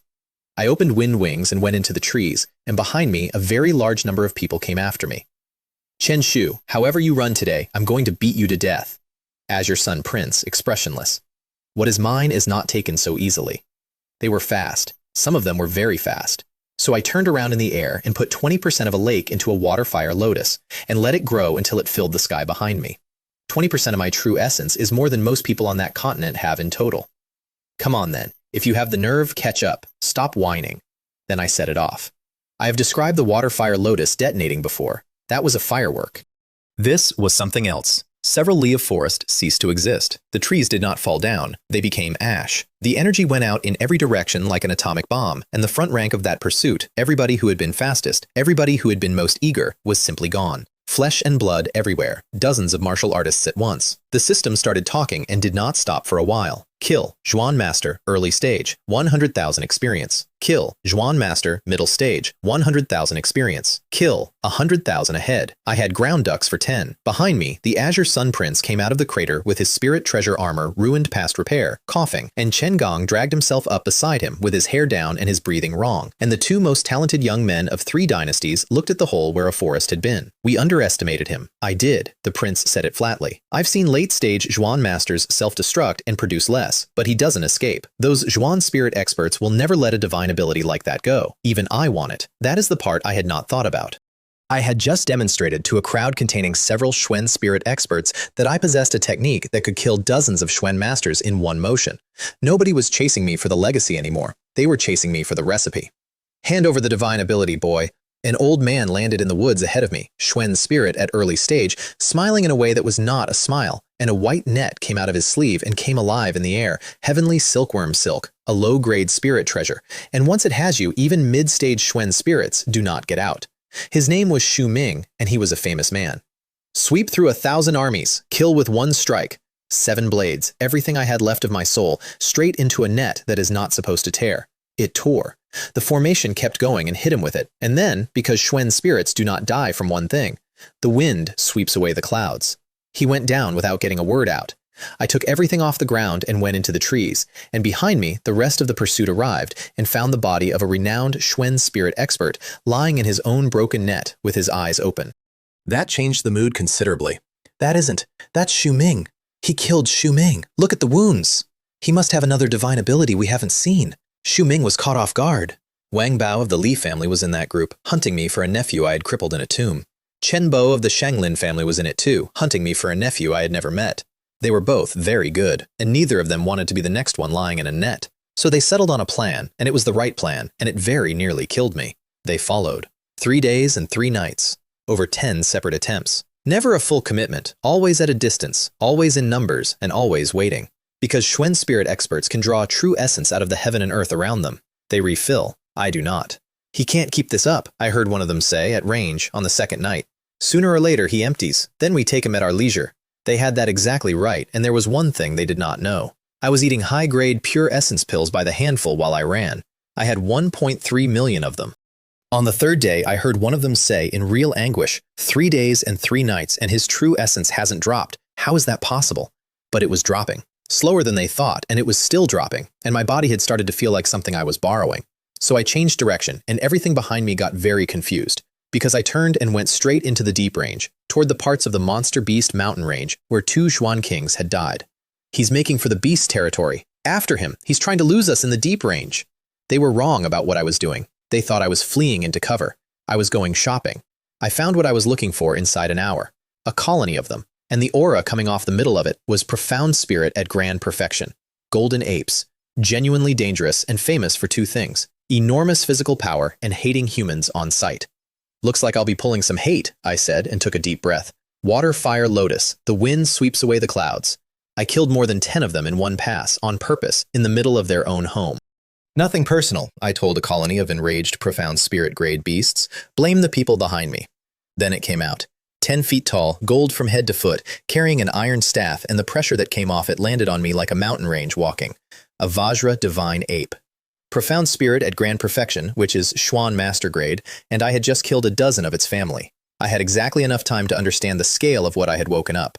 Water, fire, lotus. I put everything I had left into it, bigger than anything I had made in 3 days, and it went off between us. I heard my own bones break in midair. I came down somewhere in the trees with the world going white at the edges, and the Vajra divine ape came out of the blast with a bloody hole opened across its chest, screaming at the sky, and then it turned its head and looked at a group of people several hundred paces away who had just arrived at a run. Oh no. That's a Vajra divine ape.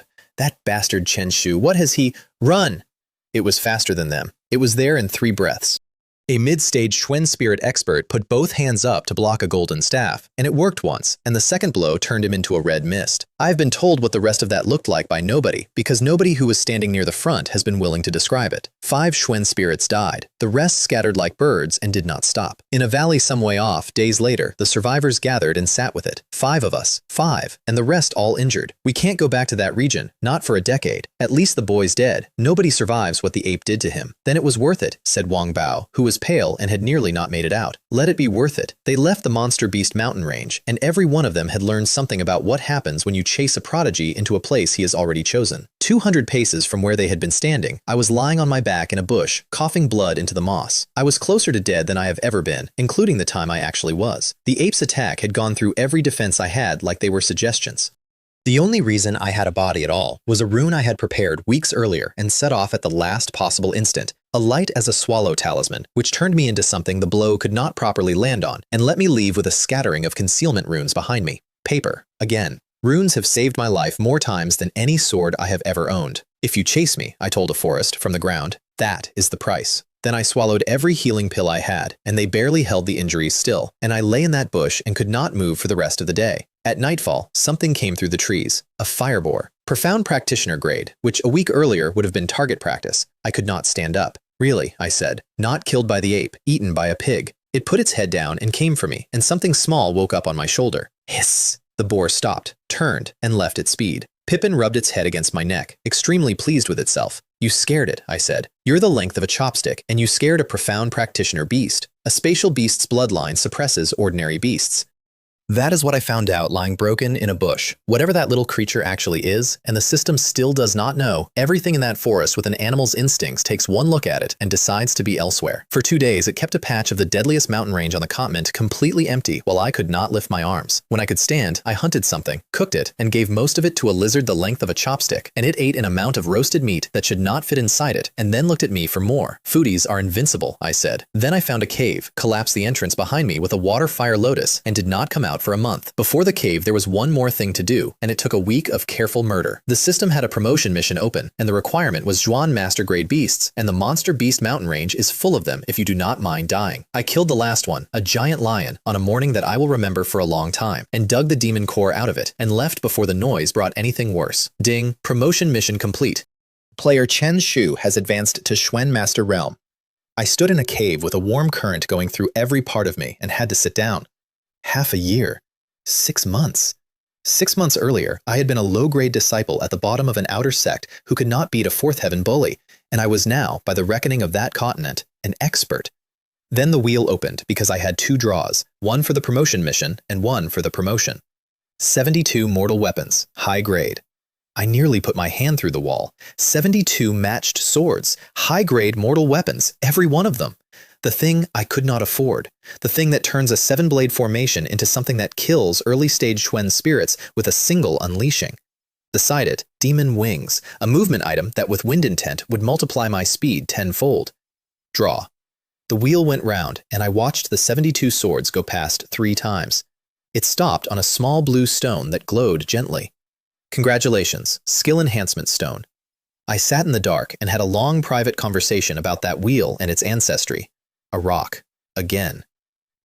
The wheel has given me a rock every single time it has mattered. Then, because you always take the second draw, draw. Slow down, do not turn past 2. It landed on the 72 swords. I jumped up and hit my head on a cave. I want to record that the wheel has now 3 times given me the thing I did not want first and the thing I did want second, and I have never once decided whether it is mocking me or teaching me something. Then I looked at the rock. Skill Enhancement Stone. Upgrades 1 skill, 1 use. Every gamer who has ever lived knows exactly what this item is and exactly how badly it can be wasted. I sat with it for a long time. Wind Wings, for speed, which is already my best thing. The Water Fire Lotus, for power, which has saved my life more times than anything else. And in the end, I chose speed, because I have never once in this world been killed by a thing I could outrun, and because every single time I have nearly died, the answer would have been being somewhere else faster. Confirm enhancement. Wind Wings. Please wait 5 minutes. 5 minutes is a very long time when someone has taken your legs away. Wind Wings, +1. Current speed increased by 50%.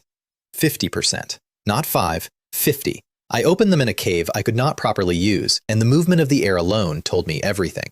The last time I fought Xuan spirit experts, they hunted me for 3 days. If they came for me now, they would spend those 3 days watching my back get smaller. Then I put the 72 swords in the air and spent 10 days failing. That is what nobody tells you about a sword formation. 7 blades was hard. 72 is a different profession. My divine soul could not hold them, and they fell out of the sky over and over, and I had to buy soul-strengthening pills from the system in quantities that hurt. Tens of thousands of points, half of everything I had accumulated, gone into a stat nobody can see. It was worth it, and I say that with my whole chest. Sweep through 1,000 armies. 72 blades came together into one enormous sword and went into a black boulder outside the cave, and the boulder did not crack. It was removed. Then I sealed the cave and ate 1.3 million pills. That is not a joke, and it took most of a month, and it is the single most absurd thing in this entire account. Every high-grade pure essence pill went into a lake that could not be filled, and my true essence climbed, and around the 3rd week, I noticed a problem. My body was starting to come apart, not from injury, from pressure. If true essence is fuel, then the physical body is the tank, and my fuel had gotten so far ahead of my tank that the tank had begun to complain, and if I kept going, it was going to burst. 10,000 Jin of divine power from 3 crimson sunfruits, an indestructible Vajra body cultivated for a year, and it was not enough. That is how far ahead the 9 Revolutions heart method had put me. So I opened the system shop and looked at body refining techniques, and then closed it again. The true form of Pengu, 9,999,000,000 points. Devil King body refining, 546 million. 9 Yang divine body, 456,000. I had a little over 10,000 points. There were techniques I could afford.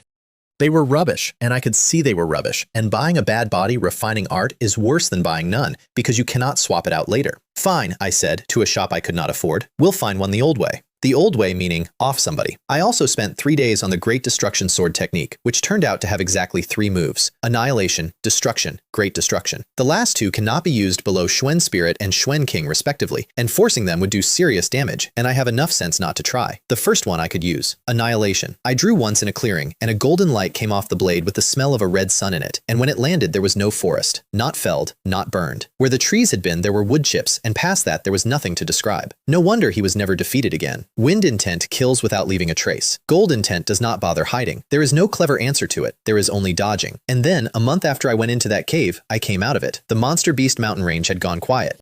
The Sword Emperor's legacy was finished, the crowds had gone home, and Death Valley had become extremely dangerous for reasons nobody could explain, which happens when a place has been thoroughly looted. The story that stayed alive was mine: an enormous explosion, countless dead, double figures of Xuan masters, a group of Xuan spirit experts who chased a boy into the deep range and came back with 5 of their number missing, and the rest injured, and would not say what had happened. Everybody in 3 dynasties now knew a name. I came out into sunlight for the first time in a month, taller, thinner, and so pale I looked like something that had been kept in a jar. I bathed in a stream, hunted something, cooked it, and lay on a warm rock with a small black lizard beside me for an entire afternoon doing nothing at all. "Why won't you grow?" I asked it. It did not grow. It ate an amount of roasted meat that was frankly a physics problem, and it did not grow, and it has still not grown. Then I remembered the corpses, because 5 Xuan spirit experts had died in the Vajra divine apes territory. Xuan spirits carry spirit treasures. A month had gone by. And nobody, anywhere, would go back into that area because they had all watched what the ape did. Nobody except a man who had just gained 50% speed and had never once left a container unlooted. A month, I told myself, on the way in, at night, with sound-dampening runes stuck all over me. It's calmed down by now. It's a good time to collect. That sentence is the single stupidest thing I have ever said, and I would say it again. I found the sites easily because Pippin went ahead and came back and gestured, and Pippin can go through walls. There was a black whip on the ground, low-grade spirit treasure. Pure essence pills scattered across 100 paces, most of them shattered, the ones on the ground slowly evaporating into the air, which physically hurt me to watch. And when I found Pippin again, it was sitting on a rock hugging a bottle it had opened, eating somebody's medicinal pills, with the expression of a creature that has committed no crime. That's a dead Schwann spirit's medicine. It kept eating. Then the ape left. That is the part I did not expect. That enormous aura got up and went, at speed, in the opposite direction, in a hurry. Why, I said, is it in a rush? Because somebody had lured it away deliberately. That was the answer, and I worked it out about 2 minutes too late to be smug about it. 2 people had come into that region that night for exactly the same reason I had, except that they were not looking for spirit treasures. They were looking for my body. Chen Fan and the elder Chen Bo of the Shenglin family, who had a herb that draws beasts away and knew he had half an hour. They had unique family runes on me from the chase, and Chen Bo could still faintly sense them, and they had come back into the most dangerous region in the range to dig up a corpse with a medium-grade spirit treasure, a low-grade spirit treasure, a divine ability that self-destructs like a late-stage Schwann master, and 2 concepts on it. I want to be fair to them. That is a reasonable amount of risk for that reward. They split up to search. "Who's there?" said Chen Fan, into the dark, with the specific unease of a Schwann master who has sensed something and cannot find it. "Come out." I came out. "You're from the Lin family. Haven't you been looking for me? You're Chen Shu? You're not dead." "Obviously not. Otherwise, how would I be talking to you?" I looked at him. "Your family really is shameless. It explains what you did back then." And then he made a decision that tells you everything about the Shenglin family, which is that instead of calling for his elder, he decided to take me himself and keep the credit. "Ha! I came looking for a corpse and it walked out on its own. You deserve to fall into my hands." He drew the cloud-piercing sword. It is a beautiful art, actually. Countless points of cold white light in the dark, and at night, at close range, it is amplified. And he was completely certain. His sword went through me and there was no blood, because there was no me. Just a shape coming apart like glass. An afterimage, too slow. He turned around and saw several red suns. Annihilation! He did not leave a body. There was nothing left to leave one with. I stood there with chasing wind in my hand, feeling slightly unsettled, because I had expected to have to work for that. So that's the gold intent. He couldn't take one strike. Then I looked at his tattered clothes on the ground and had an idea, and smiled in a way that I am told is unpleasant. Chen Bo arrived at speed. He had lost his nephew's presence from his senses entirely, which does not happen slowly, and he came in following the last trace with his aura up. He's actually dead. He smelled the blood. He saw a dark shape in the bushes. He grabbed for it and found a set of empty clothes. The clothes. It's a sword chi came out of the shadows on every side of him, swift as wind, and did not release its power until it was already past his guard. Even at his speed, his protective aura broke, and he came away covered in his own blood. Wind intent. You're Chen Shu. You're supposed to be dead. Old thing. Schwen spirit indeed. My wind intent only managed to hurt you. Then he stepped out of the shadow properly, and I saw the problem. Schwen armor. Jet black. Over his whole upper body. It is a level above protective aura, and not every Schwen spirit can condense one, and most who manage it are at great perfection. No wonder Wei Hua died so fast. It was you. He laughed with blood on his teeth. You're strong, but you will never break my Schwen armor. Just armor, I said. Give me a moment. Then I turned the lights out. Wind wings at 50% more than the last time he saw me, at night, in a forest. He never located me once. He swung at empty air and swore at it. His speed, faster than before. I can't even find a trace. Storm. The improved storm is not the storm he remembered. Sword chi lotuses opened across the whole clearing and detonated on him one after another, and his armor rang like a bell and rippled, and a Schwen spirit expert of a great clan was being pushed around a forest by a profound practitioner and could not do anything about it. How does a man improve that much in 1 month? It isn't possible. You had a lot of fun chasing me. Do you remember? Then a red sun came up in the middle of the night. Gold intent. He dodged it, and it still left destruction all over his armor, and cracks opened in it, and the cracks closed, and I watched him spend true essence he did not have to spare keeping them closed. The Schwen armor is made out of true essence, and it eats it continuously, and he had been paying for it since the fight started. This can't continue, he said to himself, backing away. If I can force him out, I can turn this. Then he did the thing that made me respect him, which was to stop trying to win the fight he was in and start a different one. Azure Dragon, great seizing hand! The pressure came out of the shadows from every side at once, and my whole field of vision filled with Azure Dragons. I put a storm up and caged them, and the cage held. You've been tricked. One dragon came through my own golden sun from behind, passed straight through, and hit me. Not damage, something worse. My head went strange, my speed died, and I appeared, standing still, visible, in the middle of a clearing. The Azure Dragon great seizing hand at major achievement causes a few breaths of dizziness. For an expert, a few breaths is the entire fight. The secret arts of the Shanglin family are beyond something like you. He was smiling for the first time. Azure Dragon slash. 5 dragons split into 4 and came at me from left, right, above, and below. Sweep through 1,000 armies. 72 swords came off my back at once. He had never felt danger before that moment. I watched it arrive in his face. The formation blew the dragons out of the air and came down through his chest armor and out the other side, and he went across the clearing into a tree with a hole in him. He got up anyway, because Xuan spirits do, and pulled out a teleportation talisman, and it lit up yellow. Azure Dragon, great seizing hand. A dragon came out of the void realm and bit the talisman out of existence, and then I was standing in front of him. Sword Chi went in and took his Dantian apart, and every scrap of true essence he had went out of him into the air. He aged in front of me. That is not poetry. A Xuan spirit expert has a 300-year lifespan, and it is held up entirely by cultivation. And when I destroyed the foundation, the whole structure came down at once and left a man who looked a century old, pinned to a tree by his own sword, which I had taken off him on the way past, and which was a high-grade spirit treasure, thank you very much. That is the 6th. How do you know our family's secret technique? I had used the Azure Dragon great seizing hand on him. I had watched it once and used it back at him inside 2 minutes, which is the sort of thing the system makes possible and which I have never been able to explain to anybody. He looked at me for a while, and then he said the thing that ended the episode. You're a descendant of the branch we drove out.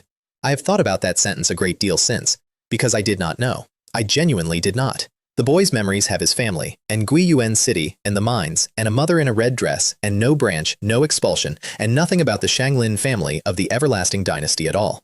5 years ago, the Lin family of Guiyuan City was the strongest family in that city. Its shops got smashed and its experts died, and everyone agreed it was because a spoiled son climbed a wall. And here was an elder of the Shanglin family, dying, looking at my face and recognizing it. The branch we drove out. You guessed right, I said. There's no prize. I never imagined the branch we kicked out would produce a genius like you. He laughed, and it was bitter and genuine. So it's fate after all. So you knew then. All of you knew this day was coming. The only thing you got wrong was how soon. He did not argue with that either. Then he grinned at me with blood on his teeth. But I'll take you down to hell with me.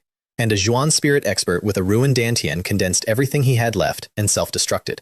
The clearing went flat, fire went up past the treetops, and it killed a clone. I had put a clone in front of him from the moment he saw me. 1/3 of my power, no real offense, and completely expendable, and it had done the whole conversation for me while I stood in the dark 8 paces away. He never once suspected. So they teach self-destruction, I said, walking out of the trees. Noted. Developing the clone technique was the smartest thing I ever did.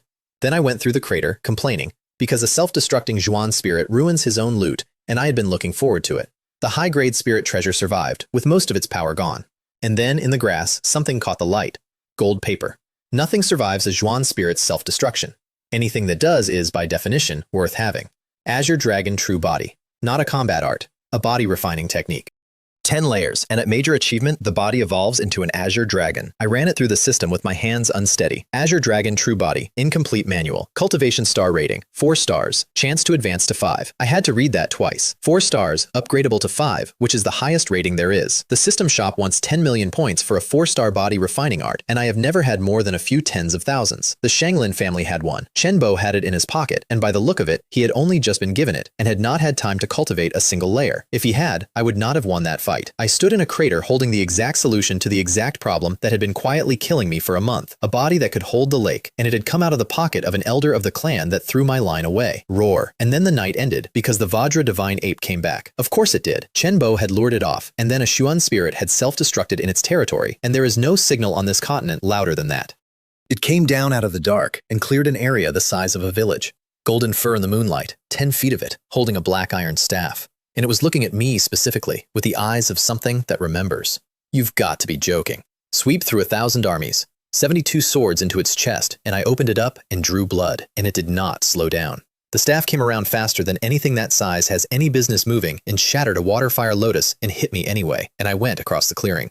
Clone technique. 2 of me, 1 in front, 1 behind. Storm from one side, golden suns from the other. 2 concepts working at once, and the ape stood in the middle of it, bleeding and roaring, and then, and this is the part that frightened me, it looked at both of us, correctly identified which one was the copy, and went for the clone. It was not a beast fighting, it was thinking. Water fire lotus underneath it to trap it. Sweep through 1,000 armies again. Annihilation. Again.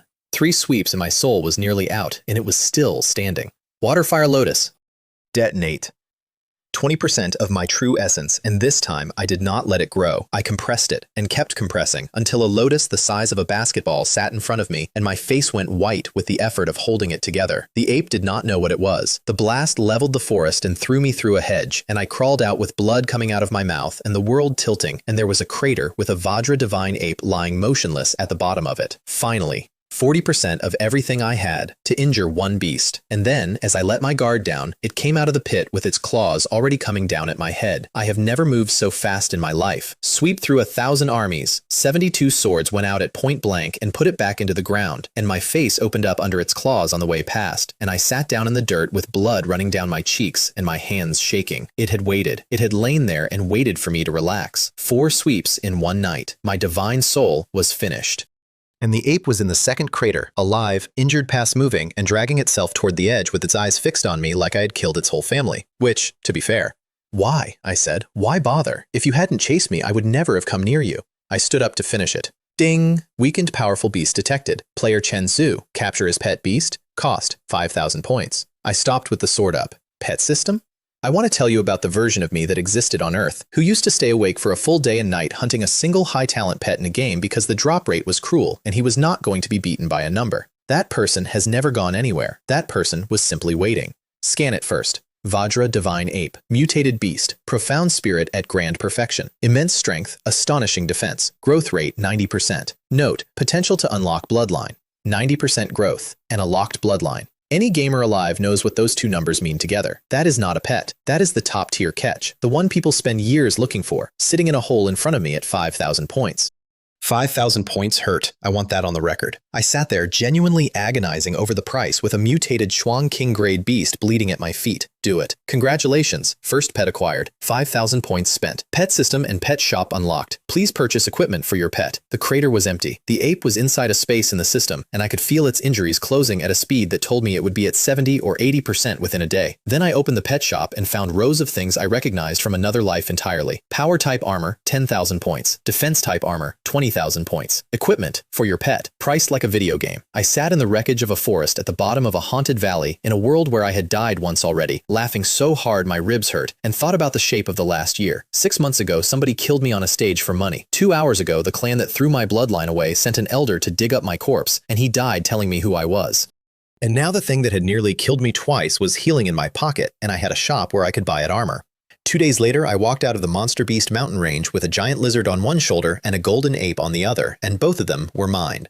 The ape turned out to have a personality once the system took it in. Actual intelligence, actual opinions. I named it Goliath after a film I watched a very long time ago on a planet nobody here has heard of, and I am not going to explain the joke to anybody, ever. I did not stop to celebrate. I put the first layer of the Azure Dragon True Body on, which took the rest of my time in those mountains and nearly beat me. A 4-star body refining art fights you the whole way, and I only managed it because of the dragon flesh I ate a year ago and the fruits before that. 1 layer. Scales in a few places, no more. And it was already tougher than the Water Fire Lotus, and the thing that had been quietly killing me, a body that could not hold the lake, simply stopped being a problem. Meanwhile, a very long way away, in the capital of the everlasting dynasty, a man was running through the halls of the Shanglin family with 2 objects in his hands. Clan Chief, Elder Chenbo's soul bead, and Deacon Chen Fan's, both shattered, not long ago. The Shanglin family keeps soul beads for its core members. When the person dies, the bead breaks. There is no ambiguity and no delay. 2 fist-sized beads, clear as crystal, both in halves, the last trace of what was in them already gone into the air. Chenbo is dead. You're certain? In that room sat Chen Guang, who is an elder with a sinister look about him, and across from him the current clan chief of the Shanglin family, Chen Chang, who has held that chair for 100 years. I know Chenbo's strength, said Chen Guang. He had not reached grand perfection, but he had condensed Zhuan armor. Unless a grand perfection expert intervened, nobody could have killed him. And Chenbo was not a man who went looking for trouble. There is something strange here. Continue. They went to the Monster Beast mountain range for the Sword Emperor's legacy. It was taken by an outsider. Gang came back devastated and has gone into seclusion. If I'm not mistaken, whatever happened to Chenbo happened there. Chen Chang stood up. He was not angry. That was the part that mattered. Chen Bo is dead. Go down and settle his faction. A pause. As for who did it, I will trouble you to go yourself and find out. It seems the Shanglin family has been quiet for too long, and everyone has forgotten we exist. And Chen Guang, who has been doing this for a very long time, understood exactly what he had been told. Somebody had raised a hand against the Shanglin family. Find out who. Then remove them, thoroughly, in a way that reminds the entire dynasty why nobody used to do this. Give the order, said the clan chief on his way out. Nobody disturbs Gang. If he breaks through to Xuan's spirit within 6 months, this dynasty war will give the Shanglin family a new peak. They will look for a Xuan spirit expert, possibly an old grudge, possibly a rival clan. They are not going to find one because there isn't one.